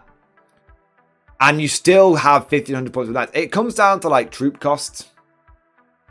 But that's why I think the Adeptus Mechanicus one needed to be different. The AdMech one needed to feel like the two sides working together. It needed to feel like it was 1,000 points, right? It needed to feel like Brood Brothers. The AdMech one needed to feel like Brood Brothers. This one should feel like a whole bunch of shit munchers just being sacrificed. Yeah. That's why I think they got this one right. They got this one right because you're not necessarily gonna have 100 cultists. 60 cultists would be like enough, but they got this one right because of it passed the vibe check, as it were. They understood the assignment to use what is it, like Zoomer language. All right, next I want to say a big thank you to Lemon Crossview. Lemon Crossview, thank you for the super chat, dude. Let me have a look here. Check stream discussion. I am visibly excited. All right, man. Let's have a look here.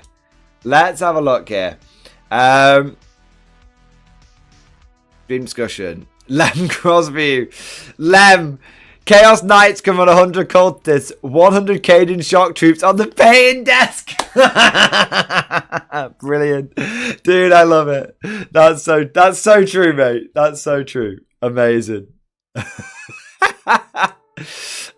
Things that excite me with this new attachment. Calls a sticky objective, replacing the 25-point enhancement to give 1 card sticky.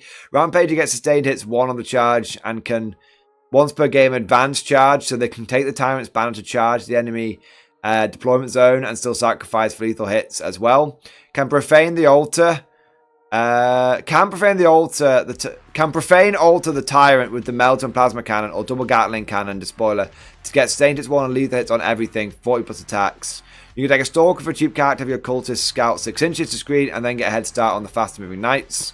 Knight Abominant, the weakest model in the range, gets sus hits 1 on its melee, so it could as well get lethal hits, and considering it has no abilities that benefit war dogs, it now benefits any meat bags that hang around instead thanks to the army ability. Plus the advance and charge on the Abominant when it wants to shoot and fight, while being slow to the Rampager is very helpful. I mean, that's it, right? There's just... Dude, Lem Crossfire, I think you've hit the nail on the head. Like, there's lots of reasons why you would... There's lots of incentive to take big knights here. There's lots of incentive to do so. And that's good. That's good. Like, who, you could have, you could have the Abominant. I mean, we're looking at this. We're seeing Abominant, Despoiler, or Tyrant, and also Rampager. I mean, you could definitely go down the War Dog spam route with this. Like, 6 Brigands is going to be pretty happy. But there's also a hell of an incentive to be like, you know what? I'm going to take 3 big knights, 100 cultists, and then kind of just see what's left over. Yeah. Yeah, it's cool. It's very, very cool. There's definitely... Look, it's not that you absolutely are going to take... the big knights. Yes, this probably is going to like encourage War Dog spam as well.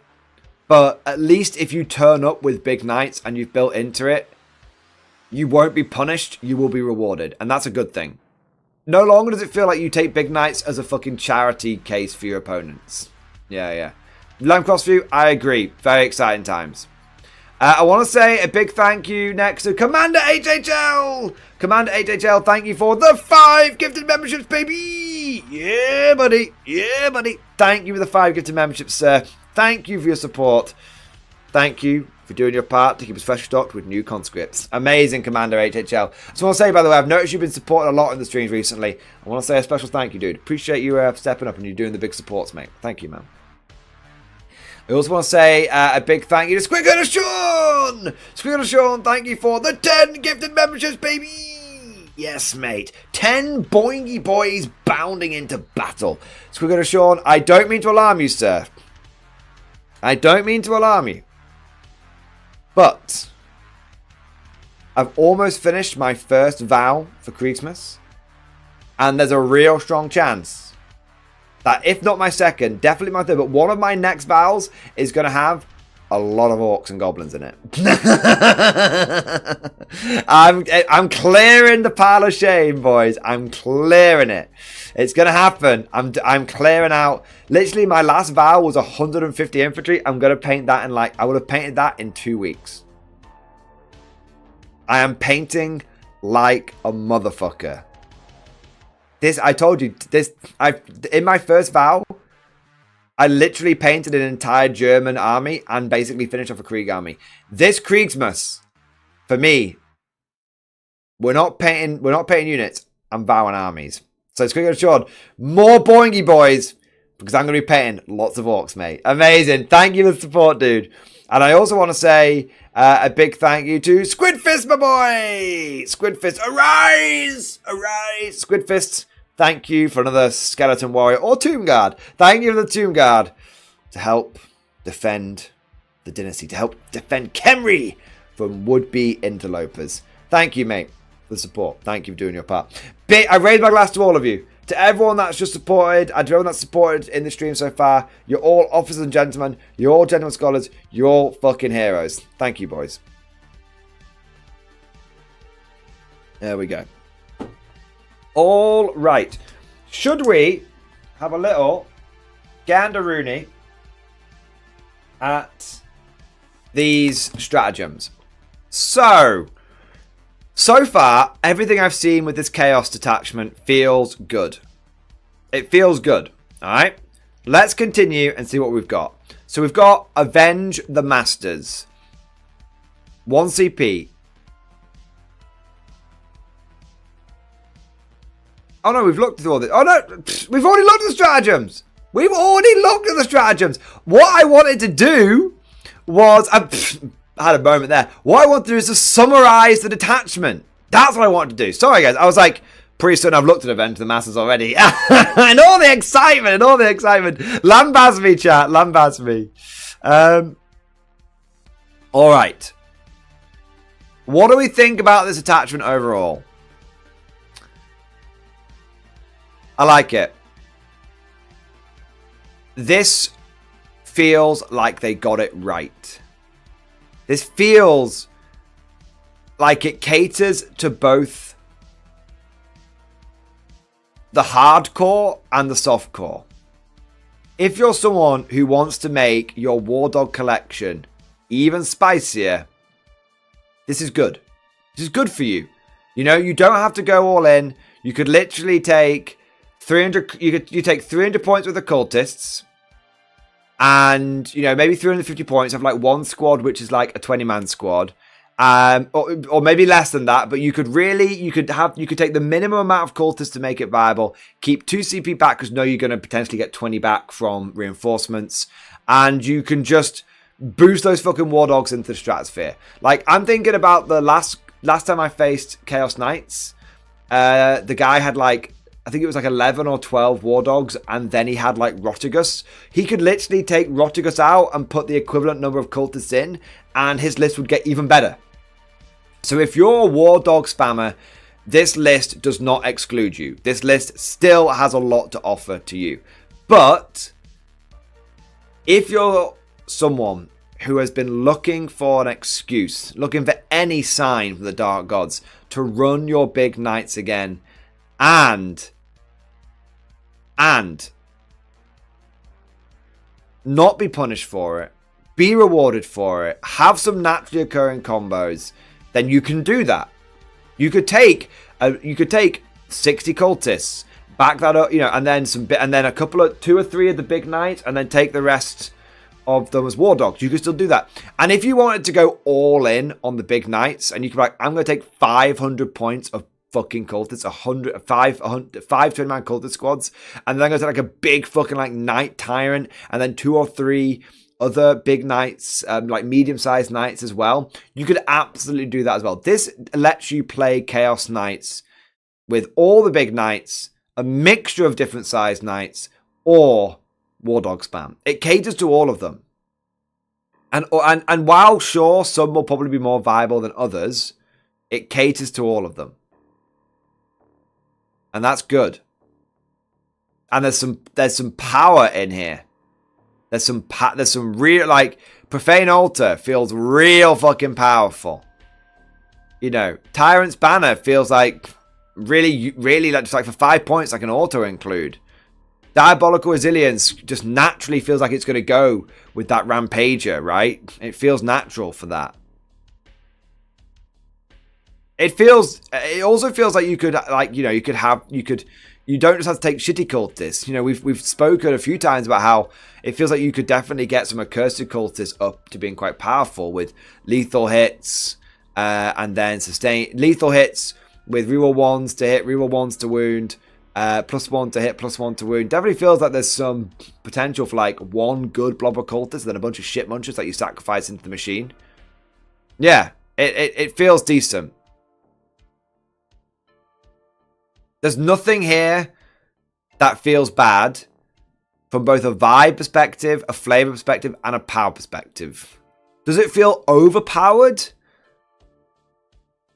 It feels powerful. Being able to get lethal hits or sustained hits feels really powerful. I'm not going to say it's overpowered. I'm just going to say it's very powerful. It's very, very powerful. But because it passes the flavor check, I kind of like it. What would really suck, though, what would suck donkey dick, would be if someone was like, I'm just going to take like 3 10-man cultist squads and that's enough. Do you know what I mean? That just feel, nah. I feel like, I mean, that's probably the most powerful way of running it. Like I said, probably going like 11 war dogs and taking like 30, 40 cultists, probably. That's probably the most powerful way of running it. That, though, I think would like, that would definitely spoil it a little bit. But it's hard to begrudge people for trying to take things back. I think if people did that, it would probably be a bit overpowered. I'm hoping that it will encourage people to take some big knights, but I'm expecting people to take it in a pretty I'm expecting people to take it in a dirty way, but I'm hoping that we see at least briefly some big knights stomping around. Yeah. That's my hot take on it. I think all this really, if I'm being cynical, I think all this really does is make War Dog spam even more overpowered. But if I'm being hopeful, I hope that we see some big knights running around.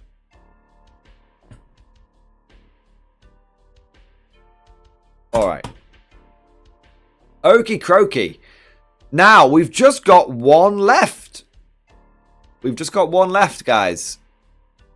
One detachment to rule them all.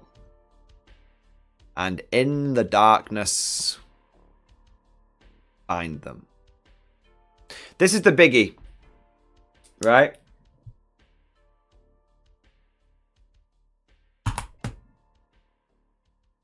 This is Grey Knights.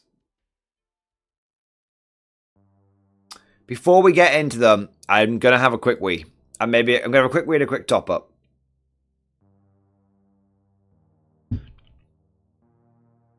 To wet the whistle, this detachment looks pretty cool. Some people are saying it's shit. I'm looking at it and I think it looks decent. But I'm not a Grey Knight player, but I do play against them a lot. But we'll be back with the deep dive in just a moment.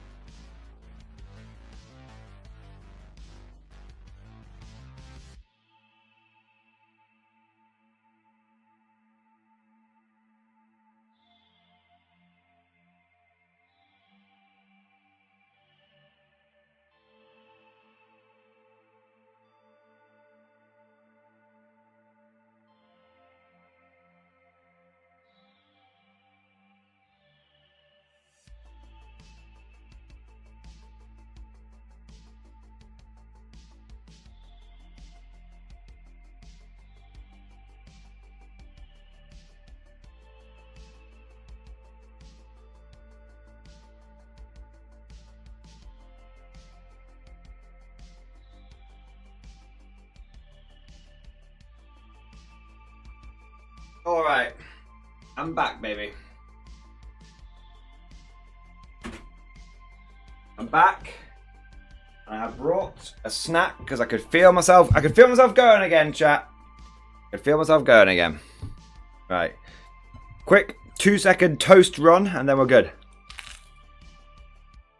And chat, because you all mercilessly criticised my bread last time, I've toasted it a bit more. I still think by many standards you guys consider it under toasted, but there you go.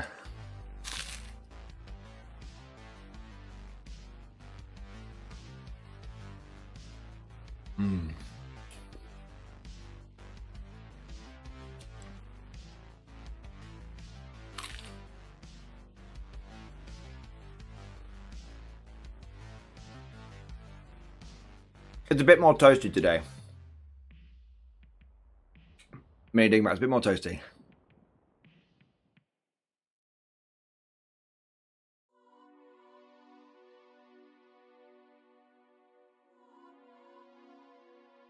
How thick is my butter? It's not as thick.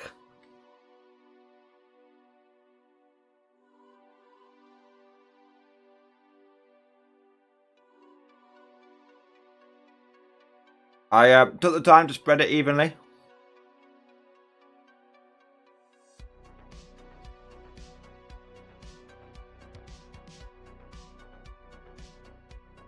Last time, chat was very, very critical of my toast.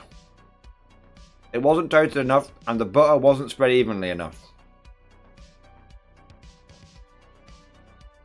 Yes, there are links between being autistic and liking Warhammer.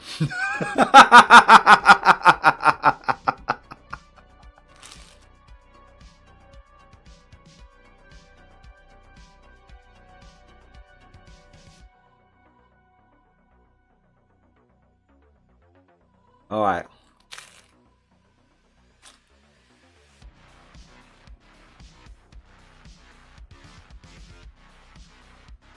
In fact, more than you other master your toast. Apparently not.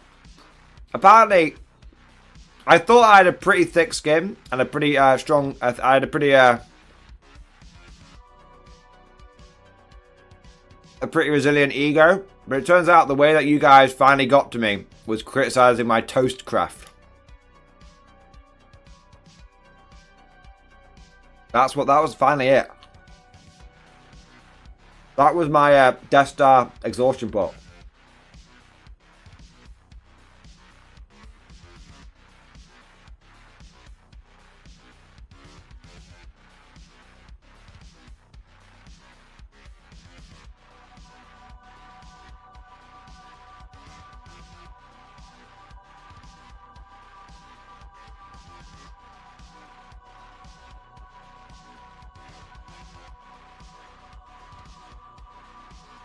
You can tell a lot about a man by watching him make toast. That's true.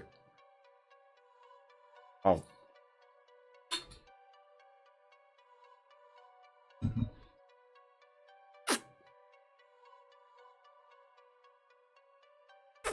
Mmm.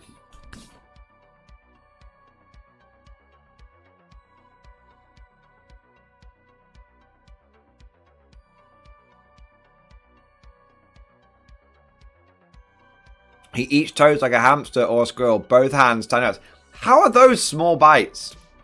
Kid, I'm sorry. If you're like folding the toast over with like one hand and then like mashing it into your fucking mouth, I'm telling you, mate, you've got the toast eating problem, not me. I can imagine like Kian literally grabs his toast grabs his toast.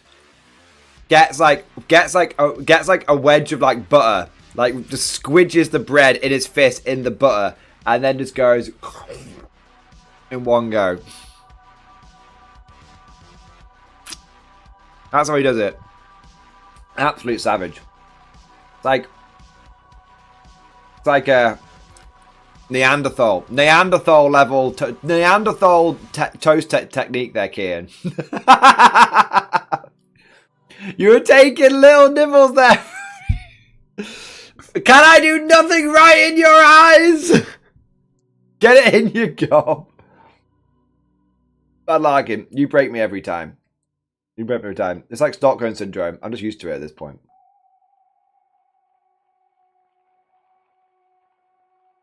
I'm not an ogre, thank you. Hey, you're the one who's fucking crushing your toast in your hand and fucking mashing it in your mouth. Not me. Apparently. You're the one that's like eating... You're like, you know, Superman leaps tall buildings in a single bound. Kian eats entire loaves of bread in a single bite. I might be exaggerating slightly. Alright. Lambasting. Gentlemen! Lambasting to one side. Let us look at the Grey Knights.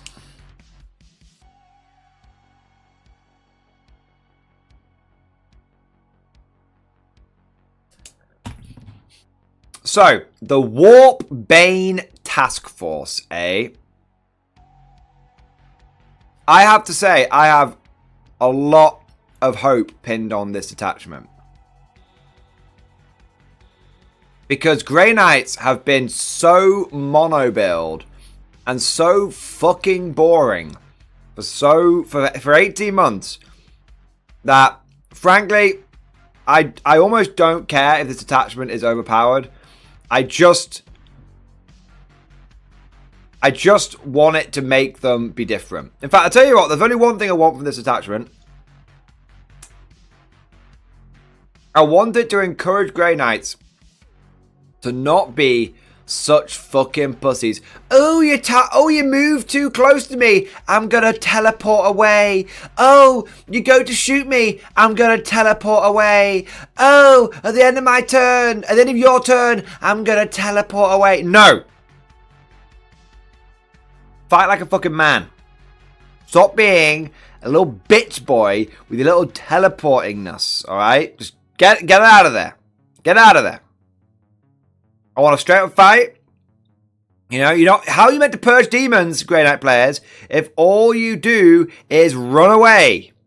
That's what the old detachment was like. Brave Sir Grey Knight ran away. That's what it was. None of that.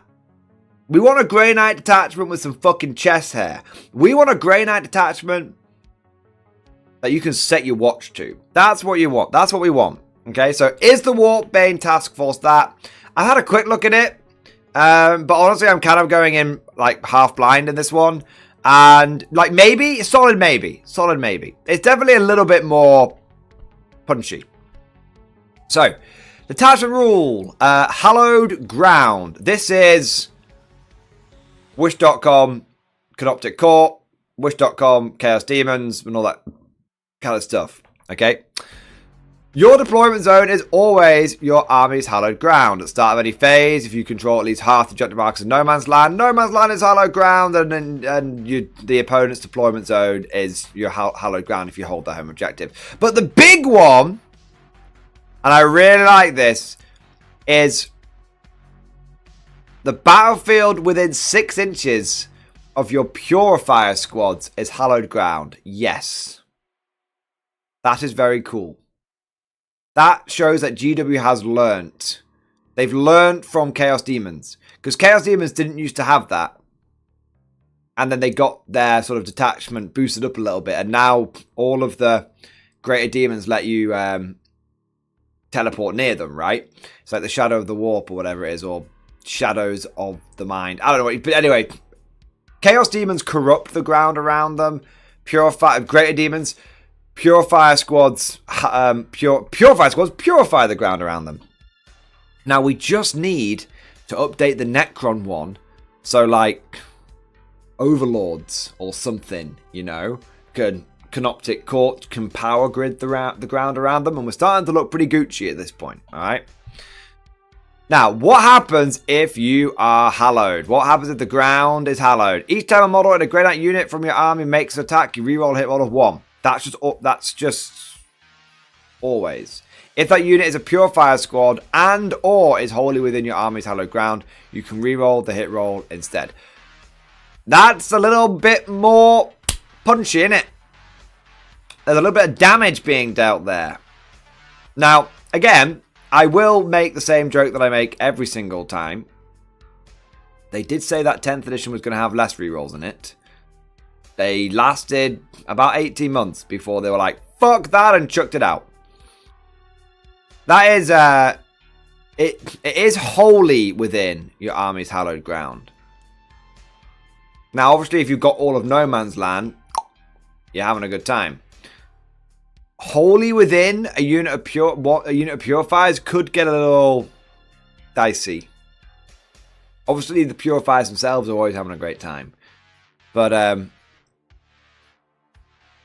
yeah, that's it could be tricky. I mean, how big is a Dread Knight's base? Can you get a Dread Knight wholly within 6 inches of a purifier squad? Probably.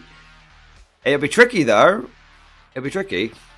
But it's good. It's better. Look, it's not if the ground is hallowed, you can free fuck off and teleport away. It's no, you're in the hallowed ground. We're starting to hit you harder. I like that.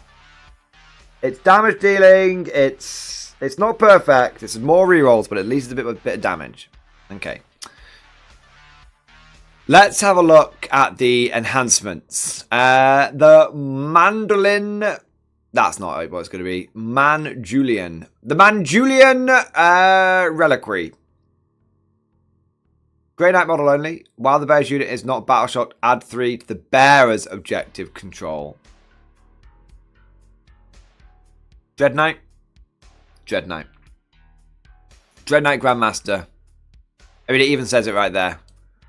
Grandmaster. Yeah. Slap it on a Dread Knight Grandmaster. Be Mega OC. What, like OC7? OC7. Because it's not the whole bear. It's not the bearer's unit. It's just the bearer's objective control. So stick it on a Dread Knight. Sneak objectives away from elite units. Next one, Radiant Champion, Grey Knight infantry model only, so not on a Nemesis Grandmaster. The bearer's melee weapons have precision, and while the bearer is wholly within your army's hallowed ground, each time a melee attack made by the bearer scores a wound, the target of that attack suffers 1 mortal wound in addition to any normal damage. Good. So the first bit, precision, rubbish. Second bit, that feels really fucking strong. Each time a melee attack made by the bearer scores a wound, you suffer a mortal wound in addition to any normal damage. We need a Grey Knight's Codex here. 1 minute. We need the Grey Knight's Index. Grey Knight's Index. Come on, GW. Don't be annoying. I know the Codex isn't out there yet. I know the code. No, it's not out there yet. It should be on your bloody Warhammer community. I'm gonna find it. I'm gonna find it. Why isn't it on the? Unless I'm going insane. Why isn't that right?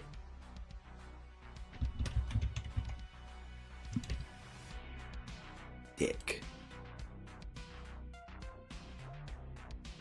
Index cards? Probably. No. Have they taken it down?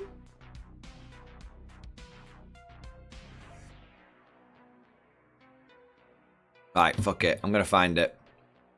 Downloads, Warhammer 40k.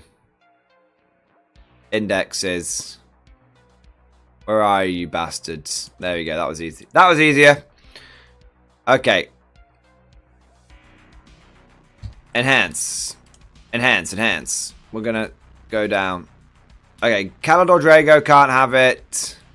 Grandmaster Voldus can't have it. Grandmaster. How many attacks? 5. Okay. That's not bad. He can't get it because he's in a fucking vehicle. Castellan Crow can't get it because he's an epic hero. Stern can't get it because he's an epic hero. But the captain, 4 attacks. For the champion, 5 attacks. Might be worth putting on him if he's relatively cheap. Librarian, 4 attacks. Can you just look at the volume of attacks, right? Tech Marine. Hello. 2 attacks. 2 attacks. Tech Marine could be quite good. 8 attacks from the Tech Marine. That's potential. 5 attacks. Okay. So you either, because is it, let me just go back and check. We don't need the Chaos Knights anymore. We don't need the Sunday preview anymore.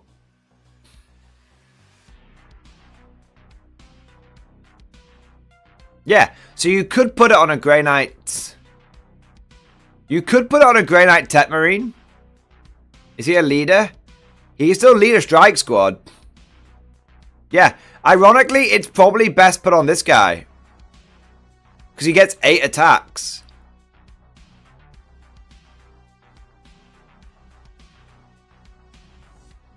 I know that's kind of... I know it might sound kind of crazy, but you're kind of looking for volume of attacks with this. Because like these are only like... I mean, I guess he only hits on 2s, I guess. He only hits on 3s, the Tech Marine, probably. What about the Brotherhood Champion? I definitely want to check the Brotherhood Champion. Core rules, key downloads, Muton Field Manual. Grey Knights 19. Tech Marine's only 70 points. Yeah, I strongly feel like you put this on the Tech Marine, which I know sounds fucking stupid, and a lot of people might disagree with me, but considering he gets 8 attacks, that's a chance to do 8 mortal wounds. Yeah, he's probably, well, with 4 rerolls to hit if he's in hallowed ground. If he's in hallowed ground, he's got 8 attacks with that is the potential to do 8 mortal wounds. And those attacks have actually got some pretty good damage. Like, I mean, his attacks are either the same as a fucking Nemesis weapon, or better. Also, you could get him. No, that's something else. Yeah. He could lead some shitty servitors, but I don't think that helps him. So yeah, what's the other cheapest character that can go? I mean, does he have Deep Strike? That's, I guess, the big question, right? Yeah, he still has Deep Strike. Yeah, there's literally no... there's no reason not to. I'm just having a quick look through. Purgation Squad, that's not Purifier Squad. No. Check Grandmaster here. No, so there's no. It's not like you need to have someone lead a what do you call it? A Purifier Squad. So you literally might as well have that motherfucker. You might as well have it on a Tech Marine, as far as I could tell. Champion ability kind of works. I guess abilities could make a difference, right? What does this motherfucker do? Fights first. That's pretty good. Maybe you get some rerolls against characters. Don't care about that. For the captain. Sustained hits 1. I guess sustained hit 1 is pretty good, but he only has like 4 attacks himself. Reroll the wound. That's pretty good. I guess the potential to reroll the wounds could come in there. That's kind of nice.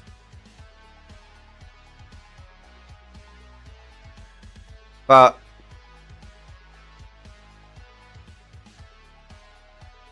honestly, it's kind of nice, but there's only 4 attacks there.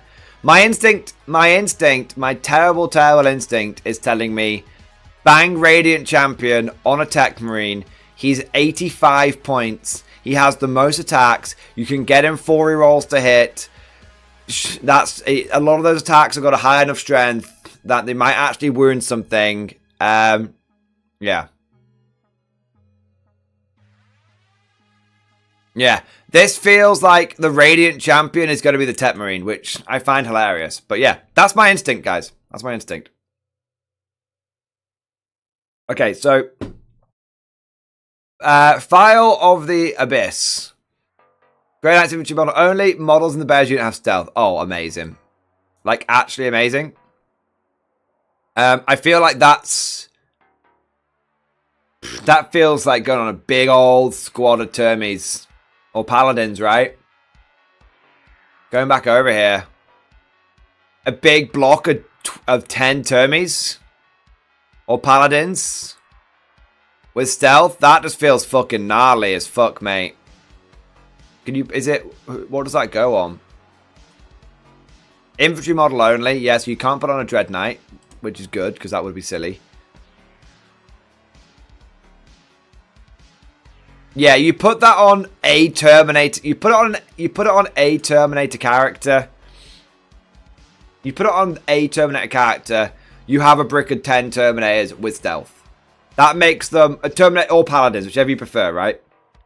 But you put it on a big brick of Termies, and you're like, I have a unit that is going to be tough to kill. Yeah, yeah. It's kind of like Wish.com Death Guard detachment. Yeah. Paragon of Sanctity. Grey Knight models only. Once a battle at the start of any phase, the bear can select one visible Grey Knight unit within 18 inches of and visible to it. If it does, until the end of the phase, that unit is within your army's hallowed ground. Great. Really good. 10 points only. Select any unit within 18 inches and go, boom, 4 rolls to hit. Because that's what hallowed ground basically does. 4 rolls to hit.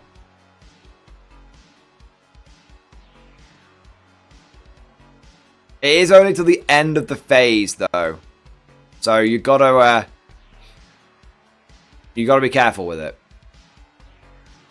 All of those are good. No, sorry. That one's shit. I mean, you might put it on a Grandmaster, but I don't know. That one feels good. That one feels...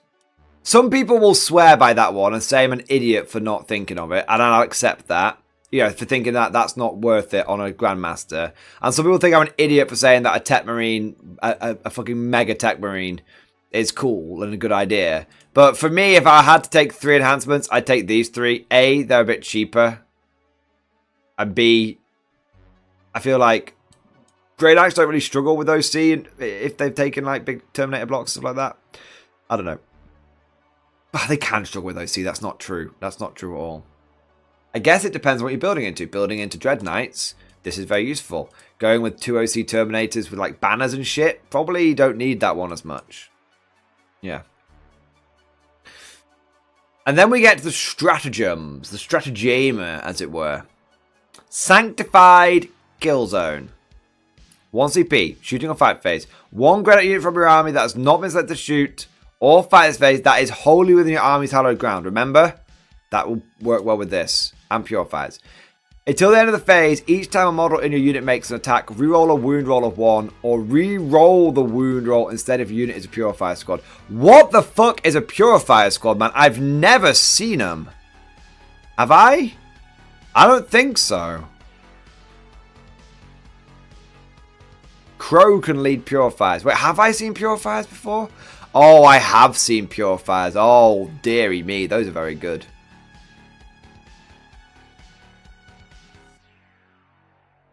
Yeah, he gives them extra purifying flame, doesn't he? Yeah, pure. Spicy purifiers. Wow. Okay. Yeah, they're the psychic flame bastards. For the Terminators, that's just so they get the lethal hits ability. That's pretty good. Hey, don't underestimate, whilst we're going through this, right? Don't underestimate that, because remember, if you've got 4 rolls to hit, you could choose to re-roll things to try and get more lethal hits. So it definitely gives you a bit more of a damage boost. Because one of the things that can make Grey Knights a bit iffy is the fact that they struggle to do damage. This attachment's definitely upping that if you take into account that you can get lethal hits with 4 rerolls to hit. Yeah. What weapons do they get for like ranged? Probably go for the side cannons, just because then at least you're showing willing on the trying to damage tough shit, but it's not great. Yeah, you're really aiming to get in combat and lethal hit shit. Yeah, fair. 4 attacks a pop. Yeah. Fair. Strike squads, sticky objectives. Meh. It's okay. It's okay, but the reality is that. Yeah, it's okay. It's okay. It benefits from this attachment, but it's not a shitload of lethal hits, right? Paladins, inner fortitude, -1 to wound if things are stronger than you. How many in the squad? You can have big squads. You can have up to 4 side cannons in there. And you can have 5 side cannons. Yeah, you can have 5 side cannons.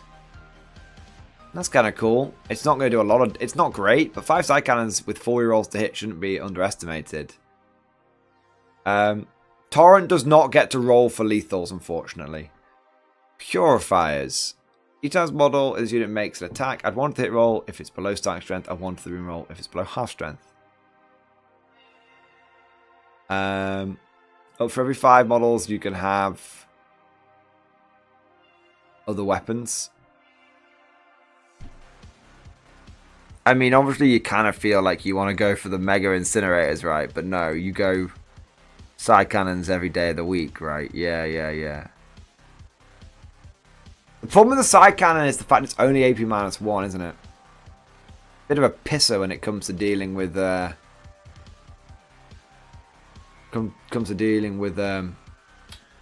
leaving Russes in cover. Purifying Flame ignores cover, but then you're looking for 6s to wound a lot of the time. But hey, you hit good a lot of the time. I mean, do you take big squads of these motherfuckers, or do you take little squads and hope that you drop in and do damage? Servitors are kind of gash. Venerable Dreadnought. Don't underestimate. Don't look past the Venerable Dreadnought. I guess it matters for points cost, but I guess he's already.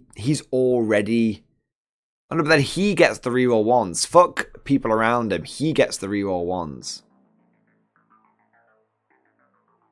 I guess it's only 1 twin las cannon though. What can he?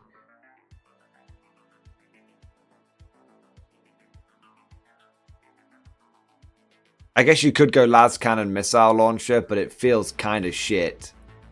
Yeah, I'm not expecting great things out of that fucking thing.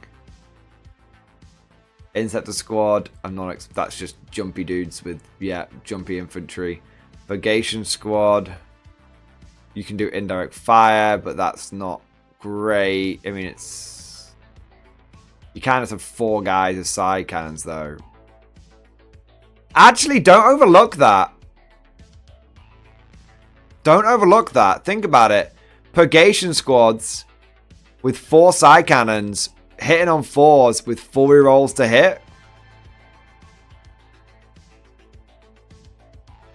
Don't overlook that. Purgation squads could benefit from this. They could sit back in your home territory and get full rerolls. 24-inch range full rerolls. Dread Knights are what people are going to be getting hard on for though, right? Yeah. Yeah, I think the heavy side cannon with 4 rerolls to hit is looking very, very tasty. Very tasty. I would say the Land Raider, right? I mean, it's 4 fucking las cannons. I've had great success with Land Raiders this edition. I think a lot of people overlook them. I think the problem you're going to have is getting them within 6 inches of a Purifier squad. Why hit on 4s? Because you hit on 4s when firing indirect fire. Indirect firing flame is auto hit. That's true.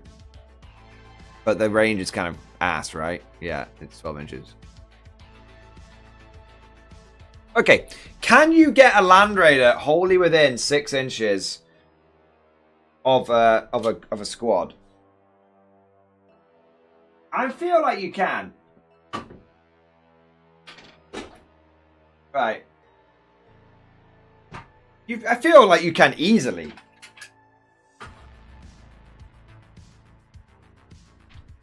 I need a fucking tape measure. Give me a second. I'm only off screen, guys. I'm not disappearing. Okay. How big is a fucking Land Raider?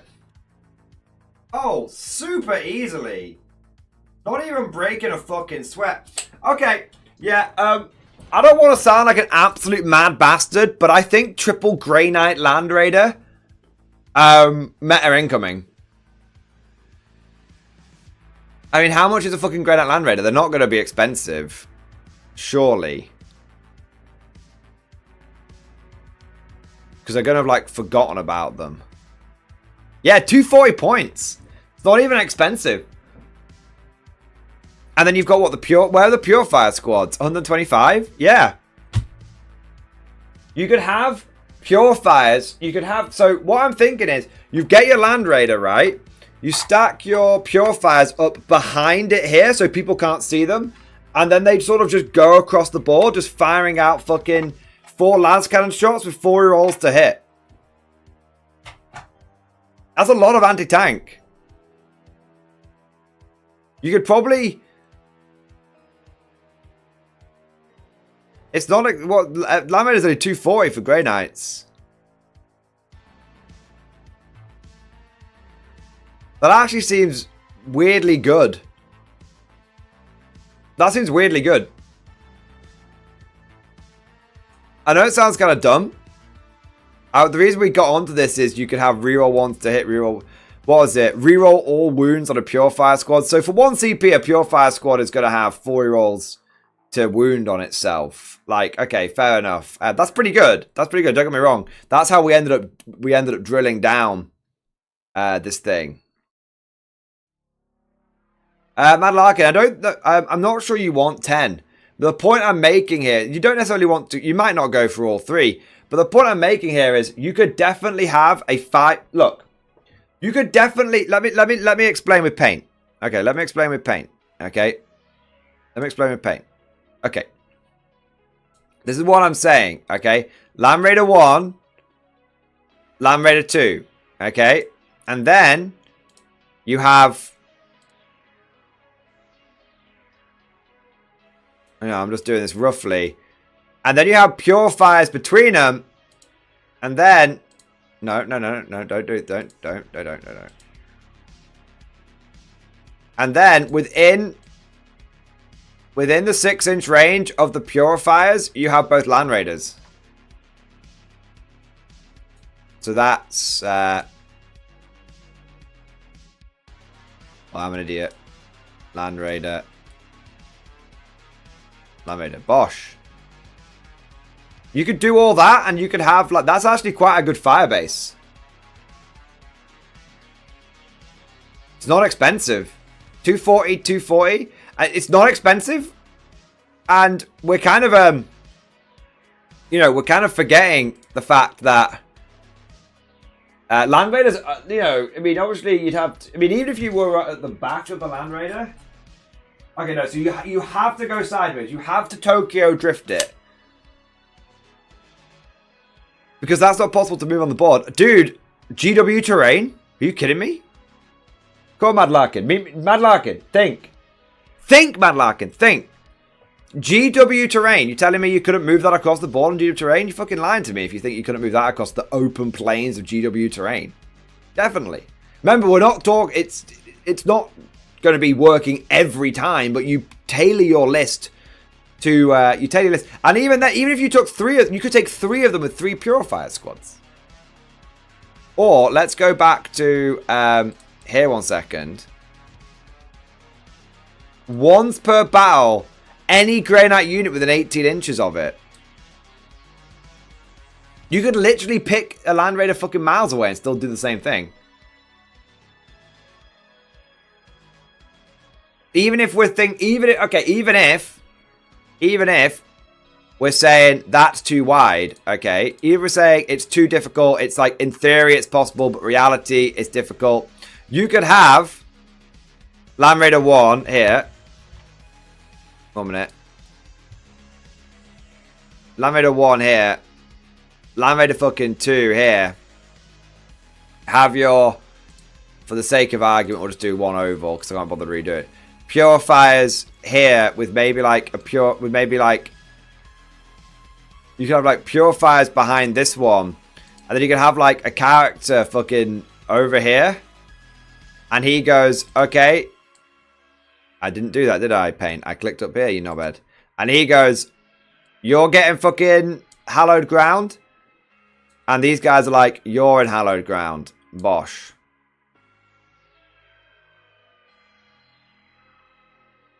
It's the point I'm trying to make here. The point. Let's not get bogged down in the weeds for a moment. Let's not get bogged down in the weeds for a moment. Let's look at the big picture. Let's look at the big picture here. What have Grey Knights struggled with since the very first day of 10th edition? Reliable, long-range, anti-tank. Why have Grey Knight players been such a fucking bitch boy? Okay? Such a fucking bitch boy. They've been like teleporting away because they can't get it into any straight up fights that feel like they're going to lose. They've not got the durability. They've not got the long range damage. So they teleport around and they just like go after points like a little pussy-o. Okay? That exactly, Mad Larkin. Engaging enemies. Exactly. That they've struggled to actually get into the fucking fight and not feel like they're going to get filled in. Exactly. So what this does, before, you know, we're throwing out a few quick examples here, but what this fucking does is Grey Knight players are suddenly like, wait a second. I can get full rerolls to hit. And I think, you know, I think Grey Knight players have been overlooking the cheeky Land Raider. Because Land Raider is pretty durable. T12, 2+, save, 60 wounds, has smoke. Has smoke. And yeah, before you were never going to take it, right? Because it didn't have any rerolls, or I think any access to any fucking rerolls. But think about tech marines. Dude, we were just talking about tech marines that are good at spanking in combat. It's like, okay, well, how about we have... what if you had... how many points would it be? Let's just throw it out there. Hypothetical. How many points would it be? You don't go stupid on this. You don't go fucking stupid on this. But how many points would this be? I'm a fucking genius. I am a fucking genius.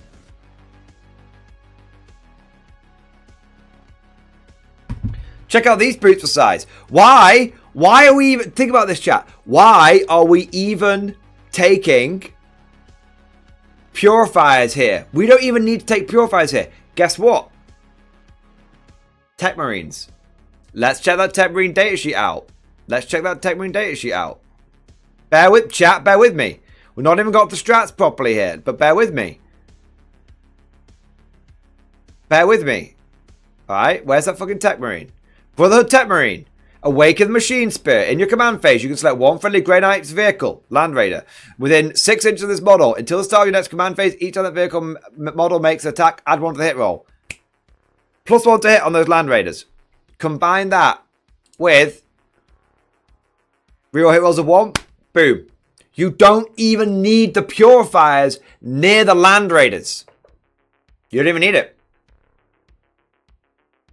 You can have a Tech Marine walking up behind the Land Raider and some gnarly shit inside those Land Raiders. And you're getting the same effect. I don't know about you, but I think I'd rather have 2s rerolling 1s than 3s rerolling everything. Because I'm not getting lethals or any shit, am I? Well, I might be later on, but right now I'm not getting any fucking lethals. That's what it, to do that is 620 points. And let me tell you, as someone who's run double Land Raider at tournaments, it's not fucking half bad. often catches people out. Because you still get the reroll ones even if you're not in the hallowed ground. I'm telling you boys, there's something here. Right, moving on. Moving on to the other stratagems. Flames of Sanctity, 1 pure end of fight phase, 1 pure fire squad from your army. That was eligible to fight. Roll a d6, each of you within 6 inches of your unit, adding 1 to the result if your unit includes Castle and Crow. On a 4+, the enemy unit suffers D3 mortal wounds. Amazing. Every unit within 6 inches, on a 3+, you build into it. On a 3+, they start taking D3 mortal wounds. Not fucking overpowered, potentially overpowered depending on how many units you get into.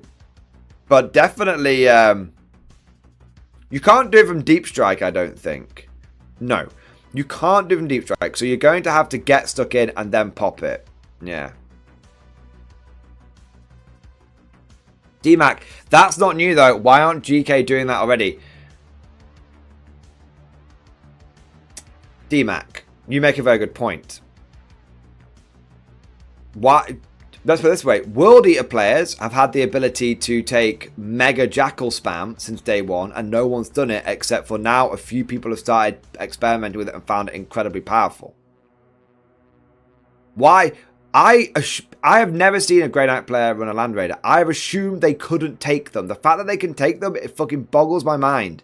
Why the fuck haven't Grey Knight players been taking Land Raiders? They're really...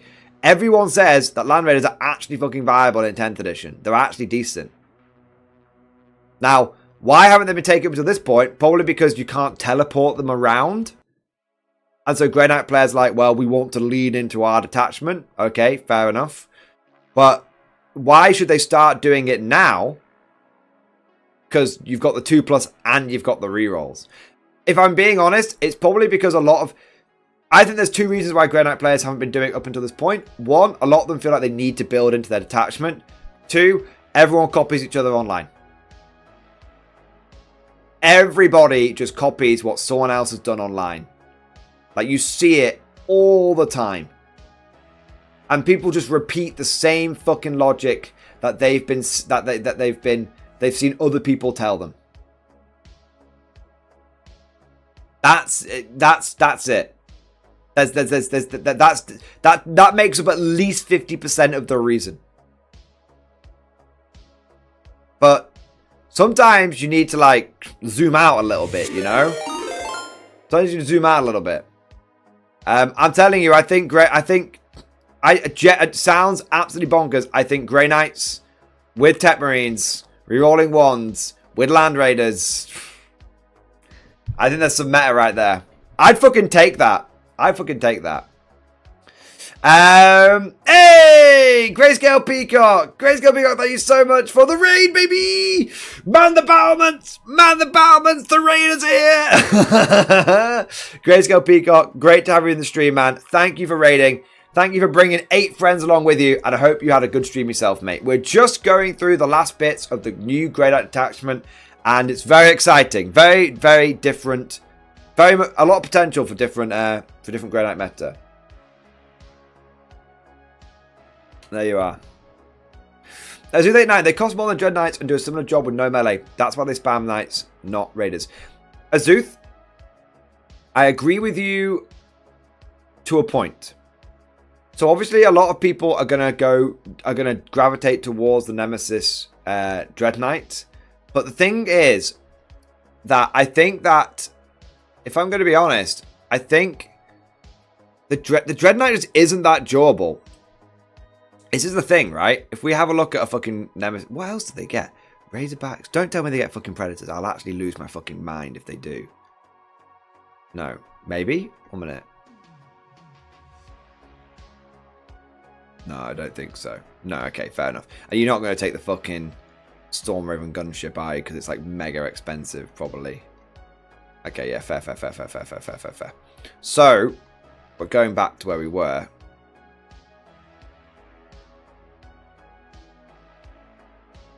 The thing is that the Grey Knight, the Nemesis Dread Knights are good, but they're really fragile. They're T8. They're fucking T8. I guess people see the invulnerable save and they get you know, that makes them happy. But 2+ in cover gives you an invulnerable save a lot of the fucking time. This is just fucking so maddening, though.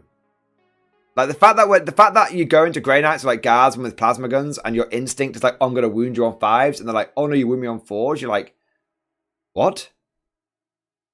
You fucking mad bastards! What? The guard, ready to serve. Yeah, I do agree that Dread Knights do more damage in melee. I totally agree. Dread Knights do more damage in melee, but for me, I think that one of the problems Grey Knights has had is being able to do long-range anti-tank.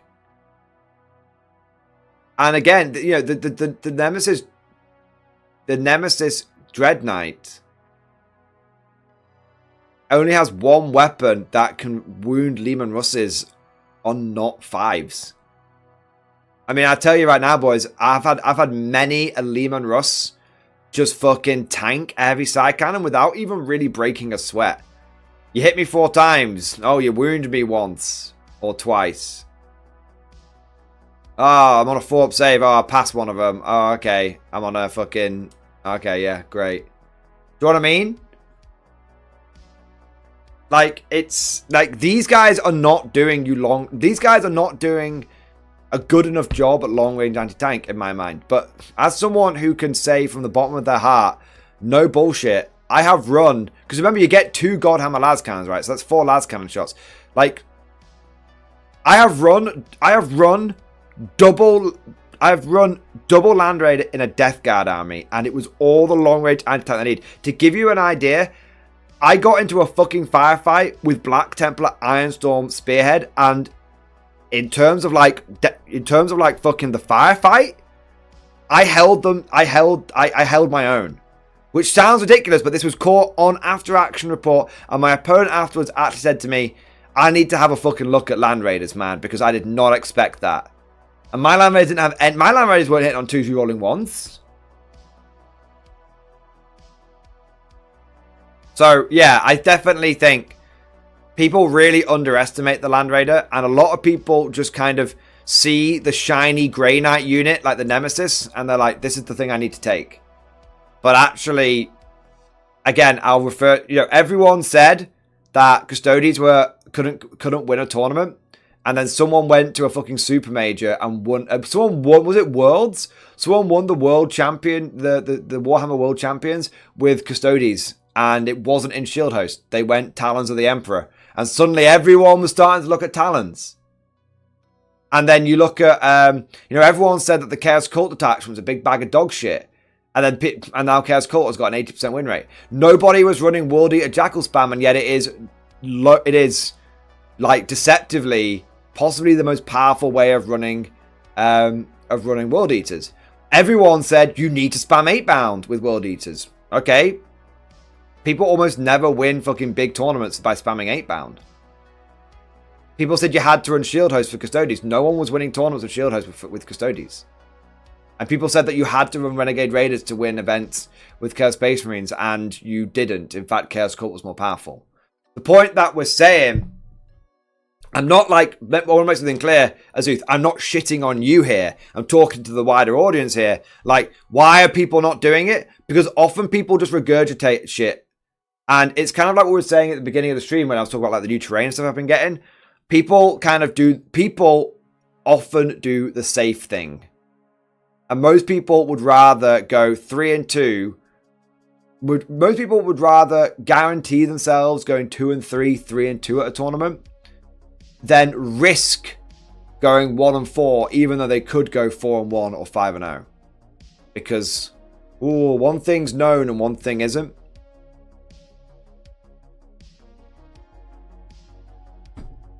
Yeah. If Reddit... Kian, thank you for the 20-month member flex. Xbox, baby! Thank you, dude.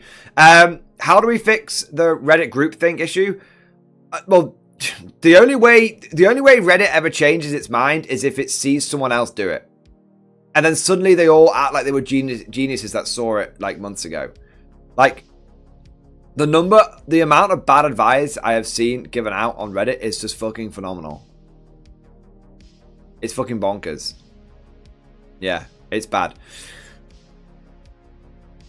Honestly, if Reddit is saying that the new Grey Knight detachment is written off, then I think that, frankly, they're all fucking idiots. And I'm not pulling my punches on that one. I'm getting spicy! I'm getting spicy. Moving on. Hallowed Beacon. You can teleport 6 inches away within hallowed ground. You can still charge afterwards. I don't mean to alarm you. I don't mean to alarm you. Oh, I do mean to alarm you. I was gonna say put it on what's it called? Drago with the plus 3-inch charge, but you can't do that. So what's the best unit that could take advantage of that? You can't do it on Terminators. Is there anyone else that's worth charging with? Or is this just...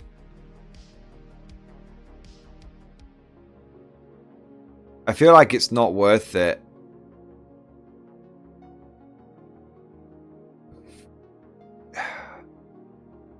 Yeah, they have the Terminator keyword. Hoping against hope. Yeah, fuck sticky objectives. Fuck sticky objectives. So strike squads aren't really worth it. Pure fire squads aren't really worth it. Because they could already just... Is there anyone that's doing anything better? Wait, do they get +1? Oh, starting strength, yeah. Inceptor. Versatile teleporters. Purgation. Indirect fire. Nah, okay. That's slightly disappointing. It makes sense. They don't want you like dropping in like 10 termies and then fucking people in the ass. In my opinion, that would be fine to do on Terminator units if Grey Knight Terminators only came in squads of 5, which I suspect is going to happen when their Codex comes out eventually. But yeah, I understand GW being like, you can't do that with 10 Terminators and lethal hits. It's just too fucking much. Yeah, I get it, GW. And I actually kind of respect you for doing that. It does limit it somewhat, because at the end of the day, you're probably just going to like not need it. But it's not. I mean, at the end of the day, 10 Strike Marines will go through fucking chaff like butter. You know, 10 Strike Marines getting a fucking 6-inch charge off against 20 guardsmen are going to fucking butcher them. Like, let's not completely undersell it. It's a reason it's 1 CP, right? It's good. It's strong. It's definitely going to cause me some fucking issues. But it's not... it's definitely going to cause like armies that rely on like chaff screening a few issues. But it's not overpowered. Fair enough. Fires a Covenant. Start the opponent's movement phase. 1 Greta MG unit from your army. Until the end of this phase, each time an enemy unit is set up or ends a normal, advance, or fallback move within 6 inches of a unit. Roll 1d6, adding 2 to the result if you're in hollow ground. On a 4+, that enemy unit suffers D3 mortal wounds. That's okay. That's okay. You could potentially fuck with people a little bit with that one. But it's... Especially if it's in hallowed ground. Yeah. That is decent, but it's not even decent. It's solidly okay. Solidly okay. Alright. A's Eternal. Your opponent's shooting phase. 1 Greta infantry unit from your army. 4+1 save. That's nice. 1 CP. You're in my hallowed ground. 4+ invuln. That's decent. Repelling Sphere. 1 CP. Fuck off on your charges. That's good. Yeah, I mean, all of these are just solid. Yes, I would like you to fuck off your charges. Yes, I would like a 4+ vulnerable save on an infantry that doesn't normally get it. That will definitely help me against Melter and Plasma and stuff like that. Yes, I would like to hand out a few free mortal wounds. Yes, I would like to be able to go fucking fill in some get an easier charge with one of my infantry units. It is a shame it's not terminated, but it's still nice. Yes, I would again like to do some fucking mortal wounds on a 4+. I mean, that's 2 sources of mortal wounds and being able to get them off higher. Yeah. I mean, there's nothing stopping you from double dipping that. You could double dip with Fires of the Covenant and Flames of Sanctity. You can have 1 Purifier squad.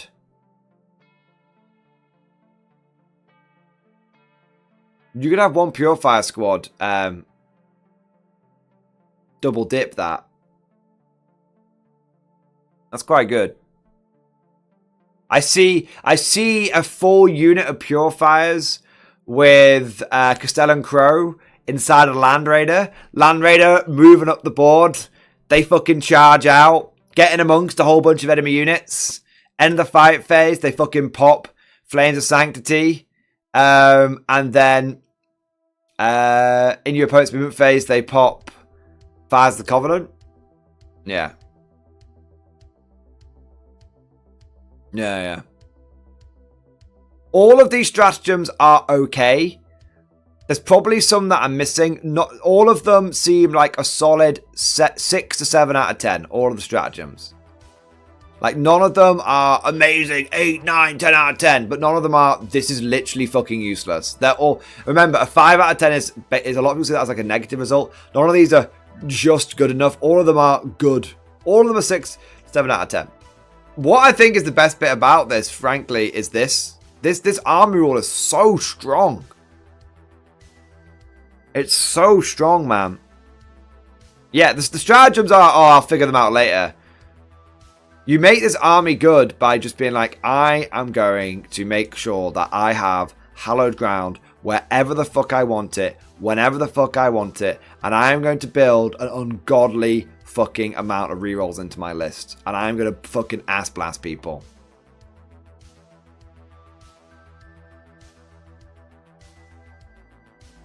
I'm going to rapid ingress 10 fucking Grey Knights, or I'm going to take this is here's a combo for you. Here's a fucking combo for you. Suck on these nips. Suck on these nips. Okay, I'm gonna take, where the fuck is he? Come here, you bastard. Oh, where are you? I'm gonna take Calidor Drago, if that's what his name is. Let's find out. I'm going to take Calidor Drago, and I'm going to attach him to a big unit of 10 Terminators. A big unit. Alright? And then, I'm going to deep strike in my... 1 minute, let me just check something. I want to check something before I'm shitting.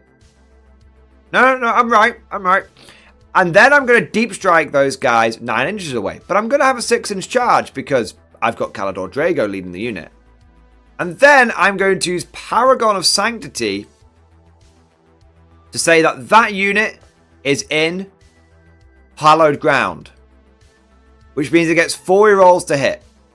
And then I'm going to make my 6-inch charge, and I am going to deliver to your fucking nips. I'm going to fucking deliver, right? Where the fuck are you? Let's fucking just do this, all right? Let's fucking do this. I'm going to deliver 4. 1 minute. 1 minute. I'm lying to you, chat. I'm lying to you. I'm still lying. No, I'm not. I'm going to deliver 40 plus Drago. So 40 attacks with full rerolls to hit with lethal hits.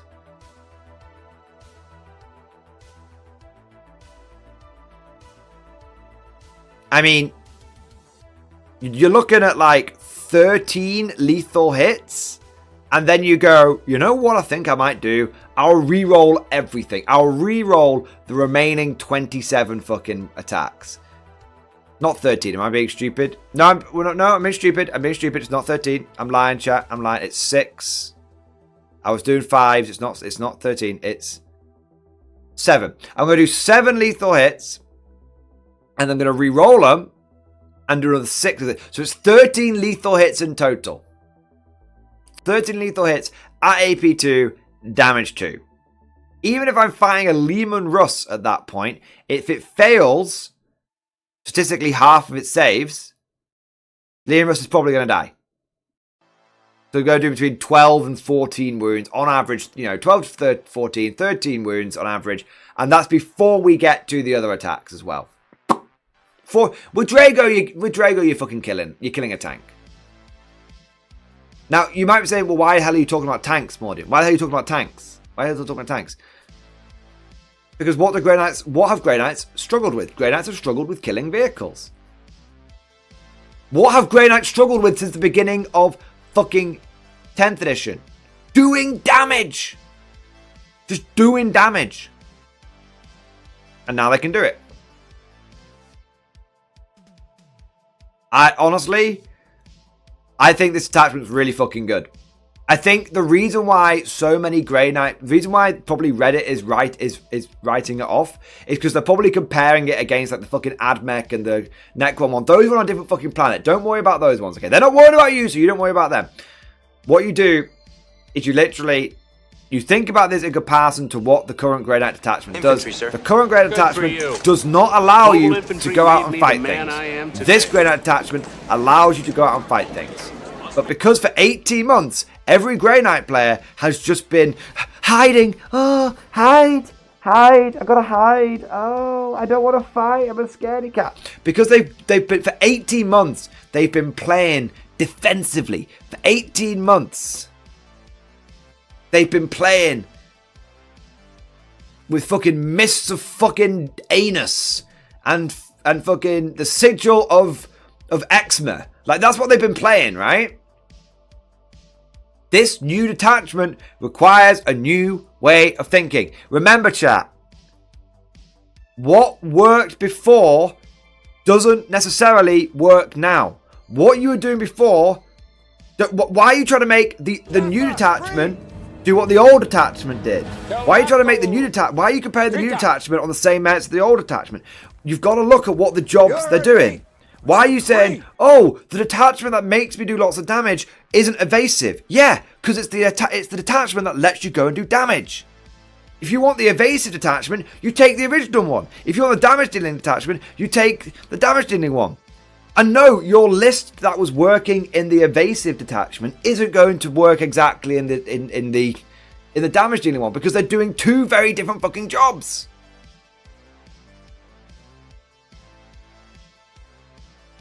That's just what I'm saying, all right?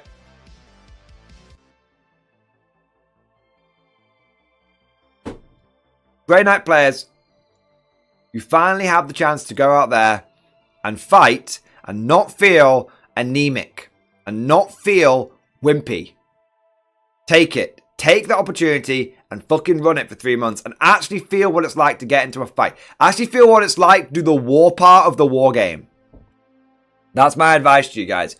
Reddit be rising up because no Mr. Deimos. It's so stupid. Right, guys.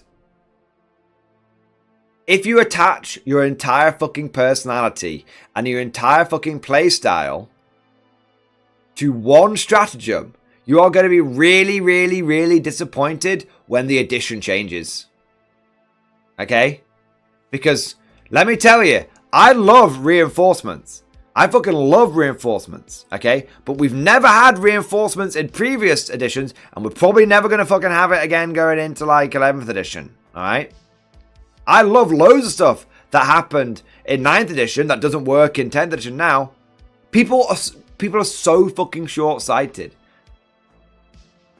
This is why you need to have, like, variety in your playstyle, variety in your collection, tools in your toolbox, so that you can try other things out. If you go, well, I committed completely and utterly to being able to run my army in this one very specific way, well, then you are going to be kind of fucked when the edition changes. And no, I'm not saying it's okay that your army gets fucking invalidated. I hate it when my units get invalidated, okay? But you can't... It's 40k's been around for a long time now, and this kind of constant changing shit's been around for a long time now. It's not old world. You kind of have to get with the program at this point, you know? I've had to fucking deal with it, and I was a salty boy at the beginning of 10th, but I've had to fucking deal with it over 18 months. Yeah. Literally, It's very, very short-sighted. If people are throwing this off because of Mr. Deimos, they're going to be really upset when Mr. Deimos fucks off, because it's going to fuck off at some point. It's going to fuck off. Yeah. Do you want to... Grey Knights, do you want to be like Custodes, who ran Shield Company throughout the entire fucking index, got their codex, everyone cried their eyes out, continued to run Shield Company until their numbers dwindled to almost extinction levels, and then someone had to go and fucking prove to them that Shield Company wasn't the best one by basically a non-Custodes player taking Custodes to world fucking champions and then winning world champions with Talons of the Emperor. And all those people that said Shield Host was the only way to run it looked like fucking idiots. Like fucking idiots. And you know what? We were very, very, very, very, very lucky in this community. We're very lucky because we had Al Coffin from Twitch Gang who came in and said, Shield Host is the thing everyone's running, but he put us on to fucking Talons of the Emperor like 3 months before anyone else did. And when Talons won that tournament, we in this community all got to be very, very smug thanks to him. Yeah. All right. All right. Gentlemen. Let's summarize Warpbane Task Force. I never thought I'd say it. I never thought I'd say it in fucking 10th edition. I like this. This makes me like Grey Knights. I look at this and I go, good job, GW. Reporting for duty, sir. You have fixed Grey Knights feeling wimpy.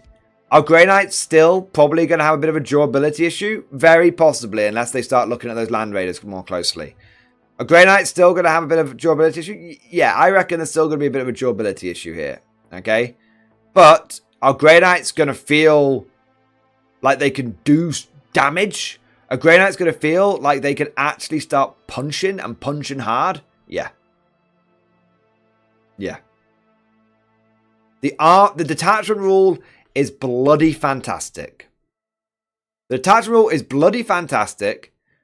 The enhancements are all solid, apart from this one, which I think is a bit wimpy. And the stratagems are all solid. Also, what even is the Grey Knight, like, army rule? That's something I didn't even consider. Like, we've been looking at the detachment. What's the Grey Knight fucking army rule? Wait, they can still do the teleporting thing? You're kidding me! I thought that the detachment rule was to pick units up. Are you taking the fucking piss? Nobody ever runs this. No, well, okay, that's not true. Everybody runs it. I never remember anyone. 6-inch auto advance? Yeah, it's alright. Yeah, fine. Yeah, okay. Yeah, okay. Are you taking the fucking piss? You'd rather have auto advance fucking 6 over fucking 4 rolls to hit. Are you tapped in the fucking head? Of course. You get all the teleporting bullshit. And you can still pick the units up. So you still have all of the picking up bullshit unit stuff. And then you have all of the damage dealing that you want to do. Are you actually fucking... Fuck me, man. Literally crying over the attachment because of one fucking stratagem and one fucking enhancement. Yeah, they're strong, but fuck me. Fucking hell. Actually fucking stupid. Literally proof that Reddit is fucking dumb. Soz, but not soz. Jesus, man. You're getting all of your teleporty bullshit. And you're getting damage dealing. Mate, Mate, give me a fucking Grey Knight army. Give me a fucking Grey Knight army. Oh, we're gonna miss out on a 3-inch deep strike. Yeah, true. That's you know what? Fuck Mists of Deimos. That's the one you should be more pissed off about losing. The 3-inch deep strike. That's really powerful. Yeah. Nah. Like basically, what people are sort of. I mean, movement does win games. Movement does win games. I accept that, but. If you've got all of the fucking teleporting bullshit and now you can start doing damage, yeah, you're great.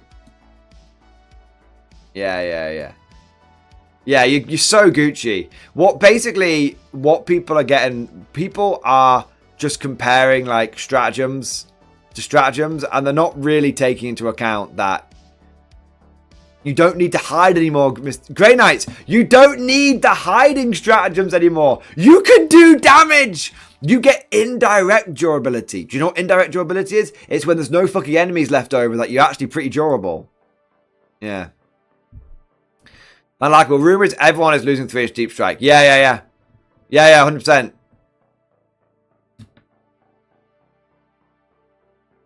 Exactly, Blind Builder. Exactly. Now you get to earn a setup that has a sick assault off your key pieces. That feels good to pull off. Exactly. 10 out of 10. Exactly. Jaffa, Creed. This is the detachment. Let me fucking tell you right now. Let me tell you right now, okay? You heard me. If Grey Knights had this detachment from the launch of 10th edition, we would have had a very, very, very different fucking opinion of them. They would, their fucking rep wouldn't be in the fucking toilet. This is the detachment that the Grey Knight players of old who want to go in there and fucking beat people up. This is the detachment for them. You're gonna see a lot. I think you should see a lot of people returning to Grey Knights. I want to fucking get a Grey Knight army after this. Although to be fair, I could just borrow Simon's at any time that I want, but I gotta get 3D printing. I got a Custodian's army I'm interested in. I got a Grey Knight army that I'm interested in. Honestly, I'm Grey Knight Land Raiders. I think they're going to be quite good now. That's the only reason I can't borrow Simon's army. He's got no fucking Land Raiders. All right. Overall, this detachment looks really good, and I'm slightly miffed that people think it's not, but hey, what the fuck do I know? You know? Alright. We've got a few super chats coming here, guys, and then we're going to wrap this bad boy up. So I want to say a big thank you to Mike Holloway! Mike Holloway, thank you for the Bane Blade! Yes, it is the Bane Blade. 07 from New Mexico. Hey! 07 Mike Holloway. Thank you so much for the generous super chat, sir. Thank you for support. I hope because you did see you going on a trip, didn't you? Hope your trip is going well, and thank you so much for the amazing support. Nice! Nice. 07 back at you, you crazy, magnificent bastard. Mike, thank you for support, buddy. Thank you. I also want to say a big thank you to Tiki, my boy! Banzai! Banzai! Tiki, thank you for the gifted membership, sir. Thank you for the Bamboo Spear Fighter. Thank you for doing your part. 07, mate. Thank you. I also want to say a big old thank you to Ed Bailey. Ed Bailey, thank you for the double super chat, baby. Me and Tiki want bot action or we riot on your rear. You want bot action? Yeah, there's a T-34. There you go. I had that to hand. That's how much I marinated bot action. I had that to hand.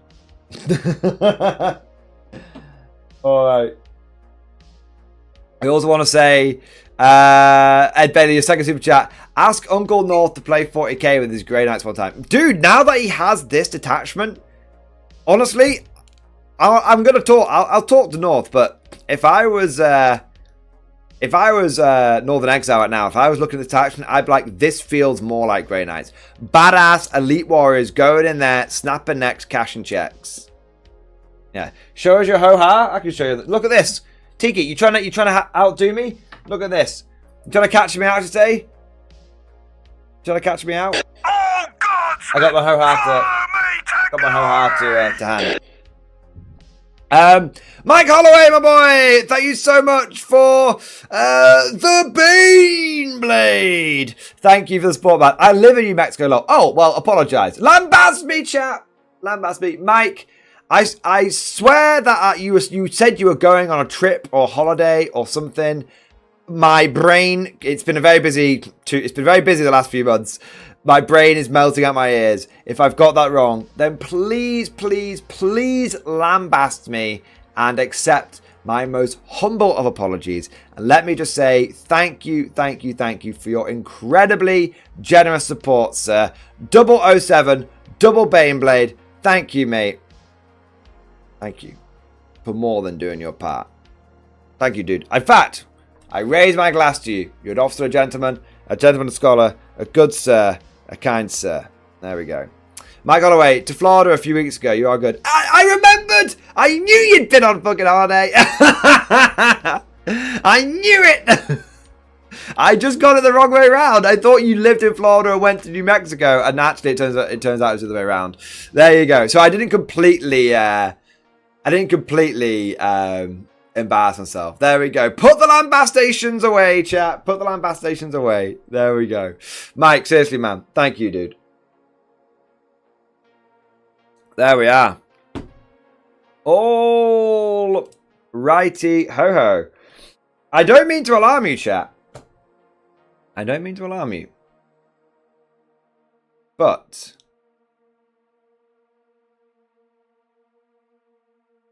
I think we might be wrapping the stream up. Oh, we had a busy stream tonight. I did not expect to get through it. Compare this stream to last night's stream. Last night's stream, we got through Deathwatch and only Deathwatch. And we didn't even spend that much time on the data sheets. This time, we've got through Custodes, Assassins, both Knights, and guys. That's 5 different armies. That's 5 different armies we've done. 5 different armies. There we go. We've been most productive. Now tomorrow, we've got the Space Marine detachment coming out. I might do the Space Marine detachment. We'll see what other news is out there. There's a lot of news going on at the moment. We might do some video games. We might do some. What do you call it? Catch up on the news. Probably catch up on the news. To be honest, with there being so much 40k news at the moment, it's probably best to just keep on the news whilst we can. Keep on top of it because we don't want to fall too far behind it again. Yeah. I think that's probably the best way of doing it. When Grotmas is over, and maybe when the Guard Codex is settled down, or maybe we'll see. We'll play it by ear, right? And then we've got the Empire stuff. Who knows? All right, but yeah, I think we're definitely going to be continuing being on talking about the hot news and to have some hot takes with what's happening. Also, I'll let you guys know how it goes with my battle report tomorrow because I'm those of you that missed it at the. I bought some new terrain. It's not an L-shaped ruin. It is. My hashtag is going to be make battle reports fun again. That's the plan. So that's what we're going to try. We'll see what happens. That's what's going to try. All right. Found another super chat. Fun Jacob, my boy. Fun Jacob, thank you for the super chat, dude. Wrapping up. I think we are wrapping up. I know you're like, no, you must continue, Mordian. You must, 24-hour improper 24-hour stream. It's a bold strategy. Bold strategy indeed. Probably not though.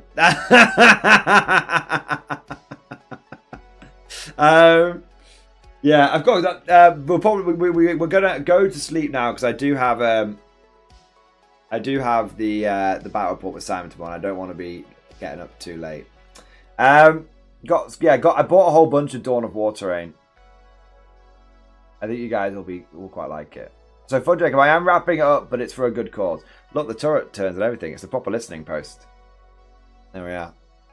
All right. Alrighty ho ho. We kind of need a song to play us out today.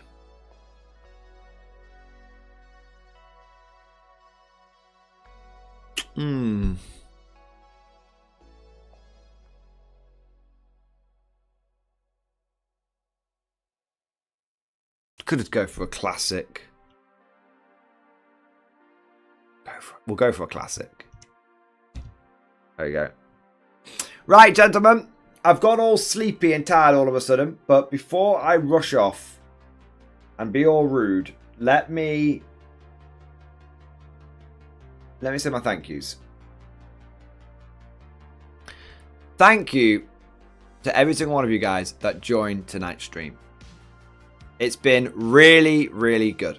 It's been really fun. We've covered loads, and we've had loads of people on here pretty much from the get-go. We've had like 80 to 100 people plus the entire time, which is amazing, considering we're not even talking about Imperial Guard stuff. So, thank you. Thank you so much to every single one of you guys that joined, liked, subscribed, followed. And of course, a huge thank you to every single one of you guys that went above and beyond the Call of Duty, coming in with super chats and member flexes and all of that good stuff. And let me take a moment now to actually do a shout out, because not only did we have loads and loads of people do lots and lots of support, but we also had Walario coming in with his big 50 memberships. And we also had Mike come in at the end with the double Baneblade. So special shout out to those guys as well. Thank you. Thank you guys for all of your support. Because I couldn't do this without you. I couldn't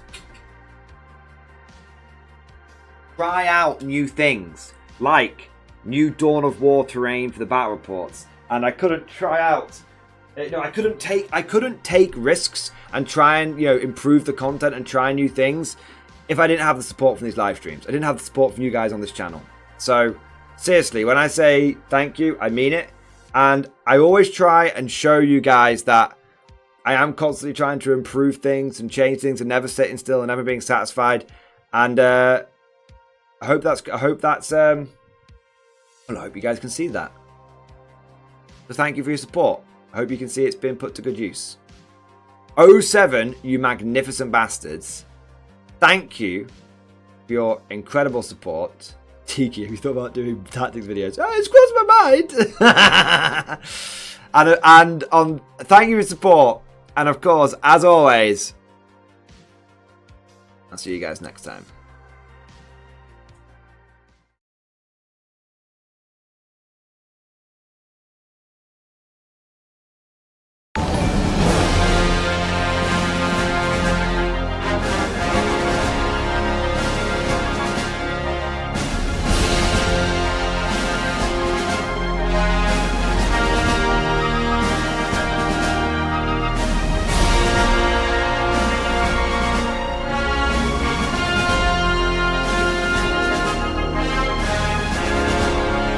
Infantry, sir.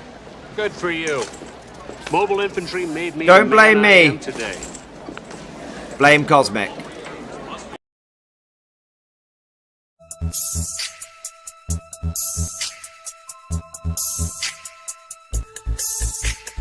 Octopus, I want to be an octopus, dwelling deep beneath the sea, flexible and graceful tentacles so strong. An underwater fantasy. I'm an octopus, octopus. I've got arms, no legs to bust. What if Octopus, we had both? Octopus. I'm a creature you can't discuss. Octopus, my camouflage is on. DJ Mordian. Colors in Does the mix-up work? Adapting to my Also Banzai. Thank you, Tiki. I think I'm an octopus, octopus. I've got arms, no legs to bust. Octopus, octopus. I'm a creature you can't discuss. In the depths I swim with grace, catching prey, a stealthy chase. With suction cups I hold on tight, navigating the darkest night. Octopus, I'm intelligent and sly, solving problems with my mind. Mysterious and enigmatic, a creature of a different kind. I'm an octopus, octopus. I've got arms, no legs to fuss. Octopus, octopus. I'm a creature you can't discuss. Octopus, I'm a marvel of the sea, a majestic cephalopod. So unique, I'll never be undone. Octopus, I'm a true natural god.